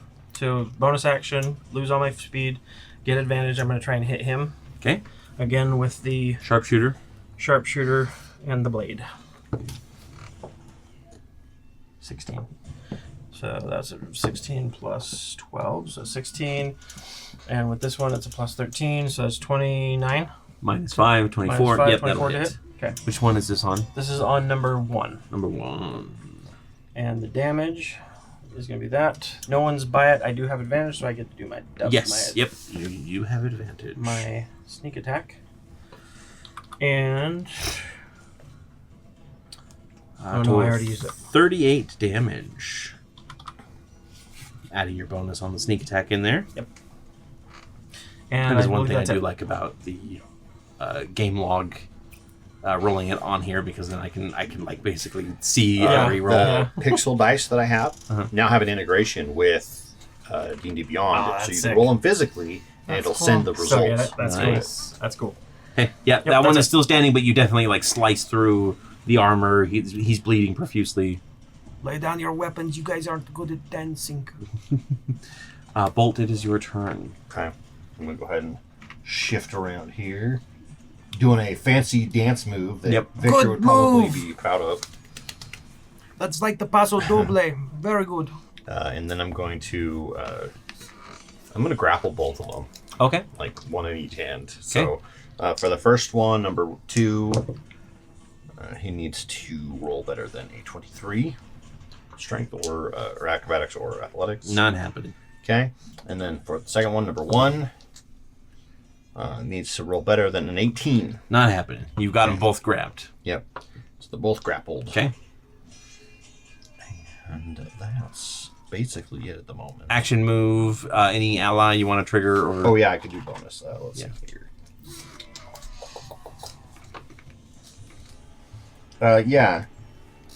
Lydia Pine from the mayor of Pridefall, Pridefall Hamlet. Great granddaughter of Marcus Pine, who crashed with you long ago. Yeah, she was the one that helped us defeat the Doulahan? Horseman Doulahan. Which was her. This is great-grandmother. Rallying Cry. This is technically no action, but that's okay. Each player may move up to half their speed without provoking opportunity attacks. Oh, nice. Okay. So you can move your speed now. Do you want to drag them somewhere at a quarter speed? Yeah, could do. Basically, like 1 square, I think. Quarter speed would be 1 square. You can drag them back. I'll drag him and get him like right next to each other. So you guys can move now up to half I'll your move speed. up just between them, like on the other side. There, it's a sandwich. Preston, you want to Would move? you like I will move, yes. Just Even if half my your movement speed. was 0? Yep. My Because this is zero. this override. This is like an Oh. extra thing, isn't it? Or would it be... Would When does it say steady aim ends? I think it's just for that turn, but let me double check. Go ahead and move. I will look it up just to be sure, but Until I the will. end of the current turn. Okay, yeah. So yeah, you can move. So I have my movement is going to be 15, so 15. Sorry. 15 feet. 5, 10, 15. Number 1 is going to try and crack you on the knuckles to free himself, which they need to crit to hit you as well. I've got both of them by the neck. By the way, Fred has the And haircut then from the girl from Demon Hunters. The other one is Really? also doing So she's that. copying you. She was copying Fred. Mm-hmm. Everyone wants to be like Fred. Oh my gosh, I saw that and I was like, she has not cut her hair ever. at all. Like, it is crazy how much, like, yeah. Long hair. Well, because it's not just long, it's like tangled, braided. Long. Top of round 3. Rapunzel. Can we get a D20 roll from... Let's do from Fred, because Blinky was That used is a this 9. round. 9? We're all good. Blinky lives this round. This is round 3. I think that's 7 total for you. Yeah. Go ahead, Fred, with your turn. Okay, we'll start with number 1. Number 1. That is a natural 20. Natural 20. What's your basic plus bonus? Plus 8. Yeah, you need 9 damage to take him out, so. He is dead. Yep. Okay, So second attack. Bolt is holding his head, and you just... Foop. Yep. Yeah, man. Against number 2. That's a 23 to hit. 23 will hit. For 14 damage. 14. Okay. And then that is a 26 to hit. That'll hit. For 14 damage. 14. Okay. We'll throw in a... Clay Golem. Well, you know, I'm not going to do that. Okay. I don't want to waste from those. We'll use our animated cutlery. Okay. You want to throw your Clay Golem at him, too? Oh, yeah. That's 1. 1 damage. Okay. So this is 4d4. Doop, doop, doop, doop. Doop, doop. Roll. This is for my bonus action. 14. Yeah. So you disarm him with 1 hit, and then not disarm literally, but like disarm his weapon, and then you kind of yank his arms back, and the cutlery just pierces through him, and he collapses to the ground. Okay. Well done, Colonel Fork. And everyone thought that the animated cutlery as part of my army was a stupid idea. Proving them wrong. So far, they have the pretty high kill count. Some of the Arcanum are a little weirded out by this spoon that's taking people's eyeballs. The melon baller. The melon baller? Yeah. Have you heard the legend of the melon The baller? melon baller. There's a whole crowd of people, and it's like, choo, choo, choo, choo, choo. So you leave Blinky, Lydia, and Brawl behind to kind of keep the area secure, along with the other forces that you have utilized, so they are safe from destruction, unless we decide to reshuffle everything, which could happen. You never know. I keep this guy though, right? And then so it's minus. Yes, and 1d6. until you've completely used him, So yep, it'll I've used be... him once, so it's 3d6 instead of 46. Yes, correct. And then... Okay, so you guys continue your way up the tower, fighting through with basically as many forces can get in. As you are continuing up each level, you do actually get reinforced as more ships start to make it through, and they start securing level by level by level. And you are getting near the top when you run into your next like major force of enemies, and it is not more Neve soldiers or these Yuan-Ti Bloodflame Serpent cultists. Instead, it is a large illithid, far larger than you actually ever expected, in heavy armor, and he's got this like double-bladed weapon.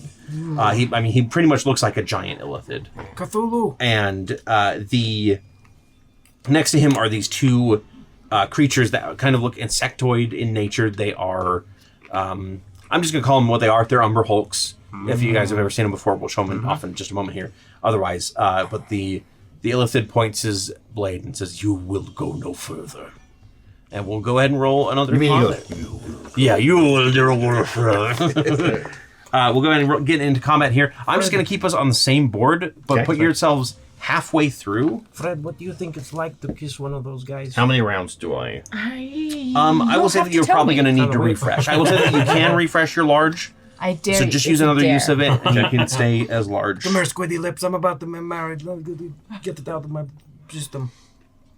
Let's go ahead and roll initiatives. Fred? 12. 12. Victor? All-time high. 16. 16. Bolt? 3. 3.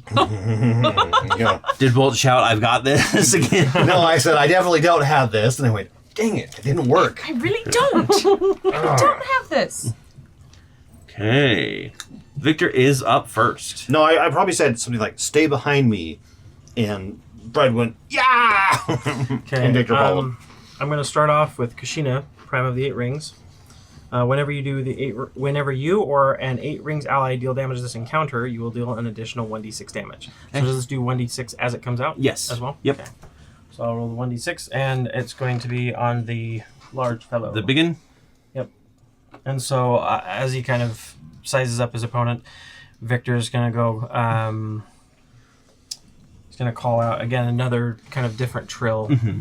And he's going to throw his... I'm going to try and do like a simultaneous strike. Okay. He's going to throw his dagger while this happens to try and see if he can distract the enemy. So that is her damage plus an extra d6 because she is technically an 8 Rings ally. Okay. In this case. So that is 5 for 5. her damage. Okay. Yeah, And Kushina mine- comes out of the shadows and just like... Kushina is a very graceful dancer. She always has been, so she gives a nice little slice to the Illithid and causes him to... and then she kind of rips through... There's more like Illithid forces, thralls, and whatnot around here. So what was your attack? I rolled a 2 twice. Okay. Because I mean, he's a steady... no action. Okay, yeah. So that was my bonus action, steady aim. So I rolled it twice to get... And it was 2. So that's going to be a plus 13... this I didn't declare sharpshooter. No, you didn't declare so sharpshooter. 15 to hit? 15 will hit. Oh, sweet. Okay, Yes. 15 hits. And so, because it was with advantage, I'll also get my sneak attack. So that one, roll down. So that is 14 damage with Chatterbone. 14. And for the sneak attack And then roll an extra d6 as well on top of it for your ally. Okay, 37. I rolled that with the one I did before with Kushina's. Uh-huh. So the part of the 5 was that one. And then the 37 is the total Oh, no. sneak attack. So she gets 1d6 for her strike, plus 1d6 because she's an 8 Rings ally, Oh, and then and then you okay, get an I extra see, I d6. see. Yep, so you get one more d6. Okay, thank you. So that is 4. on top 4, of it. okay. Yeah, you go, Kushina, like, causes him to grunt with distraction, and you send your blade right in, and it, like, slices into the shoulder. Again, piercing right through the other side. This blade is that sharp. Be careful, he looks formidable. And I can't use my movement. That's it. That's Okay. my turn. The Umber Hulk on the left, yes, is going to... Come at me, bro. Yeah. He's going to march forward 60 feet because he can't reach you in 30. He can get to any one of us. Yep, he'll just start rushing towards the big guy. That would be intimidating. And yeah, as he gets closer, you can see like his eyes like glowing with this this kind of magical gaze, which we will find out what it does as Fred takes their turn. When you start your turn within 30 feet of the Umber Hulk and you are able to see its eyes, so kind of like a basilisk would, like you can get turned to stone with them, you have to make a DC 15 charisma saving throw, and then on a failed save, you can't take reactions and basically get confused for the turn. So that's not a frightened 17. or anything. No. 17? You're good. Yeah, so you manage to... Let's see.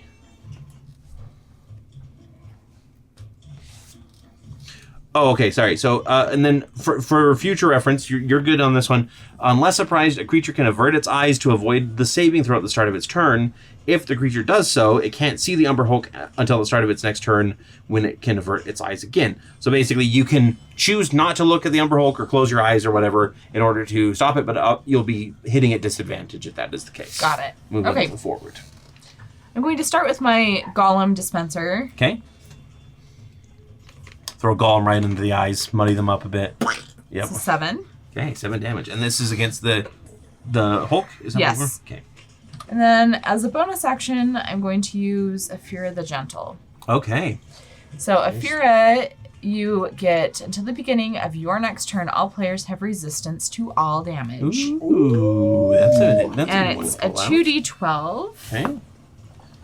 Resistance for one turn. So that's 13 13. against the Umber Hulk. There's a little bit of a rumble, and one of the walls just crashes in, and this giant Chinese dragon The Lone Dragon. and yes, and basically bites down on the Umber Hulk.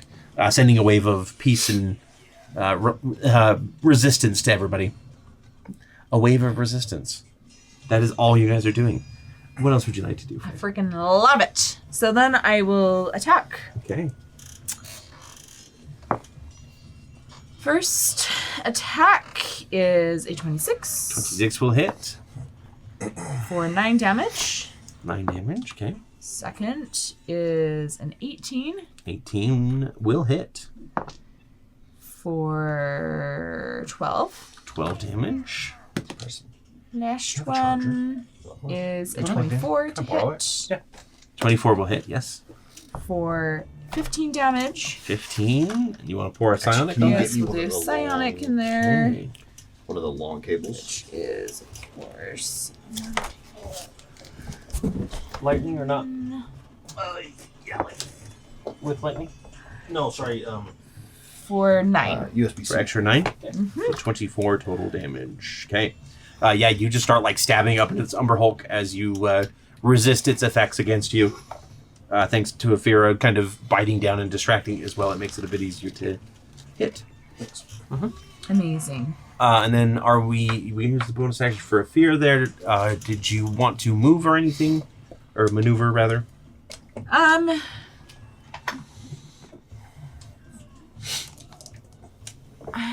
afraid of looking it in the eyes. Yeah, you don't want to look into eyes. So if I move, if like I skirt around behind him. Like technically the way that battle works is you're always kind of like weaving and, Okay, and moving well, around. So unless you like let's- actively close your eyes to avoid I'll leave this guy to bolt. So let's move. I'll do my Is it a movement. wisdom save, did you say? No. What kind of save is it? Charisma. It will take an attack of opportunity as you leave its space. Okay. You're fine. And try to snap at you with its mandibles. It only rolls a 20. Only a 20, I say. That would hit any normal party. Yeah, so you manage to duck underneath and you start charging towards the Ceramorph. Okay. Okay, and then the other Umber Hulk is actually going to move to intercept you. Move 30 feet, charging forward. And it's going to make... Let's see. 5. I'm not going to roll damage yet. Do another sure I was doing charisma the right saving thing. throw. Attack no, actually, that'll be at the start of your next turn. 24 to hit on the first attack. That will hit. And that's going to do 7 cut in half for Aphira is 3 damage. Cut half damage. Cut in half damage, yeah. That's what Preston does now on a Trying. crit. The second claw misses you, and then its mandibles is also a 20, so that misses you as well. So one of the claw slices hits you for 3 damage. Okay, I'll use my reaction to do my telekinetic reprisal. Okay. This probably won't work very well on him, but we'll just try anyway. He needs to do a strength saving throw. DC 18. DC 18. He does not make a save. Haha! And plus 5. So 13 force damage. 13 and he's force. pushed 10 feet away from Okay. me. Yep. So he hits you once, and the other 2 basically fail because Number Hulk is? yeah, you push him 10 feet away. Like, get out of here. I'm not focusing on you. I'm like, you're a pest. Bolt, at the start of your turn, do you wish to avert your eyes, or are you going to take the attack? Also, are you within 30 feet of the other one? Because you will technically... Nope. Nope. Okay. Okay. If I avert my eyes, can I still try to attack it but at a disadvantage? Yes. You're basically just like closing your eyes like you would against a basilisk or a Medusa. Okay. Otherwise, I got to make a save. Which are Yes, called I will, Medusas I and not will avert my Gorgons for some eyes, reason. and I'm going to attempt to grapple this guy. Okay. With just a regular hit, because Yeah. you have advantage and disadvantage to cancel each other out. I don't have advantage on attacks, though. You have advantage on the grapple. That's But right. then disadvantage because you can't see it, so it's just a normal roll. Just a normal roll. Yep. But it's a grapple, so it's a contested roll. Mhm. So it's technically a check, not an attack. I'm going to rule that it is All right. the same thing here. Yeah. I'm not going to allow this. Can it beat a 21? It rolled a 14, so you managed to I managed to grapple it. Now I know right where it is. Yep. Yep. I'll allow it. Okay, that was my plan. Okay. Once I have a hold of it, I'm like, oh hey, there you are. Yeah. I see you. Yeah, this is definitely doing something to the forces around you guys that like you brought in. They're all acting confused, running in random directions. Some are like lashing out at allies, that kind of thing. This is very much a kind of chaotic effect that they are doing. Does a 17 hit? 17 will miss. Okay, I will invoke Kes. Okay. Improvise, no action. Use this ally when you miss an attack. Reroll the attack and add 1d4 to the roll using the new results. Okay. Then give this ally to a player who has not yet used Kes ability. Okay. So, first of all, he does 1d4 damage. He does 1 damage. Okay. He throws a caltrop in one of the eyes, and he has the Umber Hulk has to blink it out. Okay. Yes, So, motherfucker. I'll reroll. And then We're far enough into the video. I just think of it like Samuel L. Jackson. He's the one that does it. so that's a 25. 25 will Yeah. hit. Yes. Okay. Okay. Then I'll do my damage. And then Which is 15 plus 4, 19 damage. 19 damage. Okay. And then I pass this on. Bread. Give you Kes over here. Yeah. Aw. Take care of our little baby boy. Yes, yes. If you want to see what Kes looks like, go join our Discord. We have a pack of avatars, and he's one of them that you can see his adorable little face right now. That's awesome. Then, as Yes. a no action thing, Okay. I will fire rune, which is he must make a DC 19 Ooh. strength saving throw or be restrained for 1 minute. He makes his save. Okay, but he does take 2d6 fire damage, Okay. which is Is it 2d6 cut in half because Nope. of the save? No. Okay. nope. It's they take the damage, then they do the strength saving Okay. throw, and then if they're restrained, every turn they take fire damage after that. Okay. But they don't deal restrained. So that is an 11. Fire So damage. the fire chains come up, grab a mandible each, and rip them out, and the thing kind of lets out a squeak before it falls forward and limply in your hand. Yep. Is it dead? It is dead. Okay. Right. Fred did a shitload of damage Well to it. done. I'm so proud. That's her job. Hey, and then we have the Illithid. Let's see. I almost didn't want to use Kes just because I'm like, I don't want him to die. What if he dies? If he dies, he dies. We'll resurrect him. We will find a way to resurrect I him. will say that Kes cannot die until he is handed to me, because you technically are still using him as an ally. So Sweet. we will rule that here for now. 2 attacks coming at you as this thing walks up to you. The first attack is going to be It walks up, yeah. a 17. Miss? So that it misses with the blade, and then its tentacles come down to try and like grab you around the head. Guess it. Tell me what it's like. That is only a 12 though, so you manage to duck out of the way of it. Romance the Emperor. How about right? this?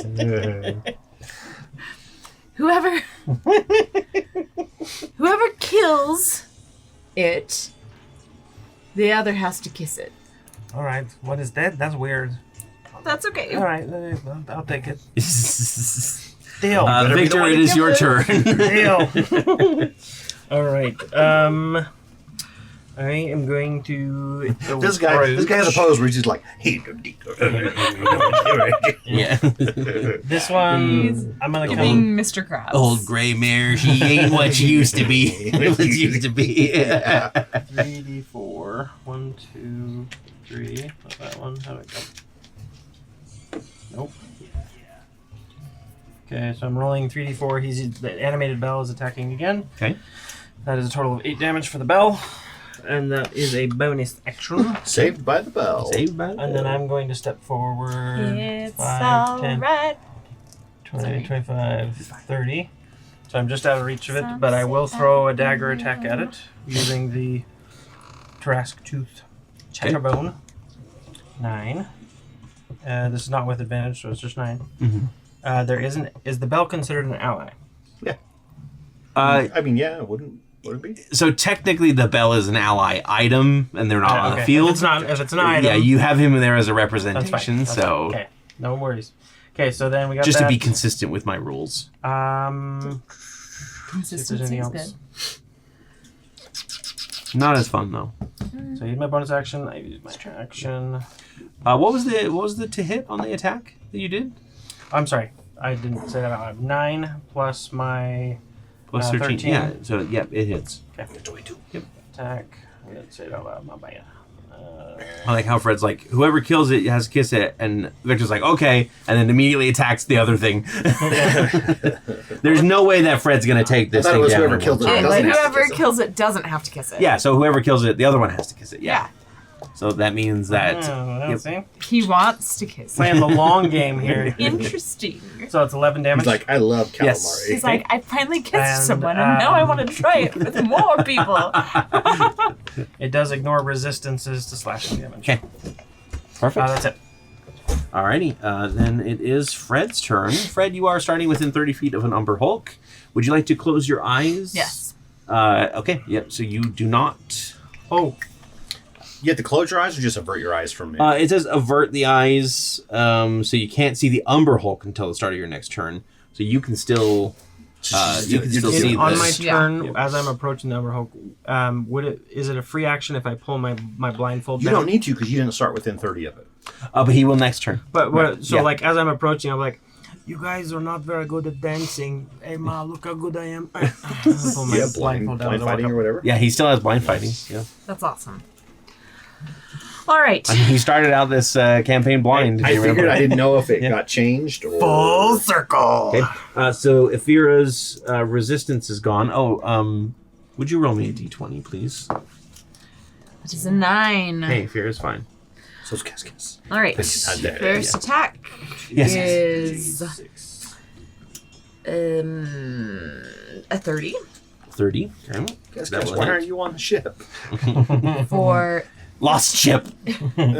Like, it broke down? No, I don't know where it is. oh dear, Yes, yes. that's We'll find it. 15 damage. Don't worry, hug on ship. Next. Actually, he's got a full crew now. That's so, true. Yeah. That's who it is. 26 for the next. 26 will hit. Hey, sheepdog. For 14. 14. Okay. The last is 26 again 26 again. for 12. 12. Do you want to pour your golem into that as Oh, well? Golem is another 4. Okay. So that's enough. So this thing comes down at you with tentacles, and you reach your shield arm up to grab them, and then you just kind of pull them, and you just slice right through the head again. So it comes falling down, basically into your grasp, so you can turn it towards Victor. Oh, Victor! Don't you want to kiss me, Victor? You're holding it up. Yeah. I'll get you next, fish lips. I'll hold on to this for you, Victor. Don't worry. Okay, the Umber Hulk is going to go, unless you have anything else you want to do on your turn. You technically still have stuff that you can do. We'll use this Venomous, the Champion of Fangs. Nice. This is a no action. Creatures dealt damage by this ally are poisoned for 1 minute. Okay. If the creature is immune to poison, they instead get disadvantage on attack rolls for their next turn. And it is 3d4, 3d4. Of course, I'm going to this ugly mug. That's 8. So this champion of the Fang has been slithering, not through the battlefield, but it's actually been hiding out in Victor's cloak, right? Yeah. And so as you're like hitting this thing, all of a sudden it comes out and just snaps. And What was that? Umber Hulk. There's something in my shirt. I love Yeah, so it is poisoned for 1 minute, which means it's rolling disadvantage, which it will be as it tries to stagger its way towards Victor, which it already technically was because of the... Victor's gonna be.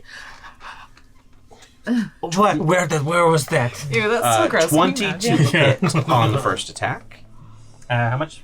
20. 20 on the AC there. So you Okay, want to- and right now I am currently at the 17 AC. 17. Do you want to use your metallic dragon, or do you want to I just let it go think through? Yeah, I'll use one of my metallic dragons. Okay. So +6. Yep, that'll turn it into a miss. Okay. And then the second attack, still at disadvantage here, is another miss. And the final attack is a natural 1. So 3 misses from this Umber Hulk. Victor's kind of drunken mastering it, trying to pull the thing out of his shirt. He's like, get it out! I am going to... Almost as bad as mimics. Yeah. I'm going to take a step forward when Shimmer Eye, Crackle-Tail, and Mirror Step both burst out of my chest, remember? Again, 'Cause yeah. they're, All 3 of... the fairy dragons. Give me strength again. Burst twice! They swarm around me. This is an action. I can teleport up. Actually, I'll move just enough to get so I can do the next thing. So move, then action. I can teleport up 30 feet to an unoccupied square you can see. So right there. Yep. Creating a flash of light. Let's see. Creatures within 10 feet must make a Constitution saving throw or be blinded. However, you have your blindfold on. Natural 1, he is blinded as well as poisoned now. He's having a really bad day. Until the beginning of my next turn. This was my retirement party. And I may make a... the goddess, and I was going to be her. Then you may make a weapon attack against a creature in range. So first of all, they do 3d4 damage to it. So they do 8, 9, 10 damage. Okay. And then I get to make a weapon attack. Perfect. And that is our wonderful little... This is actually the official fairy dragon art from the 2024 Monster Manual. Yeah, it's cute. From the fairy dragons. Okay. So is it, if it's blinded, do I get advantage on the attack? Yes. Yeah. Because it can't see you. Can I grapple it first? So. Or, well, I guess no, it has to be probably an attack. You already have advantage, so... That's true. So in this case, it's going to be a 30 to hit. You rolled with advantage, right? I just Yes. read Thank the you. joke in my head. Thank you. Yes, that will hit. Okay.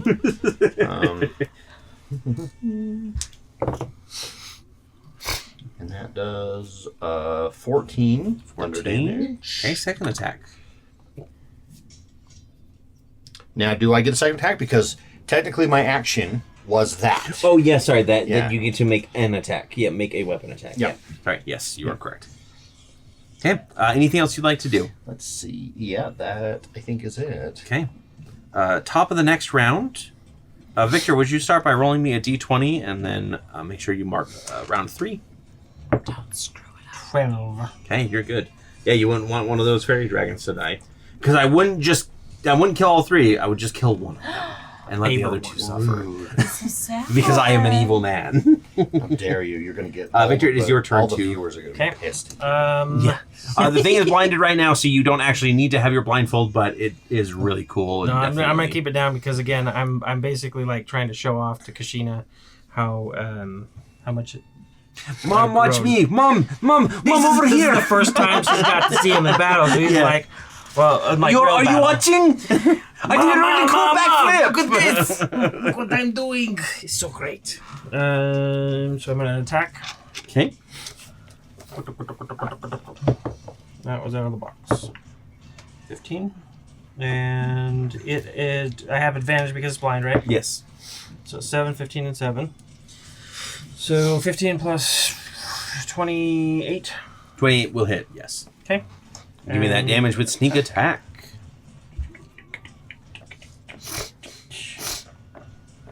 Oh, that's lame. So 11 damage 11 damage. plus my sneak attack, which is 39. That's enough to kill it. Okay, and so I'll go. And as it's like falling to the ground, Victor will reach out and go on the illithid. On the Ugh, it tastes like calamari. Better one of the or worse tentacles than gets kissing stuck Lyra? to your lips. Much better. Well, wait, she's better. That's what I mean to say.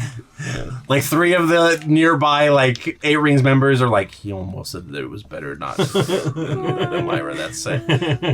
They all step away. Myra like, is much instinctively. better kisser. Okay. Lot less tentacly. Yes. So 2 types of dragons and a snake decide to hold this hallway as the main doors to the upper level lie ahead. before we move up to the next thing, can I use Galena? Oh, you got Galena out. It Nice. is. This is a no-action speedy recovery. Used only outside of combat. Your party may instantly gain the benefits of a short rest. Very nice. In addition, they may regain a total number of spell slot levels or performance points equal to half their level rounded down. Nice. Okay, so 9. 9 performance points or 9 levels worth of spell slots. Yeah, Galena basically, as you guys are... And short rest, so you can use your hit dice to recover. hit die to recover. I think you guys came out of this mostly unscathed, to be fair. But yeah, as you guys are preparing, Galena walks through the crowd and she hands out some healing, basically. Gives you guys a brief respite. And then she looks at Bolt and she says, good luck. Thank you. We're all counting on you. Well, you'll find out if we succeed soon enough. We will. Brave champions. Okay. So you go busting through the doors to the final, basically this final area. It is How many times we got to teach you this lesson, old man? Yeah. It is a large kind of platform in the sky. There are some smaller platforms that almost seem to be hanging off of it, but also kind of like connected just below it. And it's basically as you saw in the vision with the Baba Yaga, except for Victory seeing this for the first time. And there is a large golden egg in the center of the platform. Which we'll put there. And we'll show this off in just a moment. And standing in front of it, facing the doors, is the Herald of Chaos. And she is in her fine feathered, multicolored robe, and she says, "You're too late. The final steps of the ritual have been completed." And you can see that there's actually like Shadow Song is stuck into the egg itself, kind of cracking it. And there's this like multicolored energy that is spewing out of it. And soon she will rise and devour you all. No. No? I hope not. And then actually another figure steps around, Vaelish. His arms are behind his back. He looks extremely relaxed and casual. This is Sir, yes. His two swords, which are named Rhyme and Ruin, by the way, in case you wanted to know, because of course they are, float lazily behind him, and he says, "Fred, I'm very disappointed in you. As I am you. I should have discarded you the moment that you killed your mother." I didn't kill my mother. Interesting. Do you not believe any of the teachings that I've given you anymore? No. Except for maybe revenge. I see.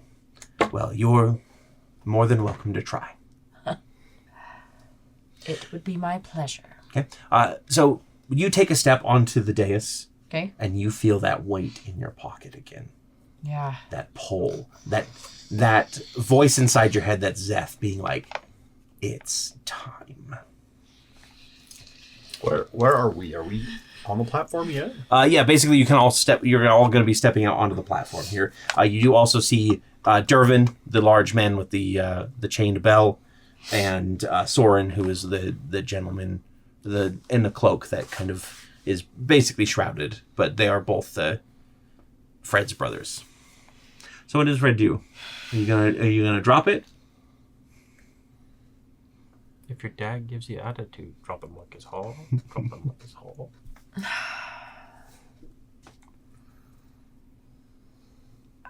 This is such a hard decision to make. I mean, you had a deal. Yeah. Not to play Zeth's advocate here. Zethful's advocate.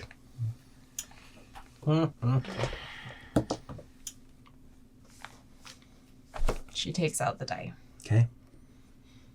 And drops it on the ground. Yeah. Oh, you don't have to eat it this time? Nope.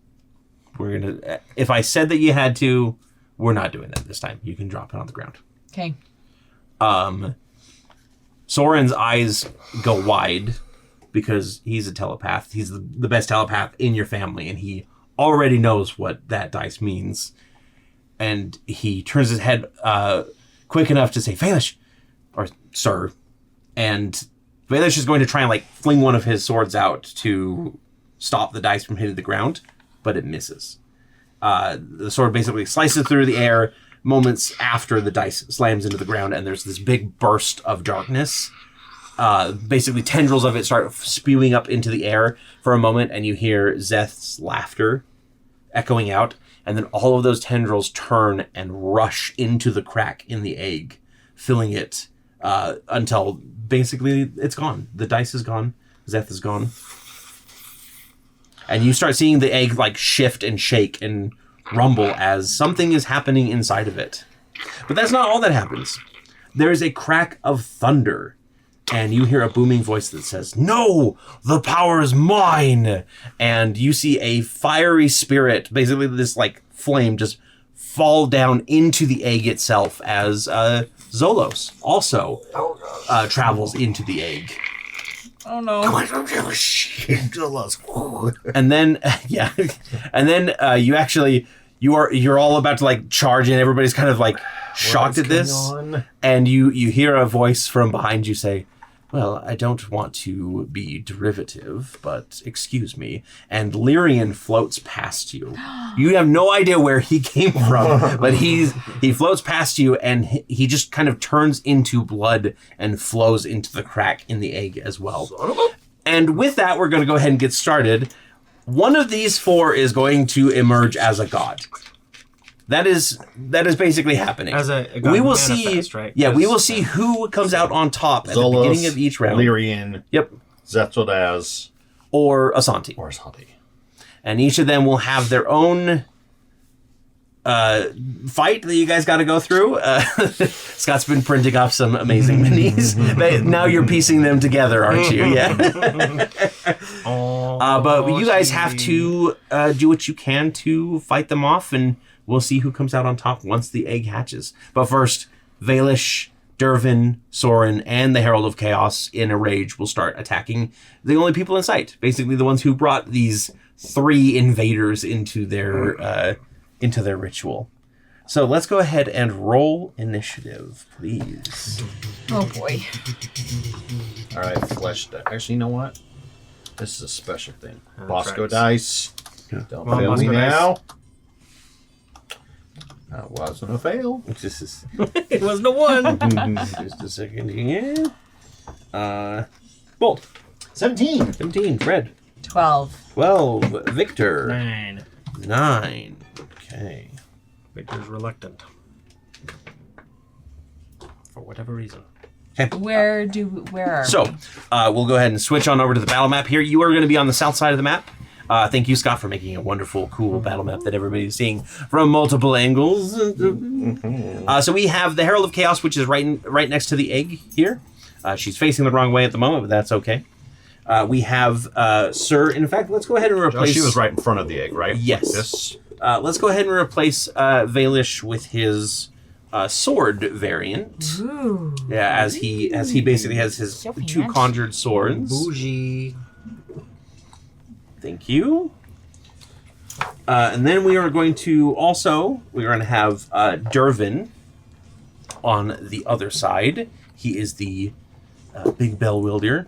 Are they? And then as combat starts, Soren's cloak ripples and parts, and you see that your brother is probably the one that has had the most experiments done on him, as he is no longer human, he's more tentacle than anything else.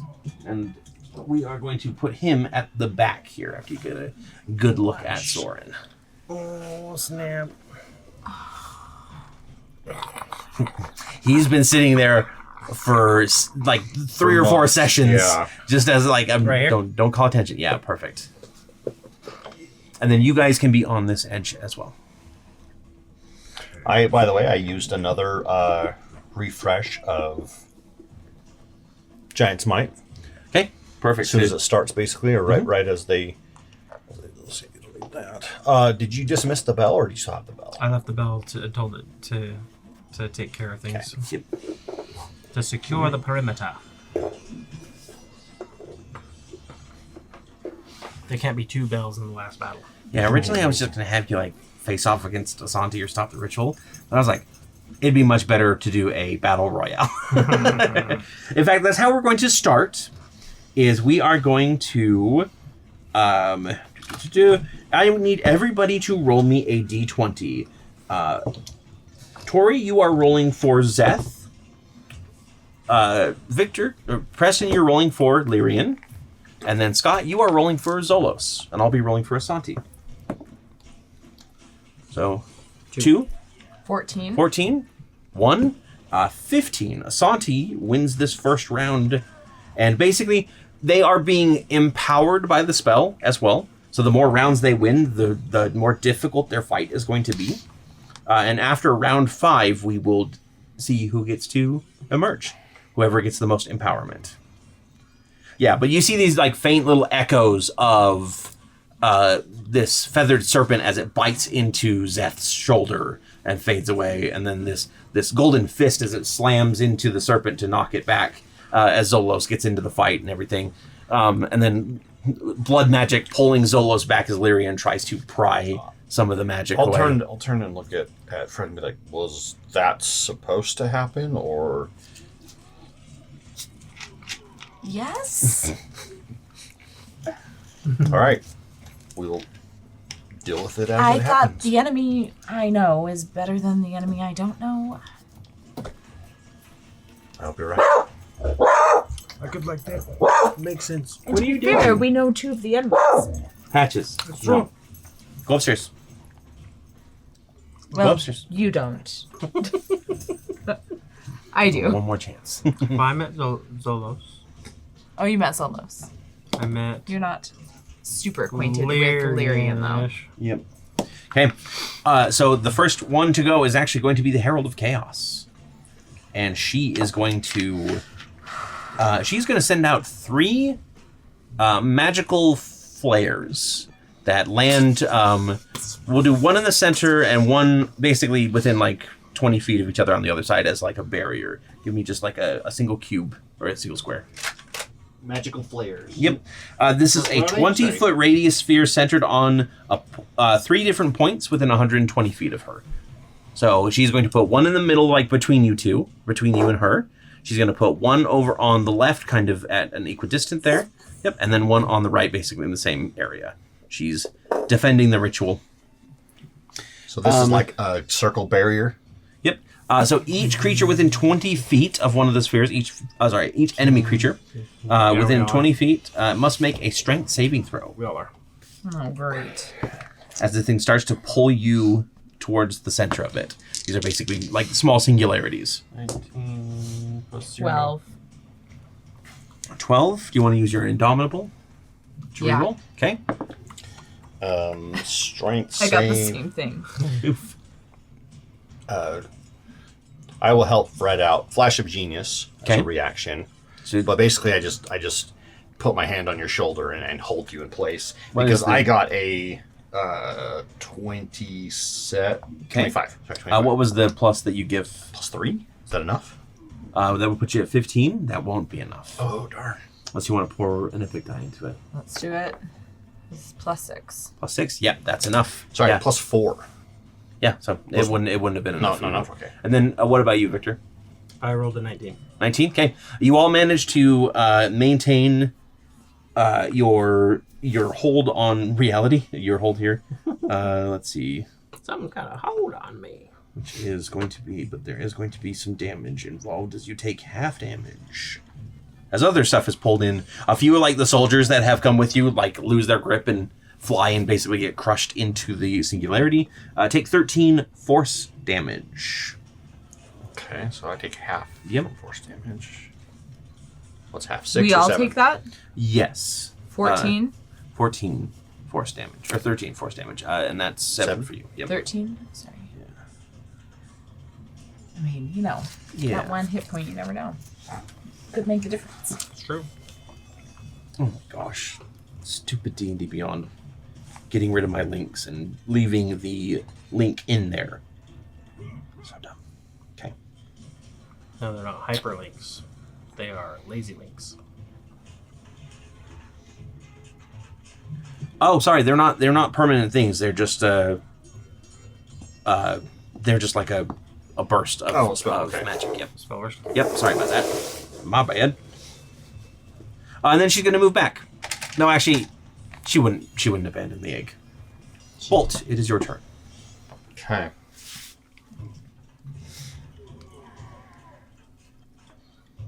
So I will say this. It is too late to stop the ritual from completing.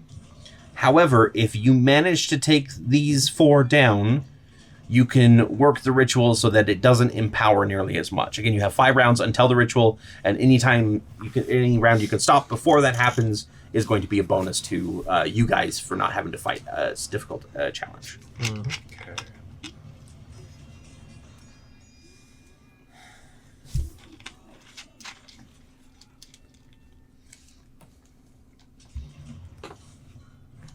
Okay, I will move 30 feet. 5, 10, 15, 20, 25, 30. Okay. Towards the big guy. And then I will, as a bonus action, I'll get help from Rowan. Okay. And this is Sun Spirit Charge. So it does 2d8 damage, first of all, to him. This is an action, or is it a bonus? Bonus. And that's 14 damage. Okay. The next time I hit, I can move 30 feet towards the creature, my choice. The next time I hit with hit that creature with an attack this turn, they take an additional 2d8 radiant damage. Nice. Okay, yeah, so you go charging, and Rowan is right there with you. Mm-hmm. She throws the Sun Spear and hits Dervin in the shoulder, causing him to grunt, and then... First thing I want to do is grapple him. Okay.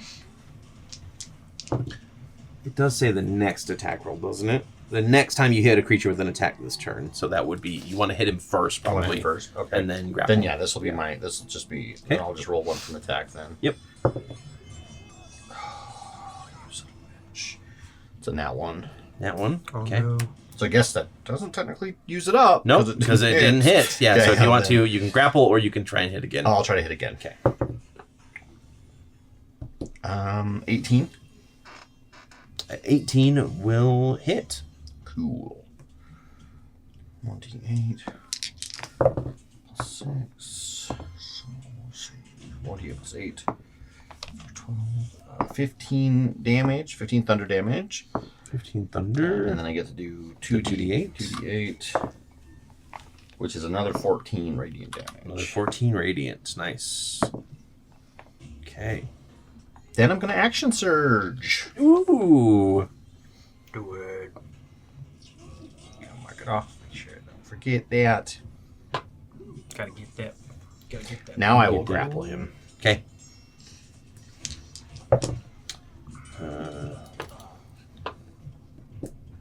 That is an 18. 18, and then he's going to roll his. Herald, so bad. So bad. He rolled a 21. So he manages to deflect the first attack with the bell, with the first grapple. Nope. That was a 20. Okay. Okay. Try it again. Second grapple. Yeah. This is a 26. 26. Well, he can't crit again to get that 21, so I think you win. He only has a +1 on strength. Yes, apparently. I didn't build him as well as I thought I did. All right. I thought you'd be stronger carrying that big bell around everywhere. That's taking up most of his strength. That's when he sets it down. But yeah, so you +5 to his you manage to strength, deflect it, and then with your second one, you manage to grab the chain of the bell, and you're Okay, I'll keep him grappled. Sorry, buddy. Okay. Imagine trying to block that. You grab the chain, and the bell just swings around and smacks you in the face. Gong. There's a character actually in Expedition 33 that carries a bell like that. Pretty cool. Let's see. It is Vaelish's turn. Next. Okay. So Vaelish is going to move 30 feet forward. Just kind of casually strolling forward here. Moving towards Fred, specifically. Okay. And then as he gets within 30 feet, he is going to use his multi-attack and move his swords to be adjacent to Fred to make attacks against her. So we're going to put Rhyme and Ruin there. And then we can actually probably give Vaelish his normal non-psychic one back. Thank you. Okay. And he goes, let's see just how much you've learned the years you've been gone. So the 2 attacks coming in. We've got a 29 to hit with the first one. Yes, that will hit. Okay. We are going to do... For my reaction, I would like to use shield. Okay. To give yourself a +5. So that was a... Well, yeah, because what was it? Ooh, that's... Was it 29? 29, yes. Then I'm Yes. not wasting that. I will use a reaction, deflecting strike. Each time your ally is hit by a weapon attack, reduce the damage by 1d10. So if she is indeed hit... Okay, yeah. Some of the Lapis Wing comes to help. So yes, you will be taking damage here. Okay. That is 6 slashing damage, first of all. Okay. And then 19 psychic damage. Which I have resistance to. Yep, so that'll be down to 9, I think. Yeah, 9. What? Sorry. 19 divided by Yep. 2. Yeah. And then you are also... So, first of all, go ahead and roll 1d10 and reduce the effect by that much. And then, Victor, go ahead and roll me 1d10 for the damage that they deal back to the Justicar. Okay. So I reduce the damage by that? Reduce the damage by 6. Oh, no. How do you do the d10 on 52 damage on that d10! No. Well, how do you do the d10 on these? It's just, this one. it's right above. Go 8. That's better. 9? Okay. Yeah, basically these Lapis Wing defenders come in and strike out Faust and his allies to protect Fred. You do need to make me a Constitution saving throw, as this is Rhyme that is slicing into you. That's 18. 18. Okay, you managed to avoid the effect. Rhyme or reason.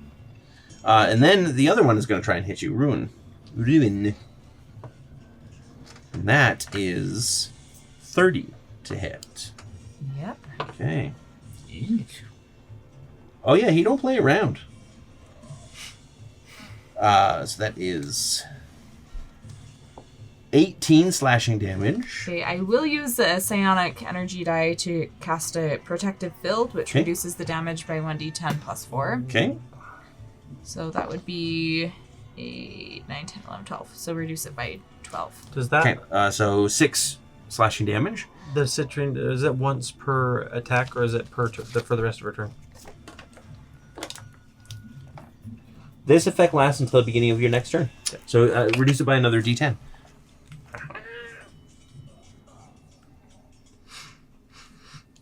So 3. Okay, so that was 18, and you did minus 11, Oops. right? Hang on. Okay, and then 18 psychic damage on top of that, so 9 for you. And then roll me another Constitution saving throw. That would be 14. 14. That one is not a Plus 5. That one is a success. Okay. Yeah, so the swords come swinging in. One slices you across the thigh, even with the allies around you. The other one slices across your arm a little bit, and Vaelish is just kind of standing there as his swords attack you, and he just goes, pathetic. Pathetic. And then, as a bonus action, he's going to glance over and say, Dervin, don't play around. And Dervin is going to be able to make an attack against you. Actually, is he within 30 feet? Who? Does Dervin? Dervin? No, Dervin's the one you're... Nope. Okay, is the herald within 30 feet? No. Of him? Of Yeah. Vol- Vaelish, Yes, but yeah. Vaelish, yes. Yeah. Okay, well then he will command the herald to make an attack here. Fireball. Which I completely forgot that she has legendary actions too. Have to remember that. Nah, that's cool. If you don't remember, that's no big deal. Don't forget the layer actions. 18 to hit Fred. Miss. Okay. That the magical flare goes over your head and doesn't hit you. Let's see. She will take a legendary action at the end of Vaelish's turn here as well to do a... Let's see.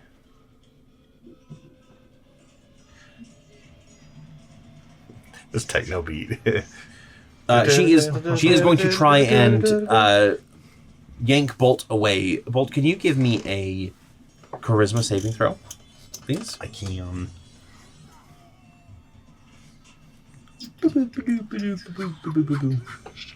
Charisma save for a yank? Yep. That's a 10. A 10? So she teleports you within 30 feet of herself. So she's going to teleport you on the other side of her, 30 feet from the other side. Basically breaking your hold as she warps the area around you with her chaos magic. Okay, and then we move on to Fred. So I will say what is happening here is the blades will not get opportunity attacks against... Well, no, sorry. It's Vaelish who doesn't get opportunity attacks if you move out of his space because he doesn't have a weapon. So they will get opportunity attacks against you, but they're not technically combatants. Like they're just being controlled by Vaelish, and if you try and shatter them, I mean they're magical blades, so you can try as much as you want. Okay, starting with the golem, which is 6 against Vaelish. Okay. Sir. Yep. Just this clay golem runs up and starts hitting him, and he just brings up a shield to like deflect it, but obviously hitting a shield will weaken it. Okay, I gotta just think for a second here. I'll move. Okay. Sorry, what I will say is it's one of them will get an opportunity attack against you because technically they are part of Vaelish, so he wouldn't get two against you. Fine. So opportunity attack his reaction, right? Yep, it still uses his reaction. In fact, so he will not. He will let you duck your way through. Oh, did he already use his Nope, shield? he has not used his reaction yet. The shield thing was just flavored. Oh, okay. Yeah. All right, so At least this time. am going to use my Wailing Scream. Okay.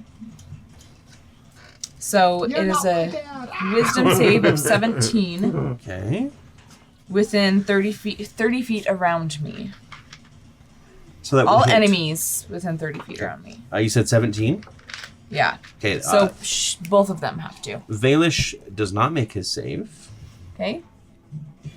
The herald will use a legendary resistance and make her save.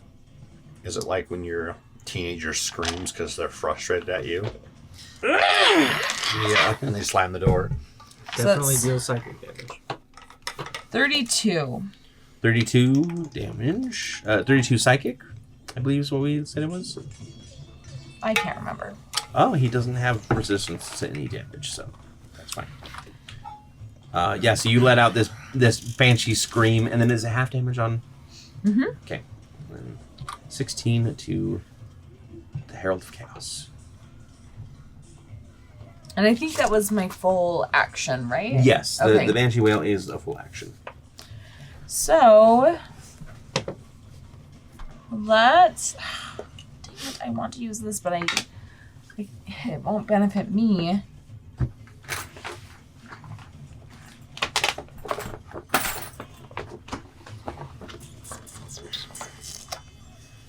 The way that I want it to.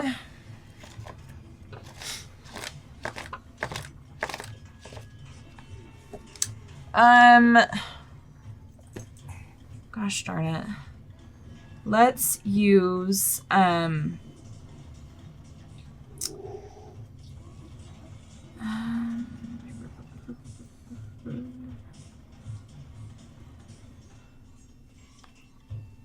on.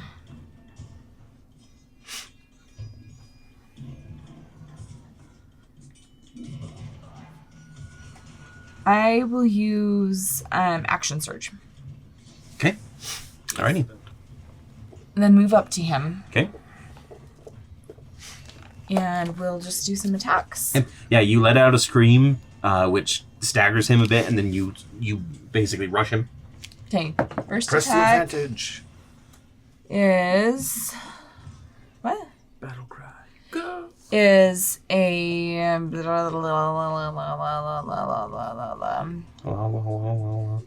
21 to hit. 21. He is going to use his reaction and bring up his Void Shield, so he has a +5 to AC against that attack. So Okay. he Just will- against that attack. Yep, just against that one. It's Okay. not a full shield. It's basically a parry. Okay, next is a 28 28 will hit. for 14. 14 damage. Okay.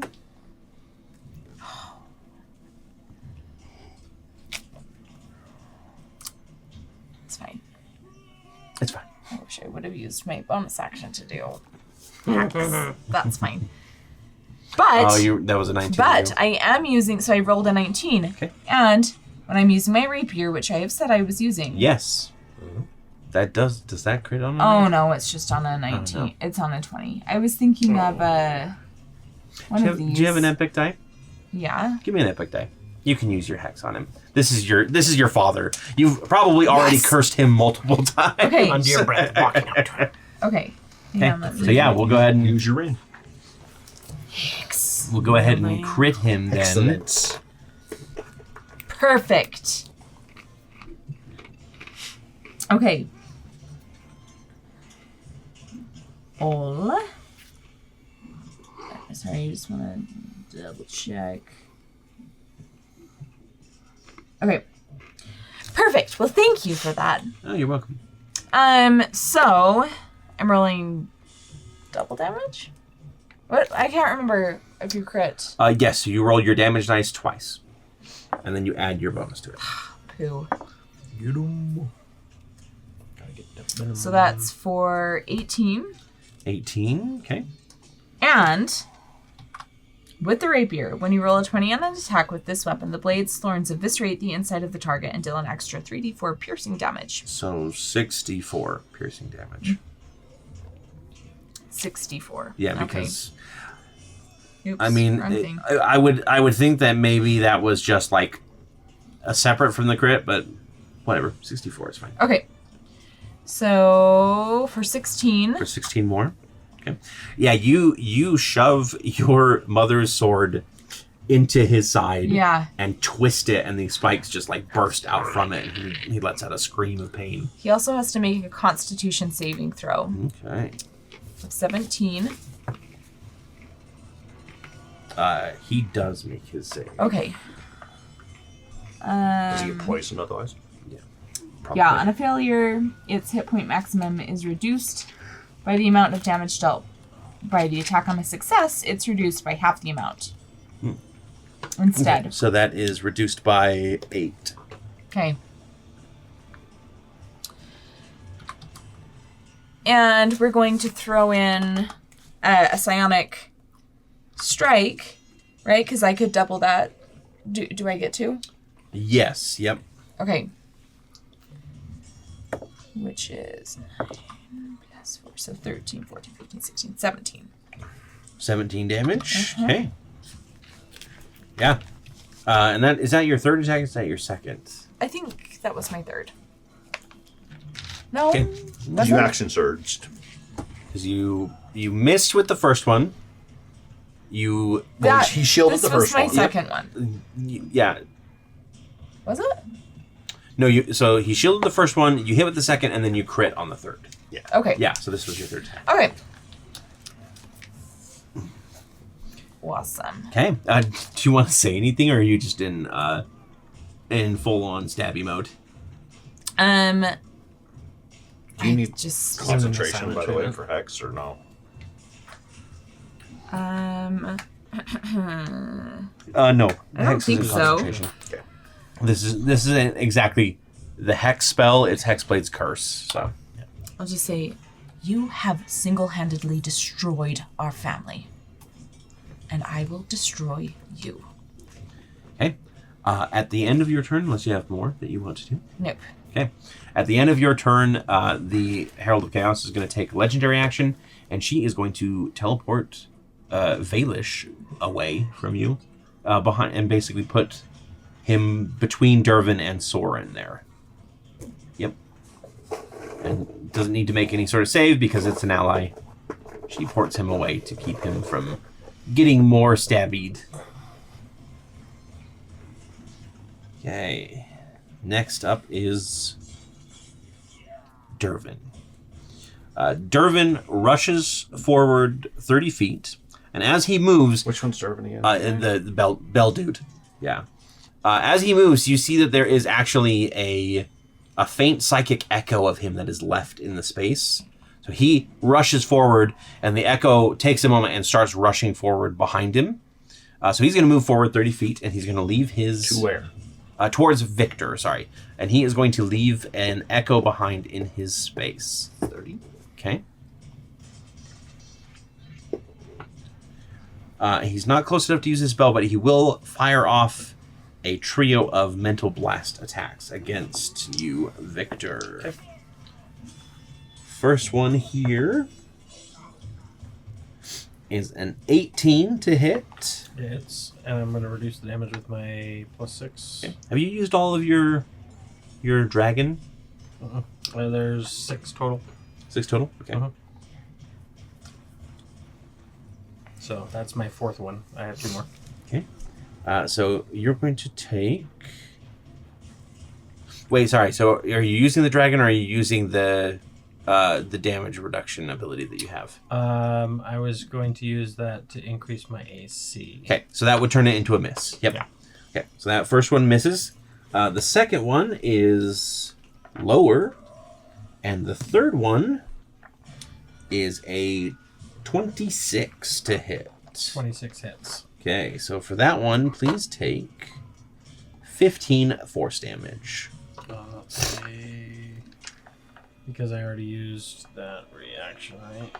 Yep. Yeah, reaction. Okay. And how much? 16? 15. 15 force. Yep. Damage. Got it. And then it is your turn, Victor. Right. Judge ruling. Can these be used together? Probably. How many actions or bonus actions would that require? Okay, so Champion of Scavengers just gives you D6, and then you can use another action this turn. So it's just going to do D6 of damage, but also let you play this other one. So they are able to be used together. So you'll use your bonus action for that, and then you'll use your action for the Divine Steed Charge for Dodrick. Here. Okay. Daughtry.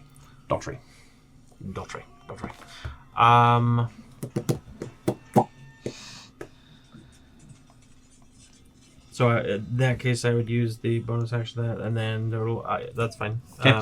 Let's use those to pull them into the field. Okay. So the first thing that happens is actually not from the doors itself, but actually carrying over this harpy, the champion of the harpy queen from the Winter Court, drops Dervin or Dodrick, the dwarf paladin, onto the ground next, or basically starting on the ground next to you, and then she dives in, and you can do 1d6 damage against Dervin, please. Okay, 1d6. 2 damage, okay. And then Dodrick, as he is falling, is going to summon his steed, so his rhino slams into the ground next to you, and he says that you can move up to 40 feet, during which movement you may move through occupied enemy squares. You make an attack roll against any creature whose square you move through. If you do, the creature takes an additional 2d6 bludgeoning damage and must roll a DC 16 strength saving throw or be knocked prone. Okay, I'm going to run this way, Okay. hit him, and then back this direction, and I can get the How herald far chaos just can the very you tail move? end. 30 40 feet. 40 feet. Yep. Okay, so first of all, roll me 2d6 for Dodrick's initial damage, because he still does that as well. Okay. His initial damage is a total of 9. And I'm guessing this is going to be against Dervin still. Yeah. Okay. And then give me... Well, oh, sorry. You need to roll a d10 and reduce the damage that you took, because you still have the Lapis Wing. That's right. D10. Okay. Oh, no, never mind. Sorry. It said until the beginning of your next turn. Next turn, yeah. Beginning next turn. So Wait. ignore that one. No, that would have affected you. Sorry. because it was Dervin's turn, not your turn that happened. So you can give yourself 8 HP. Okay, 8. Okay, so go ahead and move yourself up to the Herald, and then roll me an attack against Dervin, please. And against Dervin. And he'll make his strength saving throw now. That is and a fail 7. it, so he's knocked prone. Okay. Sorry, 7. And is it my attack? Yes, it's just your attack. Yep, he will be prone. So dirty 20. Dirty 20 will hit. Go ahead and roll damage on that. And that is a 13. Is 13? Dodrick considered an ally? Not in this case. Okay, yeah. that's fine. All right, so that's it. Just to be For clear. him? Okay, and then make your attack against the Herald of Chaos as well. Oh, that's out of the box. 5. So this is going to be 5 plus my 13, so 18. 18 will hit. Did you roll the extra 2d6 from Dodrick for Dervin? Because when you hit them with an attack, you do an extra 2d6 as well. Gotcha. So that's 10 for Dodrick. Okay. And then for the Chatterbone, hitting The Herald. the Herald, that's Okay. 12 damage. And then roll 2d6 for Dodrick there as well. And she will make her strength saving 10. throw for an extra 10, so 22 damage total. And she did. She's going to use another legendary resistance to make her saving throw, so she's not knocked prone. Perfect. Okay. I have a bone to pick with you. And she goes, pick it with someone else. And at the end of your turn, she is going to use her legendary action to try and shunt you away. So go ahead and give me a charisma saving throw. Charisma. That's an 18 plus charisma save. 18's good. Yep, that was the DC. And then at the end of your turn, You still got the blindfold on. He's like, I have no idea what's going on. yeah. Yeah, so I literally had that in my mind. At the end of your turn, Mom, are you still out there? Do you still see? I can only see so far. the psychic echo of Dervin actually acts. It moves to the same spot that he does and does the same mental blast attack, but you are no longer there. So, and then it falls down. Yeah, and then it gets knocked prone. That's so. dangerous. Yep. Yeah, it does the same exact thing. Ah! Yeah. Okay, then it is Soren's turn. Oh boy. Soaring, flying. There's not a star in heaven that we can reach. Is he gonna try to blow out the Viridian star? Yes. He is going to move forward, so he's 20 feet, or within 20 feet of Bolt.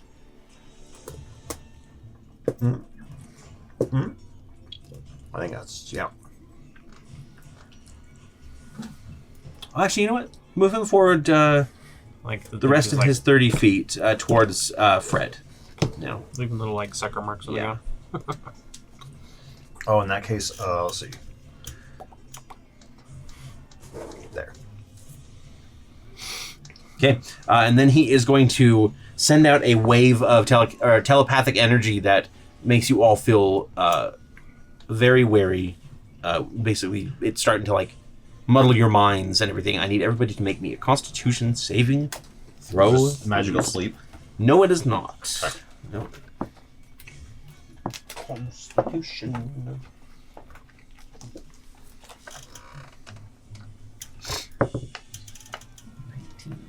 Jeez. 24. 24 is a success. 10. 10. Do you want to use another Indomitable? I've already used. Oh, you already used both of them. Yeah. Did they not recover at a short rest? I thought it was a short rest. Oh, well, let me double check. Because Where is we it? got all the benefits of short rest from Galina. Other. Galinda. Galinda. It's Galinda. Yeah, it's long rest. Okay, long rest. Okay, so that would be a failure, and then Victor? 21. 21, that's a success. So everybody who did a success takes half of this damage, half of 49 psychic damage. I have resistance. So you'll technically take half too. So everybody take 24 psychic damage. But because you failed, you have 1 level of exhaustion. No. Yikes. Rough. No, I have restrained on. I don't think exhaustion does anything to you at this point, except for I think it's like skill checks. Nah, I think you disadvantage or something. Disadvantage on ability checks is what it is. Yeah, level 1 is -2 to D20 tests and -5 to speed. You're on the wrong. Oh, legacy. Sorry, legacy disadvantage on ability checks. Yep. Which is just any like strength or dexterity, basically skill checks and stuff. So. Okay. Moving on then. That is the top of the next round. Everybody roll me a d20 to see who is coming out on top. Oh, Santi rolled a 1. 17 for Zeth. 17. 3. 3. 6. Zeth comes out on top this time. You can hear his cackling as he starts to gain ground. Okay, then it is the Herald's turn. She recharges all of her legendary actions. Of course she does. Of course. And then she glares at Victor and she says, "Stun." And she's going to cast Powered Stun on you. Which, if you have 150 hit points or fewer, you are stunned. I'm stunned. Okay? And then you can make a Constitution saving throw at the end of each of your turns. On a successful save, the stun ends. I assume these also, when I'm stunned, this... I'll say that you can still use your allies, because they're not you, technically. Okay. Yeah. But it would, as long as they're no action, I assume. As long as Correct, yeah. Got it. Basically, they can't use one of your actions, yeah. Okay. So you are incapacitated, you fail strength and dex saving throws, and attack rolls against you have advantage, which they can't. Oh wait, no. I think it's unless you're incapacitated. It says specifically on that, so. Yep. Okay, so that is and then she is actually going to move 30 feet away from the bulk of the enemies. Incapacitated. Make my monster growl. Bolt, it is your turn. Get them later. I'll just go attack this guy right here. Okay. So I'm going to move up, though. See, so I'm going to go as far as I can this way. Okay. Giving some blocking to Victor. Yeah. Oh, Preston, would you roll me a d20? Let's see if anybody dies. It's 2. It's 2. Nobody died. That was really close, though. We were one number away.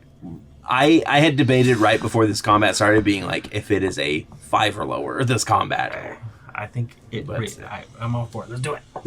You want to kill somebody off? Raises the stakes. I mean, we're trying to stop a world-ending threat. That's pretty high stakes. Yeah. It's true.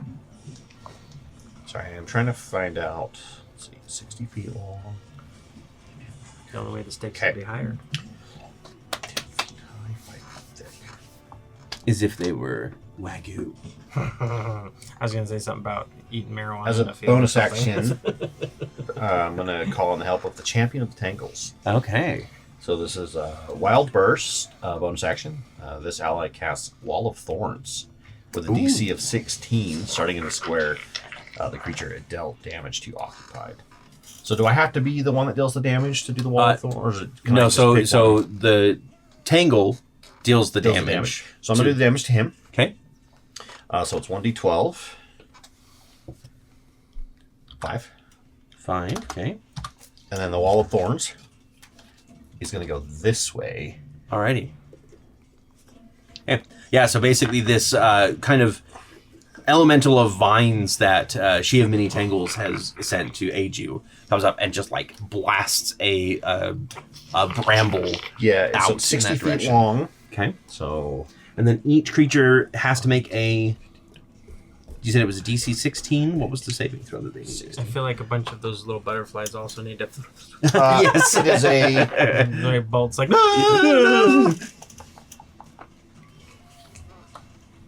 That's She of Many Tangles is when we got Yep. knocked out by the... Yeah, that's... I did debate on making the Death Butterfly Squad a companion. load faster. Wall of Thorns, right? It's a dex save. And this is DC 16. Okay. Dex save. Vaelish does not make his saving throw. And Dervin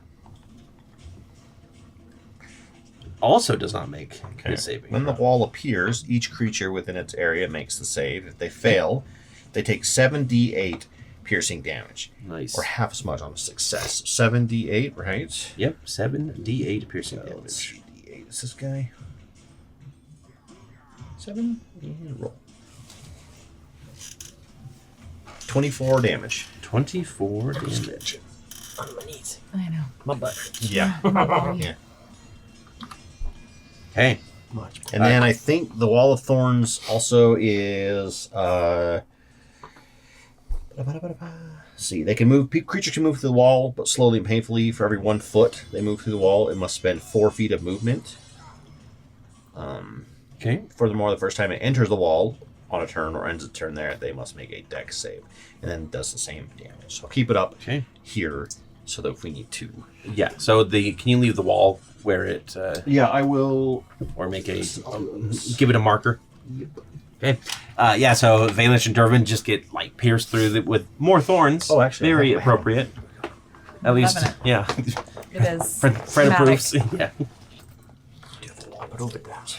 Approve it that. Let's see. I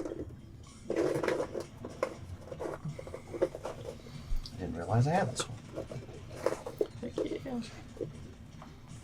So there's the Wall of Thorns. So that's my bonus action. Yep. I did my move. Yep. Let's see. What can I do to this guy? What can I do to this guy, huh? Forget about it. Forget about it.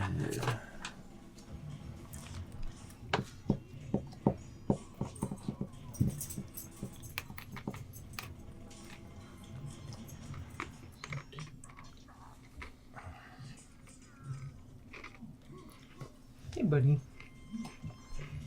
Hi, buddy. You hanging out? No. Let's see. I was thinking about thunder waving.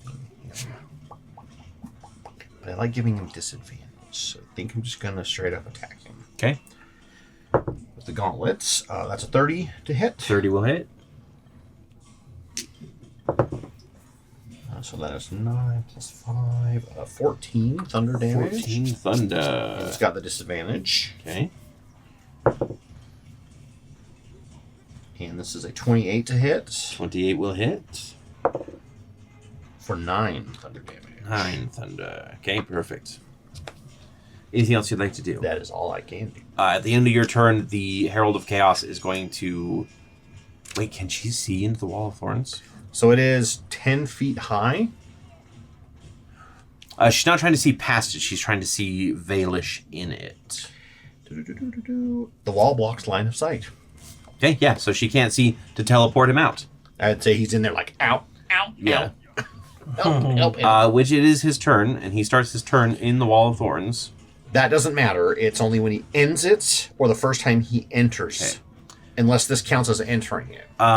So that was, the first time he enters was when he went through. Yeah. So he's going to have to pull himself free from it, which means he's going to have to... What's his speed? 30 or 40? His speed is 30. So 30 divided by 4.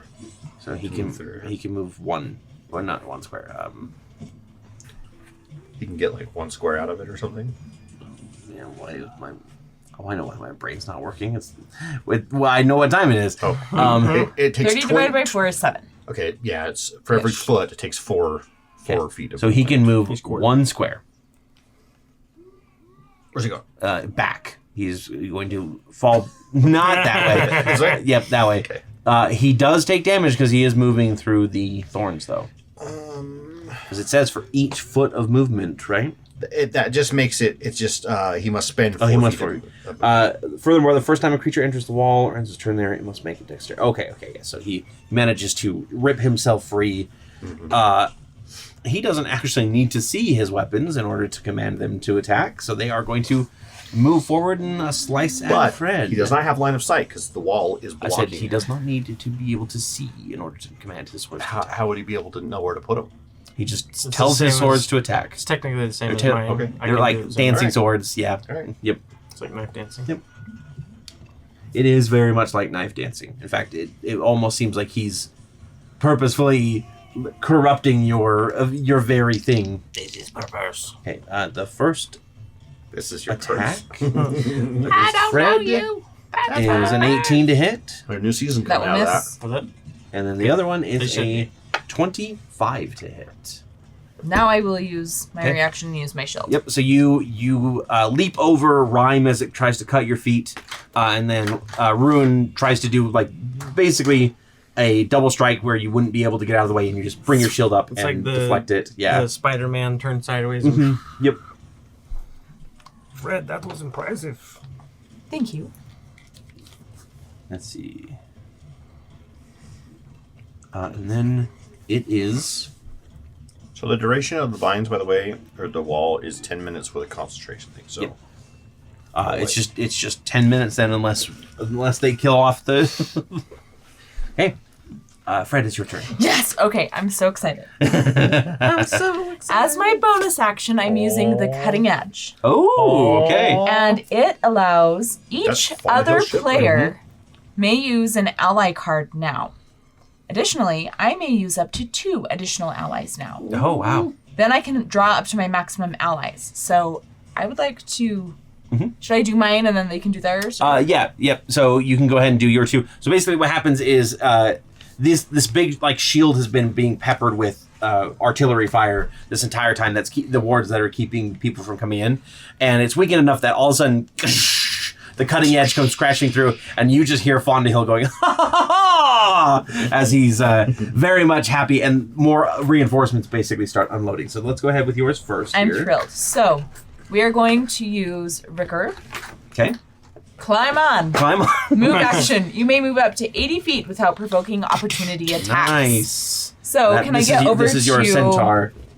Remember lover. that formation we used? Can I get on the other side of this bramble? Flying How far is that? 80. 80 feet. Can you, Oh, easily. What's Yeah. his leaping straight? So that's where I want to go, is over right He by just jumps Sir. over it like a... Yeah.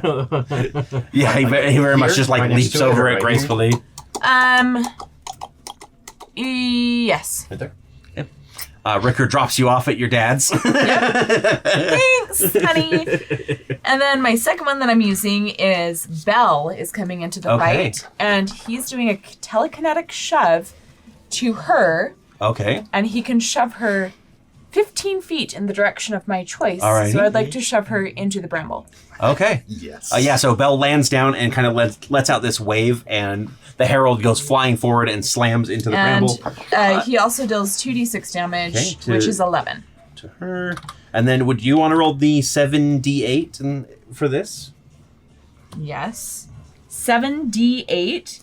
Yes. Holy smokes. 78 damage. Vaelish actually glares over at Bell and says, "You idiot." But Bell doesn't respond. He does not have that in his response tree. 27. 27 total damage. Okay. So satisfying. Yeah, she screams. Just basically, she's pierced by a bunch of thorns. I mean, yeah. Okay. Have you ever fallen into a rose bush? Victor, Well, what would it's you not like to use ally-wise? Okay, How would you like the Arcanum Guardsman to help you? okay. More Arcanum So exciting. land down behind Bell. They feel jaded that their commander... Something. Yeah. Yeah. something. So what do they do? You fill in the blanks because I'm stunned. Well, Let's have one of Yeah, them do the stun shove them 5 feet in any direction. Shove Sir Back. back into the bramble. Okay, yeah. take his head and... They charge You in. deal 2d6 damage. Yeah, so go ahead and do 2d6 damage. Does it do damage when he moves into, even if it's involuntary? When he moves into the space of the brambles? Yeah, basically, yeah. Yep, that is how it is. So it's roll me 2d6 plus the 2d6 for brambles. the reinforcements here. So you need to roll bramble damage. So that's 6. 6. Okay. And then roll me 7d8 for the bramble damage. Rambridge. This spell almost completely negated 25. 25. a combat I had made for my other group of Oh my Cory. gosh. Really? That's why I put it in here, because I remember how great. powerful it was. Yeah, it slams him. They slam him into the brambles, and he lets out a cough that is filled with blood. He looks very much on the verge of death for the first time that you've ever seen Sir vulnerable. And then Scott, you also get to throw an ally into Remember, this is the point where anime, if you start hearing Latin music, he's going to go into phase 2. Yeah. I'm going to use Helm. Helm. He has rampant growth. Choose up to 4 creatures to be dealt this ally's damage. Okay. Each creature dealt damage this way is restrained by vines until they break free. Nice. With a DC 14 strength save. So I was thinking 1 on each of them. 1 on each? Yeah. So One damage on each. what was the damage total? 1d4. 1d4? So I have to roll and try to pick, right? Or Just roll 1d4 and we'll just deal it to all of them if that's fine with you. Oh, so it's 2. Okay. You only rolled a 1, so if we want, we can pick just the one, just one of them. But Yeah. I mean, it's up to you how you want to do it. I'd say we restrain her because she probably don't have a very high strength. Well, she does have the. No, sorry, Scott. What this is you deal 1d4 damage to 4 creatures, to all of them. Oh, okay. So they all take 1 damage. They all take 1 damage, and they're all restrained. Yep.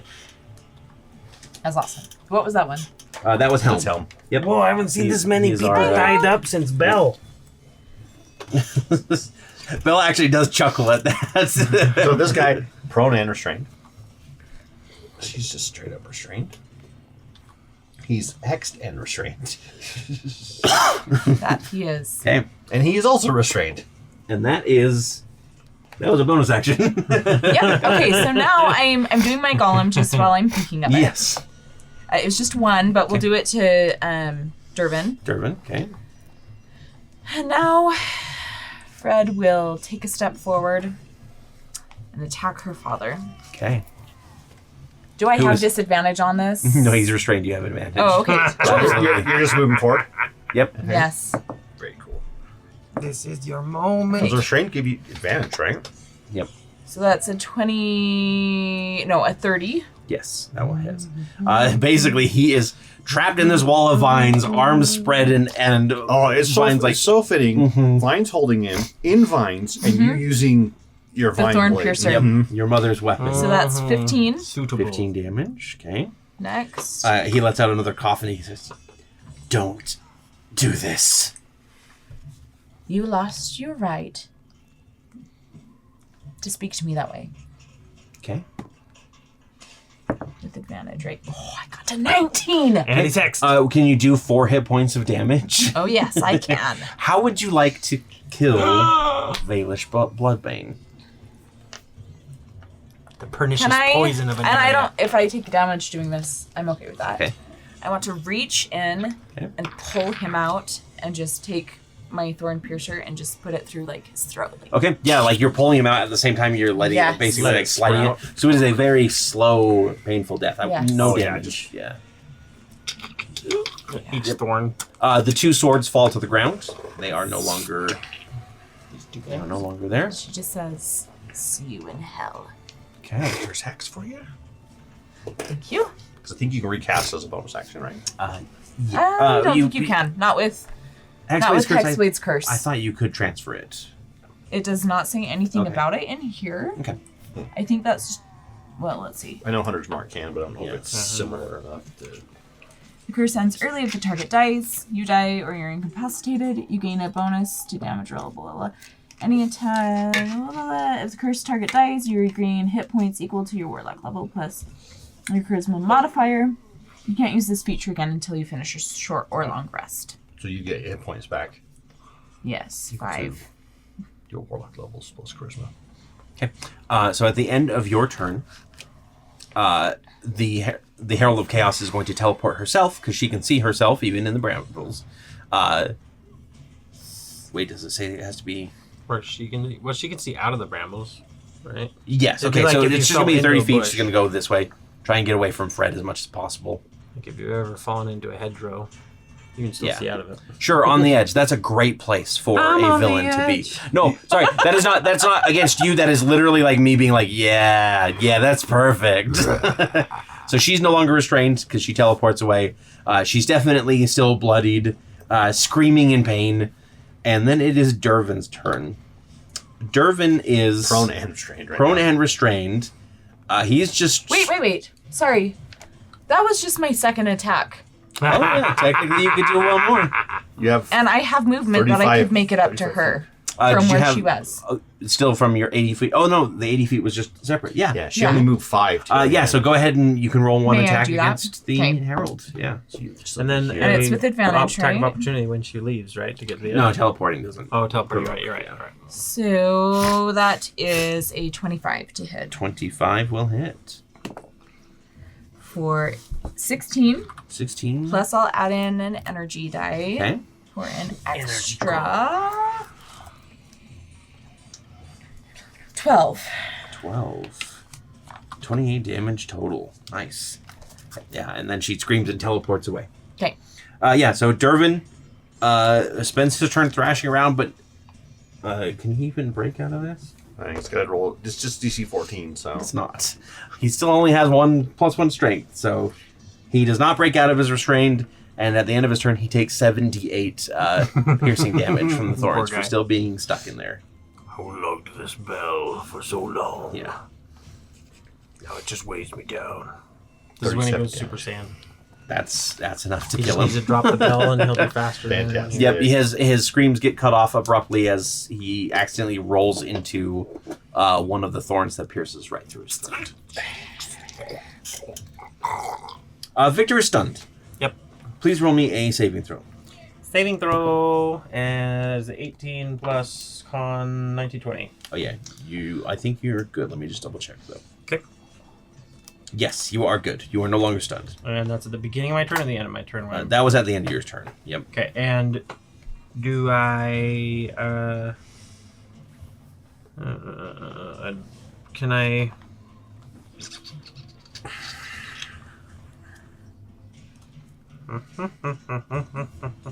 Is he no longer stunned? Yes, he's no longer stunned. I guess Yes, you could use a no action ally if you wanted to. I'm going to use no action. Steadfast Strike 2d6 against him. Okay. And it basically just makes it so he cannot regain hit points until the end of his... Okay, these are the Blades of the Death Ward coming in, and they just... so roll 2d6, please. Okay. 2d6. That is a 9. 9? Okay. He takes 9 damage. At the end of your turn, she's going to take her final legendary action, and she is going to teleport 30 feet now that she can see the other side of the wall. Does she also have layer actions, or is that TBD? She has not shown any sort of lair actions yet. Okay. Soren is up next. And Soren glances over at where he heard Sir basically gurgle his last, and then looks to Bolt, and then just kind of teleports away. Oh. All right, then. Where he will go, who knows? Who knows? Show up in campaign 2. Dang it. Big bad of campaign 2. Okay, that brings us to the top of round 3. Everybody roll me that d20. Come on. 7, 10. 10, 4, 6. 6. Zeth doing great. gets another. He's the new guy in the Pantheon. Yeah. And then he gets With his another. butt kicked. Gotta be really scared, though. All right, so top of the round. I know who I want to win because I've seen all the figures. There's a specific one I want to show everyone. Ooh. The Herald. We'll show them all. They're all cool, yes, Yep. but there's one specifically that I think is the coolest. She's going to try to recharge her Paradoxy. She does. So she's going to throw out another one of these chaos orbs. Yeah, basically beyond each of you, so that you're pulled. You'll be pulled 15 feet in a straight line towards the center, away from her. If that makes sense. So she's trying to pull like Fred this way, Yep. And then you two that way. this way, Yes. and there'll be like Yep. right here. So I need everybody to roll me a strength saving throw, please. Oh, I have so much strength. Yeah. I just totally bombed that. You That's have fine. had the worst saving throw rolls today. I have. That's 4 for me. Okay. 4 is a failure. 23 for me. 23 is a I'm the success. strongest person here. Why would I get a 3? 3. With a +0. Okay. So 3. Yep. So Fred and Victor take 46 force damage. And you are pulled 15 feet away. 46. 46. And then Bolt, take 23 force damage. Okay, And you what's are not half cold. of that? Another 11 or halving, 12? 11. All right, I'm taking damage. The blindfold's coming off. Wait, what's happening? Bolt, it is your turn. That's not fair. Hitting a blind guy. Don't let your mother see. She's not here, right? Do I notice these two looking kind of down? You guys feeling all right? You can't see Fred through the wall. Fred, are you okay? I'll be okay. Okay. Hopefully. I've got my face in the dirt. Okay. In that case, I'll go 5, 10, 15, 20. Okay. And I'm going to grapple her. Okay. Oh, Cory, I'm just going to do this. I win. Yeah. I'm pretty sure, yeah. we Actually, can maybe double not, because I only rolled a 15 on my check. She only rolled a 3. I rolled a 1 and a 2. Oh, wait, she has a legendary resistance. That doesn't work here. That's not saving throw. So how many? Let's see. It was 25. Can I do anything that can make me move more? Can you shove? I can, but shove doesn't go very far. Yeah. So You only need to shove her 5 feet into the wall of Thor. Oh, that's true.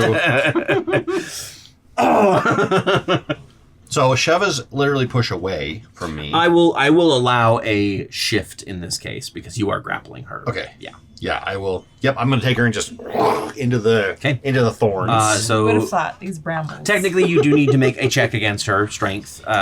Still. Okay, So sure. it's an ally. If we hadn't made Play, an we'll ally, play it true. We'll play it true. Right? See many thorns. 27. roll me that damage. Right as Bolt pushes her face in, he realizes that some of the thorns are actually because they're the little butterflies with their stingers. That are, Oh yeah, the 36. death butterflies. 36. Yeah, she screams as you basically slam her into the wall of thorns. She is not dead though. Do you have anything else you want to do? Taunt the DM. Taunt the DM. How dare you? For a bonus action, because I haven't done a bonus action yet, I'll use the Frost Weavers. Okay. They have an ice web. They can cast a web spell on an area in range. Okay. And I'm just going to say Boop. right there like Right there. that. Yep. Actually, let's do that. There. Yep. Because she's. Yep. So she's in there. So they deal. So she automatically does 2d. She gets 2d4 damage. Okay. Which is 5 damage. 5. Okay. Okay. Creatures that move into the area or start their turn in the area of the spell take 2d6 cold damage. Okay. And then it's standard web where it's Yeah. difficult terrain. Each turn they have to make a dex save or they are restrained until they break free. So she is in pretty dire straits right now. It is her turn. Well, she's still grappled. Which round is this again? 3? 4? This is round 3. This is round 3. Okay. She is going to use a different teleport in this case. She's going to leave and move 30 feet that way. Do you have a counterspell? No, I only had 1. Okay. Anyone within 30 feet of the space she left needs to make a Constitution saving throw or take some force damage. Does the force damage apply to objects? Uh, Like the brambles? yeah, but in this case we're fine. A 29. Yep, you I'm are sorry, good. sorry, 19. Yeah, you're good still. Nothing there. Then it is Fred's turn. Get Fred. Okie dokie. Could you do me a favor? Can you throw your clay golem at this herald? I want to see. That's 3. Okay, she's still alive. Little She money has pops up and 1 hit point left. The clay golem. Oh my gosh, the clay golems are the mudmen. The little mud. The clay guys. golem just comes up behind her and tries to snap her neck, but it doesn't quite work. She does the spin. Yeah, that's right. When you go to get your neck snapped, do the spin. You spin Whoa. with it. Yeah. Oh, what? Hey, Fred, what would you like to do? I will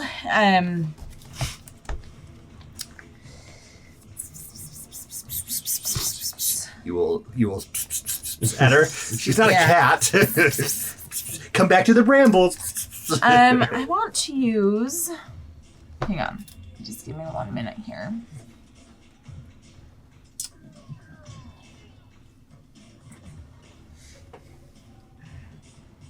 Good boy.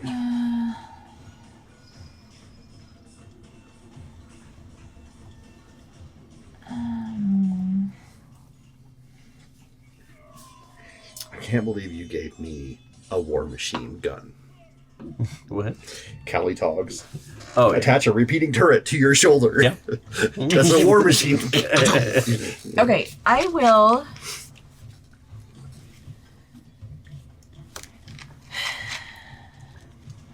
Well, I want to use this bonus action. Okay. And it's Kid.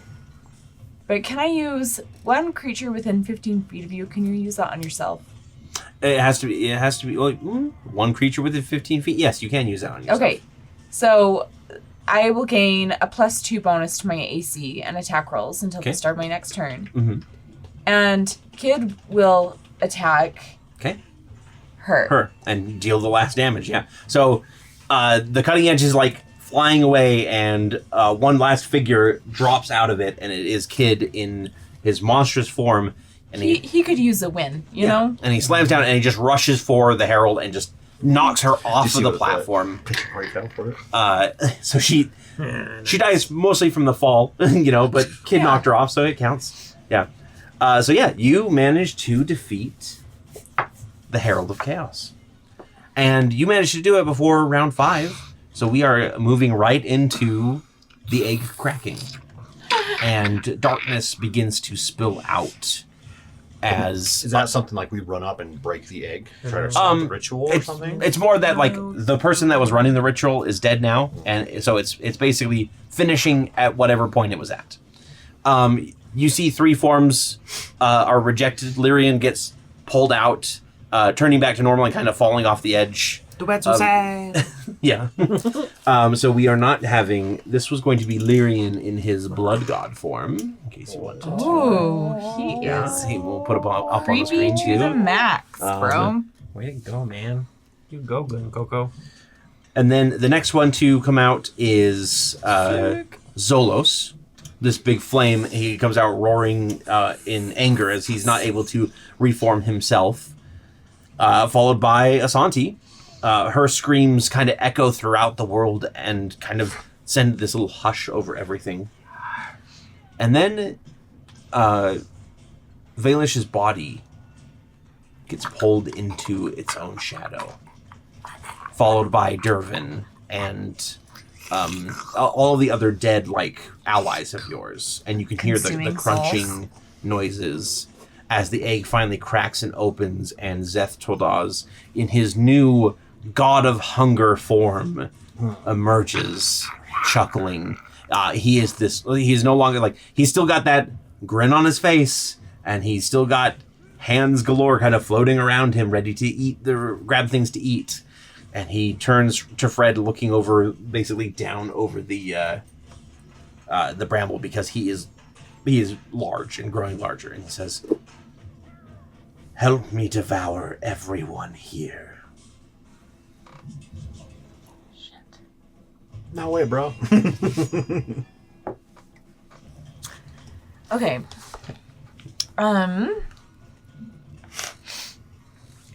Fred will say, "With pleasure," and she will run to attack him. Okay. Everyone includes you.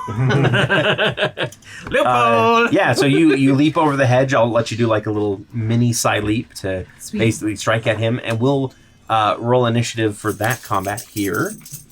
Actually, no, we'll just we'll throw him into the initiative order. I just need to. Okay. Scott, would you go get Zeth? I want to see if you know which one he is. Again, these are the. Did you guess them all before I told you who they were?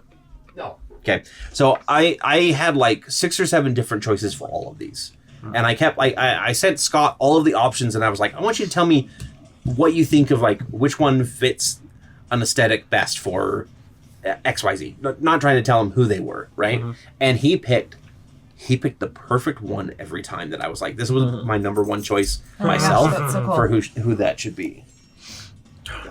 Yeah, we got them all. So, So first of all, no this one is Asante. no Asante, despite the fact that she is absolutely Freaking amazing. awesome. No feathered serpent for you guys this time. Crap. No Zolos in his reformed Ooh, state. He's cool too. He has a lot of extra arms with weapons floating behind him that also we didn't get a chance to so cool. put together. So you can kind of set them off to the Freaking yeah. awesome. Obviously, Actually, we'll throw. Put on number 1. Okay, we can throw rotations up too. That's But true. yes, Yeah, we do that. they're like these are amazing models. Here we'll. Do they hand sit on Zolos the- over. Yeah, my plan was to have them on the edge of the platform, kind of like a giant boss. But I think with the platform the way it is, I think it works better as that. The So centerpiece. Scott, and then of course we have. I'll show it off on the camera here first. Zeth Toldaz, the god of hunger, now with his many hands and his hand cape as well, which is wonderful. Look at those And of flanges. course, his smile is still there. And he pops out Ew, the and smile enters is the so thorn gross. thing. It's So there for 10 minutes. Love it. Does he have a butthole? No, okay. does he He's not a person. We always have to check. You have to check. Yeah, of course. You never know. I would like to give up now. Good news to all of you is he rolled pretty poorly on his initiative. This is not good. Hopefully he's a little weaker. As well. Yes, so any of the empowerment that he might have gotten has been ruined because the ritual was basically interrupted. Brad, So he he is is at way his- creepier than last time. What did you do? He is at his Sorry. weakest as far as nascent gods go. So we will actually start with Bolt. Okay. Oh, and then, sorry, we'll get back to the combat camera.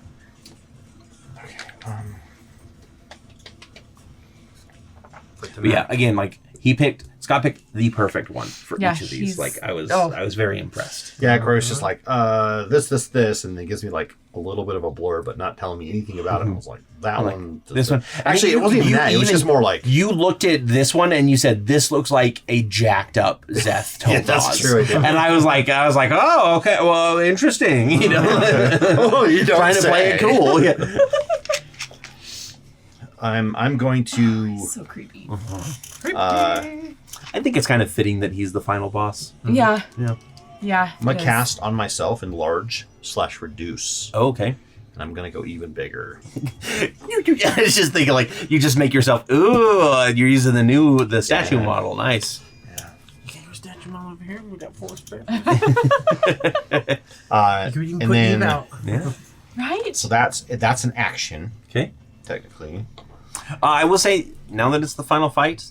Yeah, if you roll a 5 or lower at the beginning of a round, somebody will die. It's the final brain cell. Well, I'm gonna risk it as a no action. Okay. Callie's gonna jump out of the her airship Okay. and land on my back with her giant crossbow. Okay. Land it down. Then it like So she's the turret. She's going to Yeah. be standing on, firing the Nice. crossbow. so that's 2d6, Okay. and that's max damage, so 12. Okay. 12 damage. Whenever I hit a creature with an attack or spell this combat, it deals 1d6 piercing damage. Okay. Oh, also, you did start your turn within 30 feet of him. So make me a Constitution saving throw, please. Is it a frightened thing? No. This is an annihilating aura. Okay. And in fact, like as you guys watch, this aura washes over some of the other like the 8 Rings troops that are still lingering around, and they instantly get like sucked in and dissolved. 17. Well, I thought about using Lyra, but 17. maybe she needs to stay in the fuck. 17 She's is your not beloved. enough, so you're going to take some damage here. Can I use my reaction to give myself Flash of Genius? Because it's saving throw. Yeah, what would the 21. 21?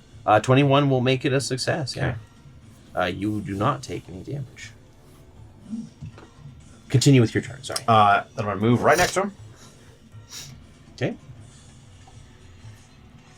and we're gonna do the old 1-2. Try to grapple. You can try. Time to grapple a god. That's why I grew bigger. Yeah. So that Because huge and gargantuan. Yeah. So, yeah. Go ahead and roll your saving throw here, or your 27. He rolled a 25. So you managed to grasp one of his wrists. Can I try to prone him? You absolutely can try. I'm gonna try. You give him the old shoulder check. Well, so like he reaches out for me, and I use his momentum against him. I grab his hand and pull as hard as I can. Ooh, he's not used to people like tripping him up like that. Puny god. So this is a 30. He rolled a 9, so he's definitely not used to it. And he goes, "Huh?" as you basically throw him over your shoulder and knock him prone. Okay, so he's grappled and prone now, which means you guys have advantage on melee attacks against him.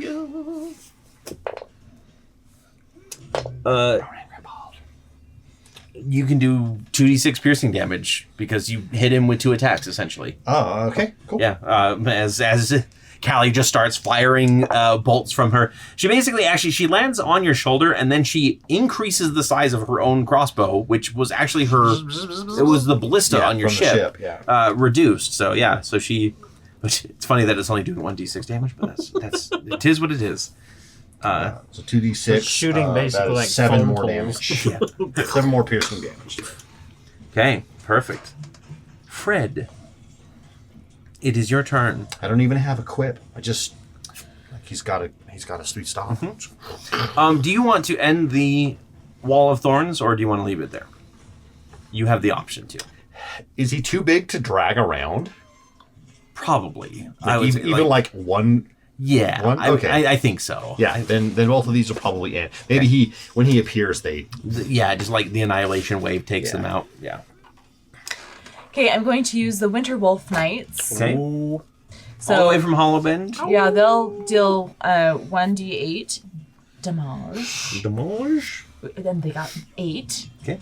And that gives me advantage on all attacks made this turn against creatures adjacent to an ally. Okay. I will give you a choice. So the way that I have this set up as like a 6 thing, and I've been like kind of covering them over. Kid, Bell, Ricker, Helm, or Callie. Who would you like to cover with the wolves so that they won't get killed if you guys roll below a 5? Kid. Saving Kid. Okay. And then you have that's definitely advantage Fred's choice. on all attacks made against this turn. So he is prone, so you already have advantage. Oh. Do you want to still just do that for the damage and to save Kid? Yeah. Okay. Yeah, it's all good. Okay, and then real quick, I'm going to do my golem before I forget. So Yes. that's 5. 5 more damage. And Fred is actually going to use a gift from Zeph? Seth against him. Before you do that, I forgot to ask you to roll a Constitution saving throw because you do start your turn within 60 feet or 30 feet of him. Not good. Let me throw one of these in here. That's a Constitution. Oh, okay. So hang on. 14. Shoulders. That is a failure. So you're going to take 20 necrotic damage. He's got so many spikes that hang so much stuff off of him. Yeah. and then you can use your. Are you using the fire? Yeah. Yeah. So he needs to make a dex save.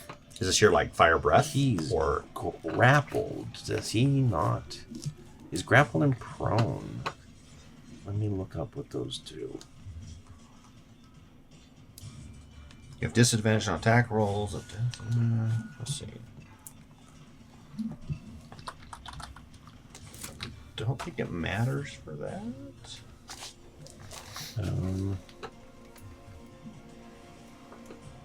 Prone, restricted movement.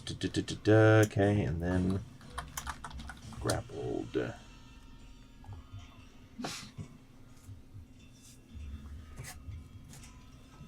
Okay, yep, so he's not going to have disadvantage on that. So what was the save again? A dex save 17. Dex save of 17. He does make his save. I don't know how you could do that. So 56. So half that. Okay, so half that is Half of 56, 25 plus 3, 28. 28 damage. Okay, 28 fire damage still. And as a bonus action, I'm going to use my second wind Okay. to regain some hit points. Much needed HP. Yeah. So that's 9 plus 14 is 23, right? Yeah. 9 plus 14. 9 Is that what you plus said? 14? Yes. Yeah, 22. Okay. At the end of your turn, Xanthus is going to take a legendary action. He is going. One of the floating hands around him is going to try and slam down on Bolt in order to deal some damage and knock you prone. Hopefully, trying to break the grapple that's on him. Okay. So roll me a strength saving throw, please.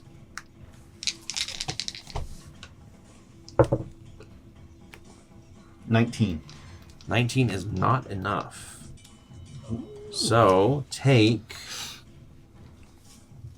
13 force damage, 6 force damage for you, and then you are knocked prone. Okay. I'm going to say, does that break the grapple? I don't think so. I don't I think so. think Yeah, we you can gotta both move- be down you gotta- together. Yep, you got to move your way. It's called wrestling. Yep, that's fair. Okay. Victor, you start your turn within 30 feet. Would you please roll me a saving throw? Constitution? I'm going to get him in a leg block here in a minute. So 7. 7 total. Uh-huh. That's a failure. Uh-huh. Would you like to reduce the damage at all? You have your cut in half damage. Yeah, I'm going to. Okay. Can you So vorpal sword? 16 necrotic damage. Okay. Look at that thick neck. You can't cut through that. With a sword this size, you could. Yeah. I keep throwing API errors. I think it applied. No, I didn't, because it's 47 hit points. What was the number 8. again? If you're cutting in half with your evasion or your uncanny dodge or whatever, Yeah. then it's 8 total Okay. necrotic damage. It applied that time. I And- keep getting API And then errors it is from it. your turn to do what you want.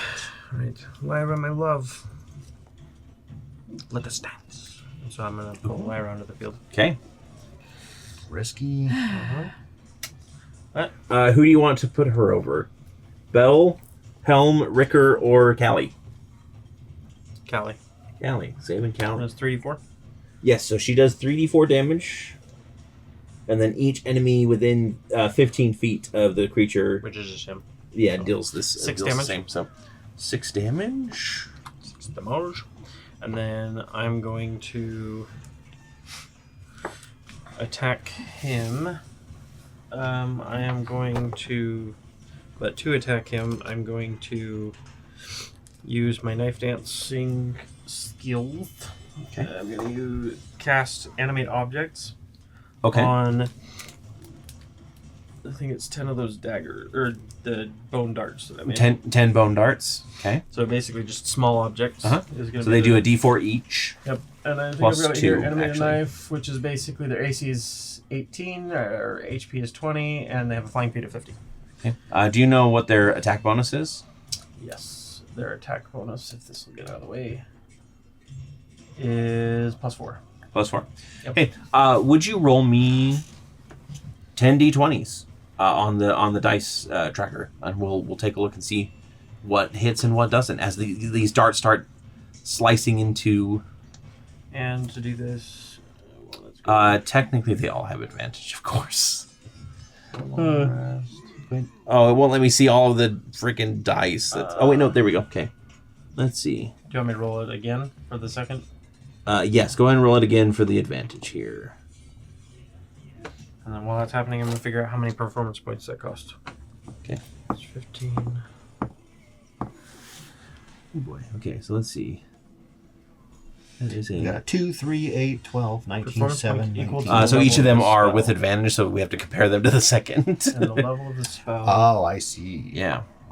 Or we can just compare the first two and then the next two and the next two. I mean, you can do it this way. Level of the spell. All right, so 2 and a 7. So 7 plus 4 is not a hit. 11. Okay. 3 and a 12. 12 plus 4 is not a hit. 19. 19 plus 4 is a hit, so that's 1 hit. 14. 14 plus 4 is also a hit, so that's 2. 19 is another hit. 13. 13 plus 4 is 17, so that's a miss. 19. 19 is another hit. 18. 18 is another hit. Crit. A crit, nice, 1 crit. And then a 6. A miss. So roll me 5d4 and add 10. 5d4 plus 10. 15, so 25. 25. And then roll me 2d4 plus 2, please. 2d4 plus 2. Okay. Yep. Sorry, that was I should have just had you roll the extra there. So 4 more damage on top of that. Yep, they just start slicing through. I'd like to use my Baba Yaga's haste Yeah, and then charm. you crush the haste charm in your hand, and you feel the world slow down around you. Withers. Round 2. Yeah. You bite into it. And then I'm going to... Does that mean I get to use another one of these? Not one of your allies. It does mean that you get to use An action. An action, though. Okay. I will have... and because... If my animate object, it's not me attacking, so my sneak attack would not apply, correct? Correct. Because it's an attack. All right, I'm going to attack him then with my Vorpal Blade directly. That is a 15. Well, Plus. actually, no, I'm not going to move. I'm going to use steady aim to get advantage. Okay. You already have advantage from him being prone. He's prone. Oh, So in fact, you need to move, or that's else right. it'll be You're absolutely disadvantage. right. Yeah. So I will attack. That was mostly just so I could get the other one. So that's a 15 plus the 13, 28 to hit. 28 will hit. And this is going to be with the Vorpal daggers, and then the bonus. Sneak attack. Sneak attack. That's the Wolverine. Snick. Yeah. 29. Okay. Okay. Alrighty. That's it. So at the end of your turn, he is going to use another 2 actually legendary actions, 2 points of it. So his last 2 of the 3, and his eyes emit this cone of nullification that is going to hit both your animated objects and Bolt. So any spell of 5th level or lower on creatures and objects ends Yep. So immediately. Perfect. So they all fall down, and you're enlarge. We You get reduced back to We go just down. regular large set. You had the prone around your neck. That was so good, like a cone. Prone cone. Wait, but the giants, are they both magic effects? It's not a spell I'm concentrating on. Yeah, Oh, yeah. I see, mhm. I see, I see. Yeah, that wouldn't be a magical effect. That's a. So I mean, kinda, he's but probably not restrained anymore. Yes, he isn't restrained, Or but he's still grappled. prone. And then it is his turn. At the beginning of his turn, he's going to use half of his movement to stand up. His bolt's still holding on to like his finger bone. And he is going to actually take this sword that he has, and he's going to slam it down on Bolt. Try and hit him. Oh dear. The first attack is, God damn it, a 17. That missed. You I managed just to shield to slam it, and then the second attack is going to be a crit. You cannot be crit, so I will I react. have a panic attack. I'm going to react with Weaving Strike to increase his AC by 5. increase the AC by 5. So that'll be 30. Then you can make an attack, Crit, well, hold on. Crit one- oh, Crit yeah. auto hits though, no matter what. But yeah, you but you can't be crit. Right. So what it means is the attack still hits. I just don't get Okay. the crit extra damage. If you want, you can still use it to give him the attack, but that's Well, yeah, I'm gonna use it anyway because it'll allow you to get the attack. Okay. And who are we covering over with? Hold on. I'm prone right now, which means all my attacks are He wants disadvantaged. to cover Lyra to keep her safe. Yeah. Oh, gotcha. Yeah. That's fine. I got it. So that one I got a whole stack to cycle through. is going to hit and deal damage to you. Do you have a cold resistance? No. Okay. No more than standard Warforged wood, which is Yeah. Did that deal damage, Preston? Oh yeah, that will You can do attack. 2d6 damage to Zeph. 2d6, yeah. Yep. And then I you can make an attack. Yep. Oh, darn. A 6 or a 9, 5 which is 20. Dirty 20. On the low end. Yes. Right? That hits. All right. Yeah. 5. Just 5 extra. Okay, take 5 damage from that. Feral chorus. 14 thunder damage. Yeah, they come whirling in. With fire. And you said 15 thunder damage. And I, then, I slam into the blade with my fist and it like... okay, after it pierces through your armor, and you take 45 total damage. Okay. And he does seem to be siphoning out your essence. You almost tore the Bjorn. And then he looks over his shoulder at Victor, and this void kind of opens up right in front of your face, and I need you to make a Constitution saving throw, please. Getting hurled through hell. Actually, no, we're going to do this on Fred. Sorry, not on Victor. This is going to be on Fred. Fred is definitely You're getting pissed him hurled off through a little hell. bit more. You need a wake-up call. I failed. Yeah. That was a 7. Okay. In the arms of the angels, fly away from here. Does level 1 exhaustion give you No, so you'll take 52 API error? force damage. I don't know why. Can I use this as a reaction? Does it have a reaction? Yeah, if you haven't used your reaction. I haven't used my reaction. Yeah. So this is Vakar, who is like, he probably is like coming over to help you guys out, and he sees this coming, and he just creates these big barrier shields of light. This is one of the paladins. So you gain 30 temporary hit points, and any creature that attacks you and hits you while you have these hit points takes 1d8 radiant damage. So go ahead and roll me 2d8 for the radiant damage. Also, who are we covering? Bell, Helm, or Ricker? Bell. Okay.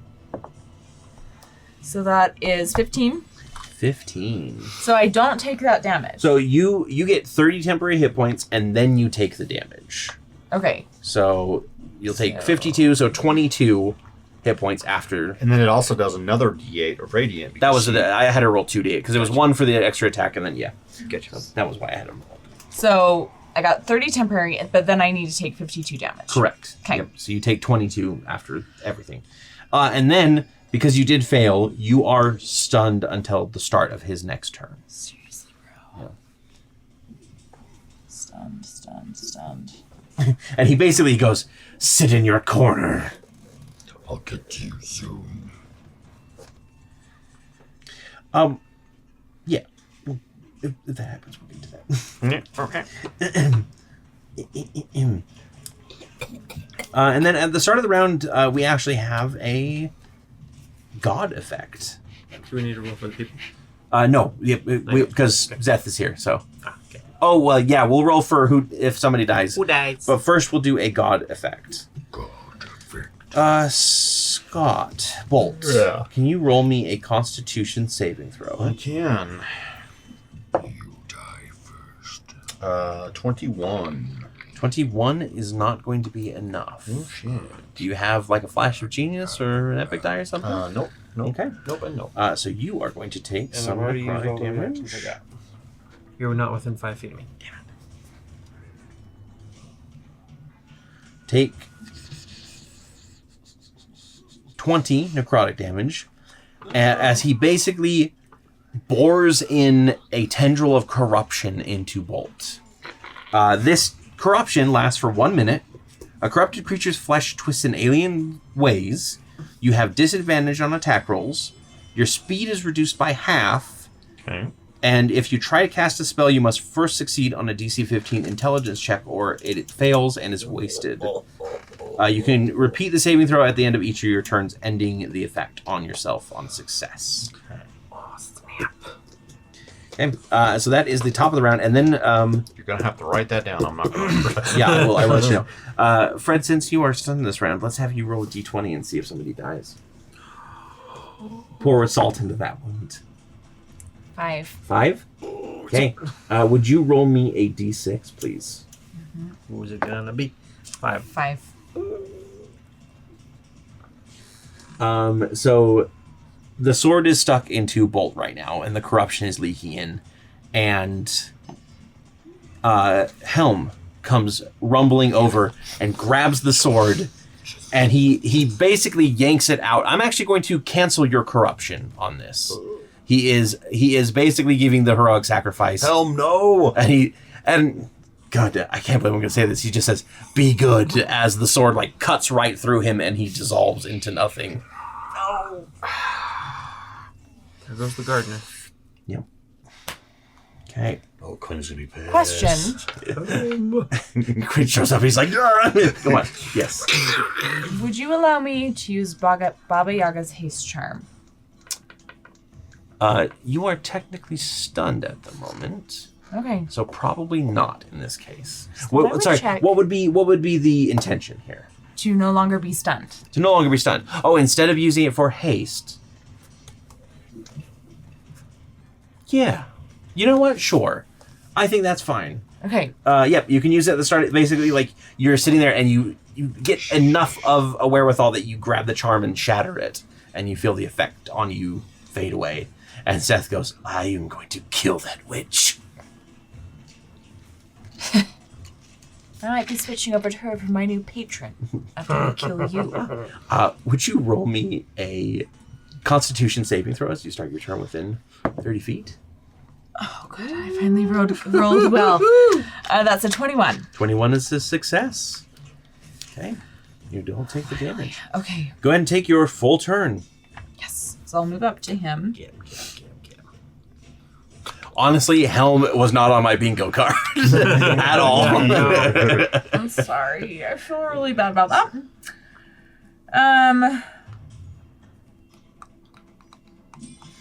Oh, he probably also said something like, "Watch after my garden for me." My Okay. azalea. Question for you. Rosebud. Go ahead. So that I could just use anytime. It didn't take the place of using one of these. Nope. Okay. That was just an item. So you can Okay, you perfect. can use So I want to move up, if I can. I have 40 feet of movement. Absolutely. So that I'm within 20 feet Okay. of Victor and Bolt. Okay. You are no longer stunned, so we'll remove that one. What are you concentrating on currently? That's exhaustion. Oh, that's exhaustion. Okay. You want to move within 20 feet of Victor and Bolt. If possible. Can I get up into his space? Like, Yes. I will say this god is big enough that you can get underfoot. That is fine. Yeah. okay. That would put you in. Am I within 20 feet of both of you? Yeah. Because I wouldn't be here if we're gonna play that way. That'd be like Okay. right there. Yeah. Okay, perfect. So But I'm also Yep. We'll count it as 20 feet. So, as a bonus action, I'm going to use the Rune Priests. Okay. You and each ally within 20 feet of you are empowered by runic magic. Choose fire, cold, acid, lightning, or thunder. Weapon attacks for the next minute deal 2d4 damage of that type in addition to their regular damage. Okay. And he also deals 2d4. 2d4. Okay. Which would be 2 plus 1, so 3. 3, and then give me a d8 roll for your clay guy. For your Oh, my golem. mudmen. Yeah, Mudmen. that's just a 1. Just one. Okay. Yeah, so everybody is going to be dealing 2d4. What type of damage do you want to pick? What would work best against him? You have dealt fire damage to him, and you have noticed that it did not he wasn't resistant to it. Okay, fire then. Okay. That would just be probably the easiest, most logical choice here. Okay. So everybody remember that? 2d4. 2d4. I'm just going to set this On your right here so damage. I remember if that's okay with you. Yep, that's fine. And then Who are we covering with that, though? Vicar or Ricker? Okay. Ricker. Ricker? We will. I'm just trying to find one that's not also going to reveal somebody else. Nope. Okay, we'll just flip him upside down for now. Okay. Additionally, Okay. as a no action, I have this that says when you use an ally on your turn, which I just did, Uh-huh. you may also use this ally and deal its damage to the same target Okay. of 2d8. Okay, that's and it's Bruna. Yeah. Bruna. Get up, Bruna. Yeah. So go ahead and do the 2d8 damage. Are you So going to it's cover? 5. You want to cover Vicar with Bruna? Because he's the only other one on the field. So, Yeah. Yeah. Okay. Okay. Yeah. So Bruna, who's been kind of in the background, for this whole campaign, to be honest, this whole campaign has just been kind of a background character. Yeah. Does fire off a bolt and hit. Oh, sorry. What was the damage on that? The 2d8. It hit him in the tibia. 5. Five, It okay. wasn't anything spectacular. Have you ever been shot in the tibia? Hey, Okay, great. so now I will take my.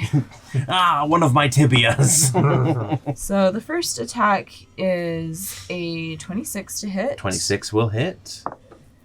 For 8, 9, 11 damage. 11 damage. Second is a crit. Crit? Nice. Like a full 20 crit, huh? Yes, and I will be using a psionic die Okay. to do a psionic strike. Perfect. So I'm rolling double damage, correct? Yep. So first of all, roll me 2d4 for the first hit. Because you did 2d4 yes. fire damage. So that's how much damage for that first hit? Do I get double of that, though? On the crit, you will. Okay, so the first one was 5. 5. Okay, and then the second attack is Or, the crit. no, I'm sorry, I think it was 4. 4? Okay. And then, so you'll get 4d4 1. fire damage. 2 is 8. 3 is Dang. 12. I got max damage on that. Nice. So that's 16 Okay, 16 fire damage. Well done. And then add your your regular weapon damage. Okay, Doubled. so 5 plus 4 is 9, and then 9 add your plus bonus. 8. 17. 17. Then, and I'm doing the rapier, Oh yes. which does an extra 3d4. Which is doubled to 64 as we've Okay. established. So, let's do that real quick. 17 plus 4 plus 3, 7 plus 2, 9. 9 plus 1, 10. 10. Plus 4, 14. 14. How And many one are more. we at? One more. Okay. Plus 1. 15. 15. 15. Okay. And then your psychic damage, your psionic dice. which is, so that will be 2d10. Okay. So 3 plus 10. 13. So 13 plus 4. Okay. For a total of 65 damage. Yes! Nice. And then Well I done. believe you also he He has to roll Oh, yes, he has to roll a Constitution saving throw. okay. He does make his save. Okay. Yeah. So on a success, his max point damage or hit point maximum is reduced by half the amount of damage I did. Okay. So 7 in this case. Okay. Okay, so now my last attack is a 20. A 20? Dirty 20? Yeah. Okay. Yeah. Go ahead and roll me damage. For 10 damage. 10 damage. Okay, perfect. So you basically you're seeing your friends get hurt. You just saw Helm get killed, and you run in and you just sorry, I need to add slice my at the 2d4. Yes. Yes, have that as Just well. while I'm thinking about it. I'm sorry, I interrupted. So You're good. 4 plus 3, so 7. 7 fire. Yep, and you just run in and you slice right at the leg, cut right through it. Seth gives out a hiss as he turns his attention towards you. But he did regain his legendary actions. He's just gonna try and crush you. Okay. Make a strength saving throw, please. My worst stat. Come on. That's a 9. A 9. So you are going to take some damage. Some crunch damage. Yep, and you are knocked prone. So you take 11 force damage and you are knocked prone. As basically one of his mini hands, or he's just gonna lift the foot back up and slam it down on you. And he basically grinds his foot across you and just says, "Stay down." Never been very good at following directions. I know. Victor, Begin. would you roll me a And Constitution we're back saving to throw? the beginning where you said that. That's a natural one. Natural one. Okay, so Oh, no. that's a fail. So you are going to be taking some damage here. Oh, wait. Wait. I have what? a thing called talent, don't I? This is a saving throw, right? Not Yeah, it's not ability. a skill check. Yeah. Okay. So you are going to take 23 necrotic damage. as the annihilating aura continues to chip away at you. You're not doing very well. Not at all. When Bolt asked you both if you were doing okay, you both were flashing red on my screen. Now we are almost solid red. Which is very this campaign. Okay, Victor, go ahead and give me your turn. Go ahead. What do you want do? my character sheet again? Yes, please. All right, so as we start, I am going to add a surgical strike. This is going to give everybody temporary hit points based on the damage it does. So within 30 feet. Okay. So there's the roll. And is it half? How much was it again? Equal to the damage dealt. So 9. Everybody gets 9 temporary hit points. 9 temps. And we'll use that to cover Bruna, who is the only one not covered at this point. Sounds good. And then I am going to... I'm going to use one of my... and also, would you please roll 4d4 to... How much temp? Sorry. 9. Oh, no, sorry. Yeah, you dealt 9 to Zeth, and then it gives that temporary hit points to everybody. That's right. Okay, sorry. That's how this Ignore works, that. yeah. And then... Those are the amethyst wing Yes. blood letters. The blood letters. And then I am going to use my first action to take a full drink of the draught of Potion of Healing. Not superior, but greater, because I do not have any superiors left. So that's 44 plus 4. Full amount. 8, 16, 17, 18, 19, 20, right? Is my math mathing? 20 hit points for 44 plus 4? Yes, yep. Okay. So that's my first action. And then my second action, I'm going to drink another one. So another 20. Pop 2 cabs. I'm just going... Is this with your haste thing? Yeah. I gotta get my hit points up. So another 20. And for bonus action... Heal. I almost did damage. Okay. For my bonus action, I would like to do... that thing that I like to do with my... Did we skip your turn? I think we did. Probably. Mm-hmm. Yeah, I think we did. So you'll get to go next. Sorry. Okay. You're too stunned by Helm's death. I was waiting. I was like, oh, I must be lower in the... Yeah, no, my bad. My bad. I'm gonna do I get go another ahead and action attack. for that? No. I'm gonna use my bonus action to teleport and attack. Okay, you get an epic die for my apologies. I'll take it. So that's a 19 plus Throw it my right back in the sky. 19. Yep, 19 will hit. 32, and then this is going to be with the Vorpal Blade, so this is 3, so that's 12 damage, plus my Sneak attack. sneak attack. 32. 32. Okay. Listen here, Boogeyman. You really need a podiatrist. Your feet look horrible. Take this tibia. Okay. Yeah, you stab into his other foot, and he roars again, and then he raises that foot up at the end of your turn and slams it down on you. So when I'm here, I do want to use my movement to get closer over here to Fred. Okay. And that's it. Yeah, so go ahead and roll me a strength saving throw, please. Best stat, 3. Okay. I don't have to add anything to it. Take 11 force damage, and you're knocked prone. 11, okay. You're prone. 11 damage. Bolt, would you roll me a Constitution saving throw to start us off, please? That is an 18. 18 is not enough, so you'll be taking some necrotic damage here. 22 necrotic damage to be exact. Okay, and then what would you like to do? I can't believe you killed him. He was my oldest friend.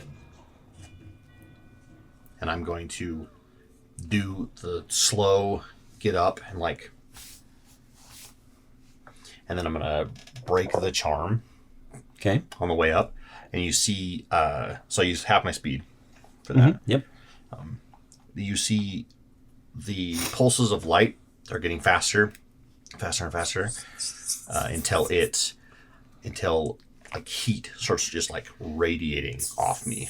Callie is also still there screaming in agony as well. Not from the pain, but like from the pain of loss. pain. Yes. And this will be fire shield. Okay. So this for my action, for the first action. For the first action. So this is fire shield, duration 10 minutes. It doesn't require concentration. Flames, I chose the fire one. Wreath your body, and shedding bright light, 10-foot radius, dim light, additional 10 feet. So let's see, they provide you with a warm shield, resistance to cold damage.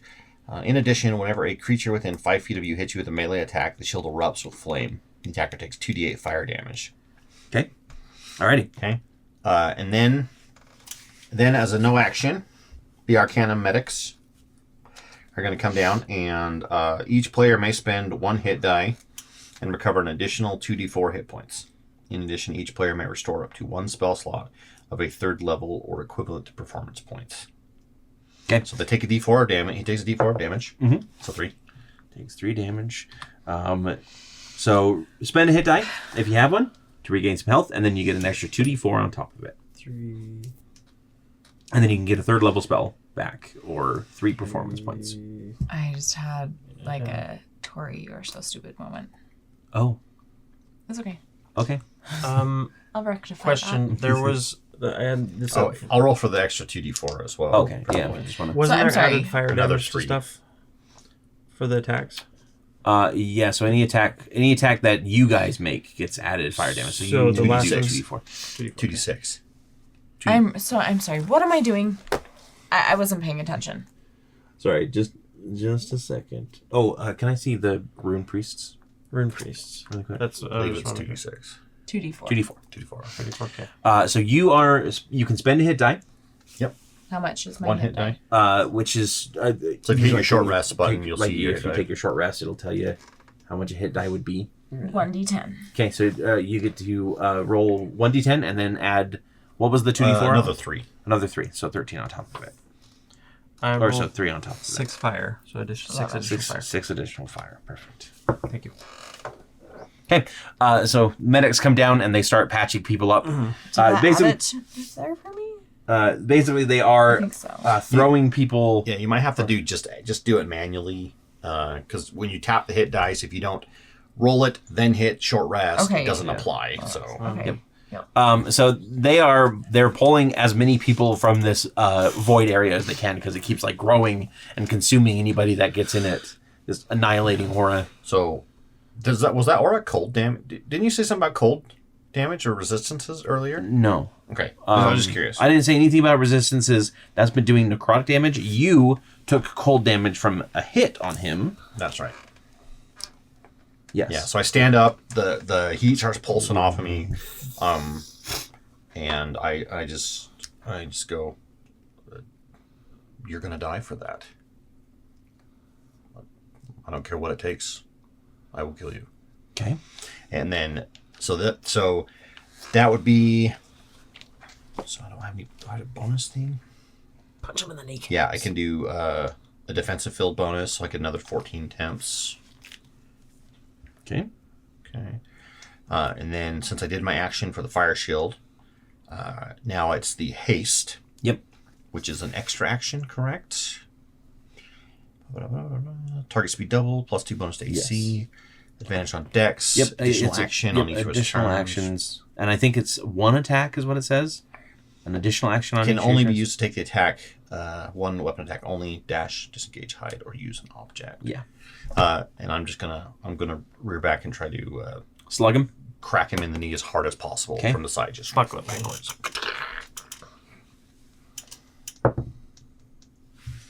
20. 20. That will hit. And since I haven't attacked yet, I get to add +6. And then 2d4 as well for the fire damage. Yes. For the fire damage, and I think I have. Let's see.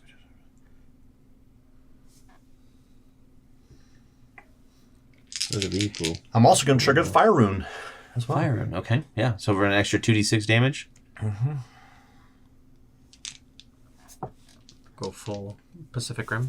Yeah. Basically full fire. Yeah, full propulsion Rocket fist. Yeah. Really? 4 1s. Oof. 4 1s. That's like the opposite of Torrey. You rolled 5 I rolled fours. so many fours on in a row. D4, That was so it crazy, so good. bro. That was crazy. 16 plus 8, so it's 24 damage. 24. So he also needs to make a, what do you call it? A strength saving throw, DC 19, or he's restrained. He is going to use a legendary resistance to not be restrained. Resist. Yeah, and so I just let out this like guttural scream as I punch him in the side of the knee. Yep. And it cracks into the knee. You can hear like the bones snap before they like snap back into place because he's a god. He's still, and he just chuckles and he goes, "I will enjoy feasting on you." And he's going to use his legendary action at the end of your turn to try and slam you into the ground. Okay. So make me a Constitution saving throw. That's an 18. 18 is a failure, so you're going to take some damage. Plus here. 6, 24. 24 is a success, so you do not take any damage. And you are not knocked prone. Is this an attack? It is not an attack. It is a legendary action. It is his turn now, and he will make an attack against you. Because he has disadvantage on everybody else. So he's going to make a... That is a 25 to hit. That misses because I have a +2 AC because of haste. Because of haste. Okay, so that misses. As my reaction, I am going to... Oh, no. I just looked over at your health. Oh, no. As a reaction, I am going to counterstrike him. Mm-hmm. Using your Boon of the Warrior that you got from Hollowbend. Yes. That is a 30. 30 will hit. All right, so that is 1d6 per 10 HP missing. I have 105 HP missing. Okay, which is... So 10d6. Yes, 10d6 damage. Glitterbugs, my love. My love. Victor is like, when Victor tells this story later, yes, it's going to be the you power called out of love. to your love. And the babies we had together. I need one more. Twice. One more dice, please. Twice. Birthed them twice. I mean, who do you know who has immaculate conception twice? No one. Nobody. We're just having this conversation while we're watching. It really is quite incredible if you think about it. I'm not prone. They are I'm not amazing. prone. Just me. It's me. That's 37 damage. Yeah, I think I'm prone to. Do I also get extra fire damage? Would you like to describe killing him? Stunned. Yeah. So I on that second punch, on the reaction, I kick his leg out from underneath him and he collapses. And then I walk up to him and just stomp his head and just This wave of inky blackness rolls out. Fred, you and feel... then I keep stomping. You just continue, yeah. Callie's probably also continuing to fire bolts into the corpse as well, Just yeah. screaming at him. Fred, you feel something inside you snap. Not in a bad way of like everything, like you're gonna die or anything. More of the connection that you had to Zeth is gone. Because he is no more. I think we should let them get it out of their system. I'm not going to stop him. I don't care. So that begs the question. I'm just curious. Yeah. Like, now that she no longer has that patron, does she no longer have a level in Warlock? And what happens to all of the like gifts that he bestowed on her? So the gifts are still there, and the level in Warlock is still there. Okay. They're not really like tied to him specifically. You do feel a tug of something when you think about them. There is somewhere that they are tied to, New but it is class. not. Oathbreaker Warlock. You did break your oath. Well, I mean, technically, you just started with eating him or killing him. Yeah. So that is that is the end of this fight. You guys have fully taken the tower. You stopped Asante from coming into this world. Maybe not in the way you intended, but you did. You managed to get out of there with... I mean, the casualties are, pretty big, but not insurmountable. Everybody who came there knew that there was a chance that they would go to their graves. Oh, good. Kes survived. Yeah, I didn't end up using it. That people would have rioted. Yes. I would have rioted. His last words would have been, yes. No. Anyway, Yes. no.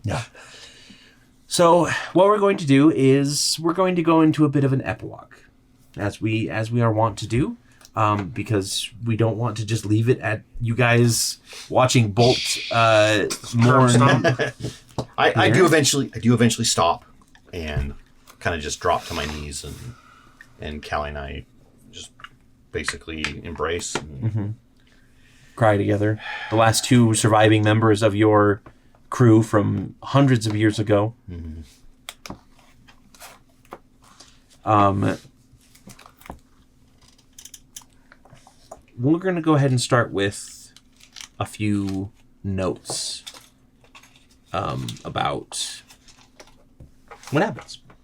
By the time you get back to the ship and everything kind of wanes down and you're able to get like a count of everything, there are plenty of casualties among the Eight Rings, among the Foul Shield clan. Again, everybody kind of knew what they were getting into. There are a couple people missing as well, though. Specifically among them, Kid is gone. Great. He ran, like, there are some reports of people saying that they saw him running off into the woods, basically into the direction that he said he was feeling a pull towards. If Fred wants, she can go after him, but Donarel offers to go search for him because he wants to stay here and help. Basically, the children of Davros are going to stay here because they're starting their crusade against the Eternal Empires, and they want, and Donarel's going to join them and learn from Atticos as well. So if you want to, he said he will bring Kid home to you, but you can always go after him yourself if you'd like. Fred would probably go after him herself. Okay, so we'll get to that in just a moment here.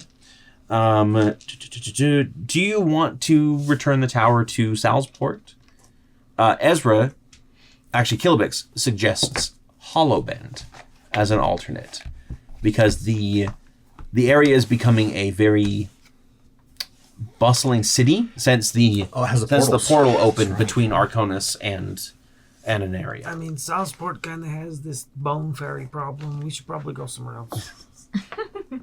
Oh, you've unleashed bone fairies into the Eternal Empires as well. The Empire of Skarn is probably going to have quite the epidemic on their hand. Quite the pestilence, thanks to the Wayward Watch. Yeah. We'll pull the tower back to...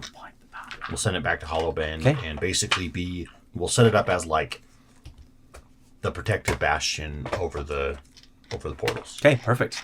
Yeah, so it will emerge there eventually, and it also is a great place for the garden to flourish with all that extra nature magic. Yeah, when you tell Glitterbug about it, she definitely will start incorporating it, and she'll even build a little memorial shrine, a statue of Helm, caring for plants and basically doing good.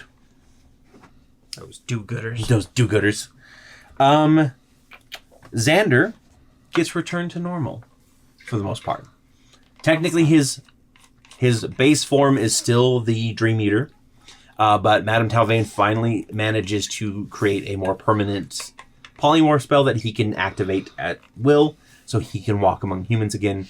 Him and Belle go searching for Soren, saying they'll see if they can find him. And they take what is left of the Brotherhood of Neve with them, hopefully to try and reform them into something a bit better. Awesome. Speaking of reform, the Galena actually, and after this, she ends up disbanding the Arcanum entirely before grabbing the healers and everything from it and creating the Healers Quorum, which is an organization dedicated to charity and relief aid. So the Arcanum continues on in a way of a more benevolent nature now. Let's go ahead and move on to Victor. Let's start with you.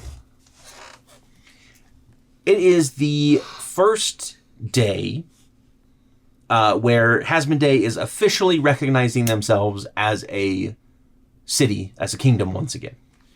It is on the anniversary of its destruction over 100 years ago. And everybody is around, specifically because it's also your wedding day.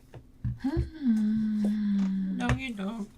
Is there anything that Victor wants to have happen, or you want to have happen in Victor's prologue beyond this wedding? I'm going to say, like, basically it's your happily ever after. Lyra is, I wouldn't say happy. She's pleased that that she's actually finally getting to marry you. As much as Lyra can be happy, I suppose. You know. Yeah, I think he'll settle into the notion of holding the ones that he has dear close as long as he can. Okay. And so he would probably hang up his kind of adventuring hat in putting more permanent roots down where he was more afraid to. And so kind of falling into that crazy old the when there's kids that are playing in whatever that teacher role, the person that he always admired. So okay, it's actually a little bit of a reflection of the Eight Rings in that way, where they are no longer wanderers. They have settled down in Hasmon Day as well, and they are creating lives for themselves. And you go on to be a paragon and a teacher and a mentor for generations of students who no doubt have the best education possible under Victor's care. Oh, absolutely. Yeah. Also, Lyra is there to correct any mistakes. He's the fun teacher. Yep. Okay. I think we're actually going to go to Fred next. There's a few different things that Fred can do at this point if you want. Obviously, she can talk to the Dryads. There's looking for a kid. And there's also this tug that she was feeling even after Zeth was gone. So if you want, we can talk about all of them, or we can talk about none of them, or we can do something else entirely for your epilogue. I think she would want to follow up on all of them, honestly. Yep. Fred's adventuring career does not end with the death of her father and her patron. Does she still believe that she's immortal? Yeah. Okay. Still crazy. So you do eventually find Kid, and you find him basically in the hollow of a bleeding tree, where you actually find another guardian sanctum, like Knave's Nook, like Hollowbend. And this is, and Kid realizes that he is being pulled towards these sanctums to enter into them. And as soon as he does, because he's not from the realm that it's from, he connects more portals. And you and him travel to each individual shard of Aneria that he feels this tug on, and you end up opening portals to all of the different realms. That's cool. So now Hollowbend has even more portals that... You also take the Wayward Wanderer. Oh, yeah. You hand Since that over. Bolt will be staying back at the tower and keeping watch there. It's like, I can't believe she made him... I can't believe they made her captain, you know? Oh, John Broomsman is the captain. Oh, absolutely. Does she start like the Dragon's Bane School for Hard Knocks and like Academy? Dragon Bane Academy. You start adopting more... It's Dragon Bane. What it is like, let's teach you how to kill dragons. It's like Miss Peregrine's. Yeah, exactly. Yeah. Exactly. Oh my gosh, I love it. I would say that the last realm that you are taken to is what is known as the Everblight Woods currently, where a dangerous, corrupting force of nature has been slowly infecting not only here, but other realms as well. That was what the Dryads were talking about earlier. They were saying that the cousin. that they were like the Ungolan marshlands has one of these like infected thorns that keeps spreading, and a few other areas with the other realms have it too. And the one who is resisting this evil, I think it's like the Nettle King is what I called him or something, is the Thorn Prince, your cousin.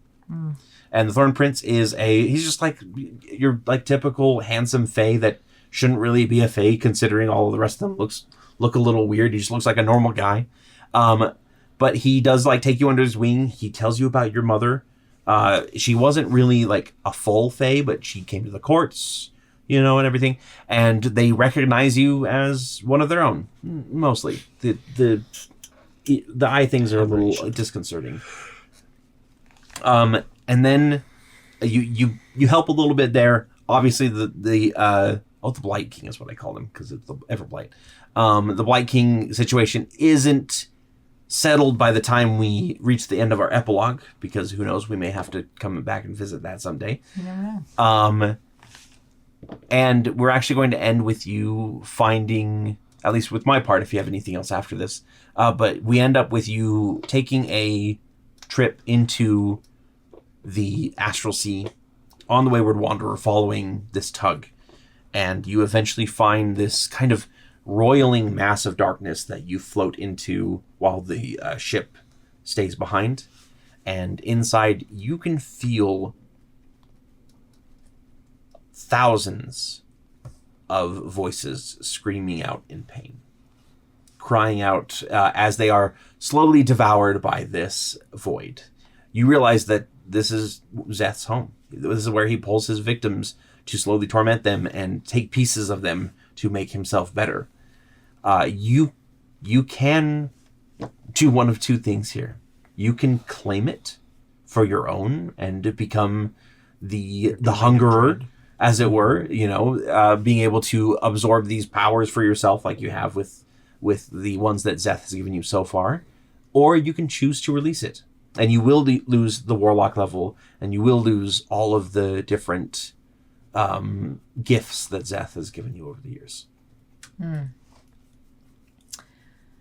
I think Fred was on a road to betterment, even with all of her craziness. And with lots of therapy, she absolutely would have released the souls. Okay. Yeah, with a kind of a mental wave of your hand, the shadows disperse, all of the screaming stops, and it's almost like the entire universe gives out a sigh of relief that something so horrible is now gone. What else would you like to have happen? Was there anything else specifically that you wanted to address with Fred? No. I think that she just would try to repair her relationships with her brothers and try and work on the twins, right? Because they were still... Yeah. I mean, eventually, with Sir gone, eventually they could come around. You know, they may hate you for quite a while, but you have eternity. You're immortal. It's true. Actually, no, you're not anymore. Sorry, I forgot. Zeth, that was one of Zeth's That was gifts. one of his boons. Yeah, so... No, that was from Quinn. No, Quinn gave you the golem dispenser. Yeah. Zeth was the one that was like, yes, I'll make you immortal. So. Oh, dear. Yep. So whether Fred realizes that or not. 20th level. Yeah. Just pick your Does she ever run or whatever into it is. the initial Aneria devouring entity? No. There wasn't one, remember? Oh, yeah. No, there was like the devourer, like That come after the moon, right? No, it came after all of Aneria, and you guys had. That's why they that's shifted it to the Astral Sea. Yeah, I think that as far as other people go, Fred dissolves into legend of her own. Maybe she talks to the Baba Yaga and makes a new deal. Maybe she goes off on her own. Maybe she finds some other font of power and drinks from it and becomes greater than she is. You never know. You never know with Fred. Exactly. It is... Stay tuned for the novel coming out about Fred. Okay. And then Bolt. Was there something specific that you wanted to do with Bolt before we get to what I have for you? No. I think they would just have taken all the experience they've had in the last 100 years or so and want to essentially settle down for a little bit and maybe ask Bonnie out properly on a real date. Yeah. But the date is essentially, would you like to go build something? Yes. You are actually on a TV show called Love on the Spectrum. And you can bring potato chips. Yes. That's true. We have the potato chip machine. So Bolt probably spends about 15, 20 years hearing back from the other members of the Wayward Watch as he trains the next generation in a more controlled environment near Hollowbent. Not maybe how about Holly and Yinny can join up. The fatality rate went down like 30%. As soon as Fred and Victor were gone, yes, absolutely. It went down like 90% at that point. You get word from Ezra that he's successfully hunted down Zolvric. That plotline obviously got scrapped for various reasons. You get word from Aloma that he has basically found and freed Lunera, the moon. She was trapped. Their whole plotline there that we didn't get to because Aloma departed. And you also get word back, Saradon has joined the Vanguard at Malagoth, and she is basically almost running the place now. So she's every time I get a letter, it's like, good for them. Eve? You mean Herodon? Yeah. Herodon, yes. She did take another tonic. Not here to dispute, it's canon. Is there something specific for Eve, or is she just going to enjoy continuing travels with Bruna? Yeah, I think she and Bruna, she keeps up with her duties as the voice of the wild. And yeah, has found a really good friend in Bruna. Okay. They were just roommates. That's how the story goes. Yeah. In like 200 years, people are going to be arguing about that, but they actually were just roommates. And then you also do get a letter from Cascas, and it's actually another wedding invitation. He finally asked that golden kobold that he's had on his crew out. I would absolutely be like I'd be the uncle that goes to all the weddings. You are the godfather to his clutch, his first clutch. I bring all the best gifts. Yeah. Buttresses. Oh, yeah. You gift everyone their first buttress. Yeah, it's like a Lego buttress set. Everyone needs a good buttress. But it's about 20 or 30 years. People have come and gone. A few more people have passed on for various reasons. It happens. Bolt being immortal. Basically, the only one that really is surviving along with you without any sort of change is Callie. Yeah. Because she's also immortal for some reason. You occasionally make a trip to the sand reading room. Yeah, like spend another 1,000 years learning a new trade or something, I have a lot of books at home. And you're sitting in the tower, just kind of reading one day, and you hear a small pop behind you. And a voice says, "Wow, you actually have a really nice place here. I'm a little jealous. I remember my first tower." Who is this? It's Quinn. You turn around and he says, "I'm sorry I've been gone for so long. It's been quite a crazy couple of decades as far as this archphage issue goes. Turns out I am responsible. You remember Fervos taking over my mind way back when? Well, he left a portion of my psyche blocked from me, and I have been working against myself for years. I don't think I can beat myself on my own. Would you mind coming with me and helping me defeat me?" Sounds like a fun adventure. Excellent. And I'll put a bookmark in what I was reading. Just sit it down. What you were reading is the Adventures of the Wayward Watch, first edition, written by Kilobix. Okay. Yeah. Yeah.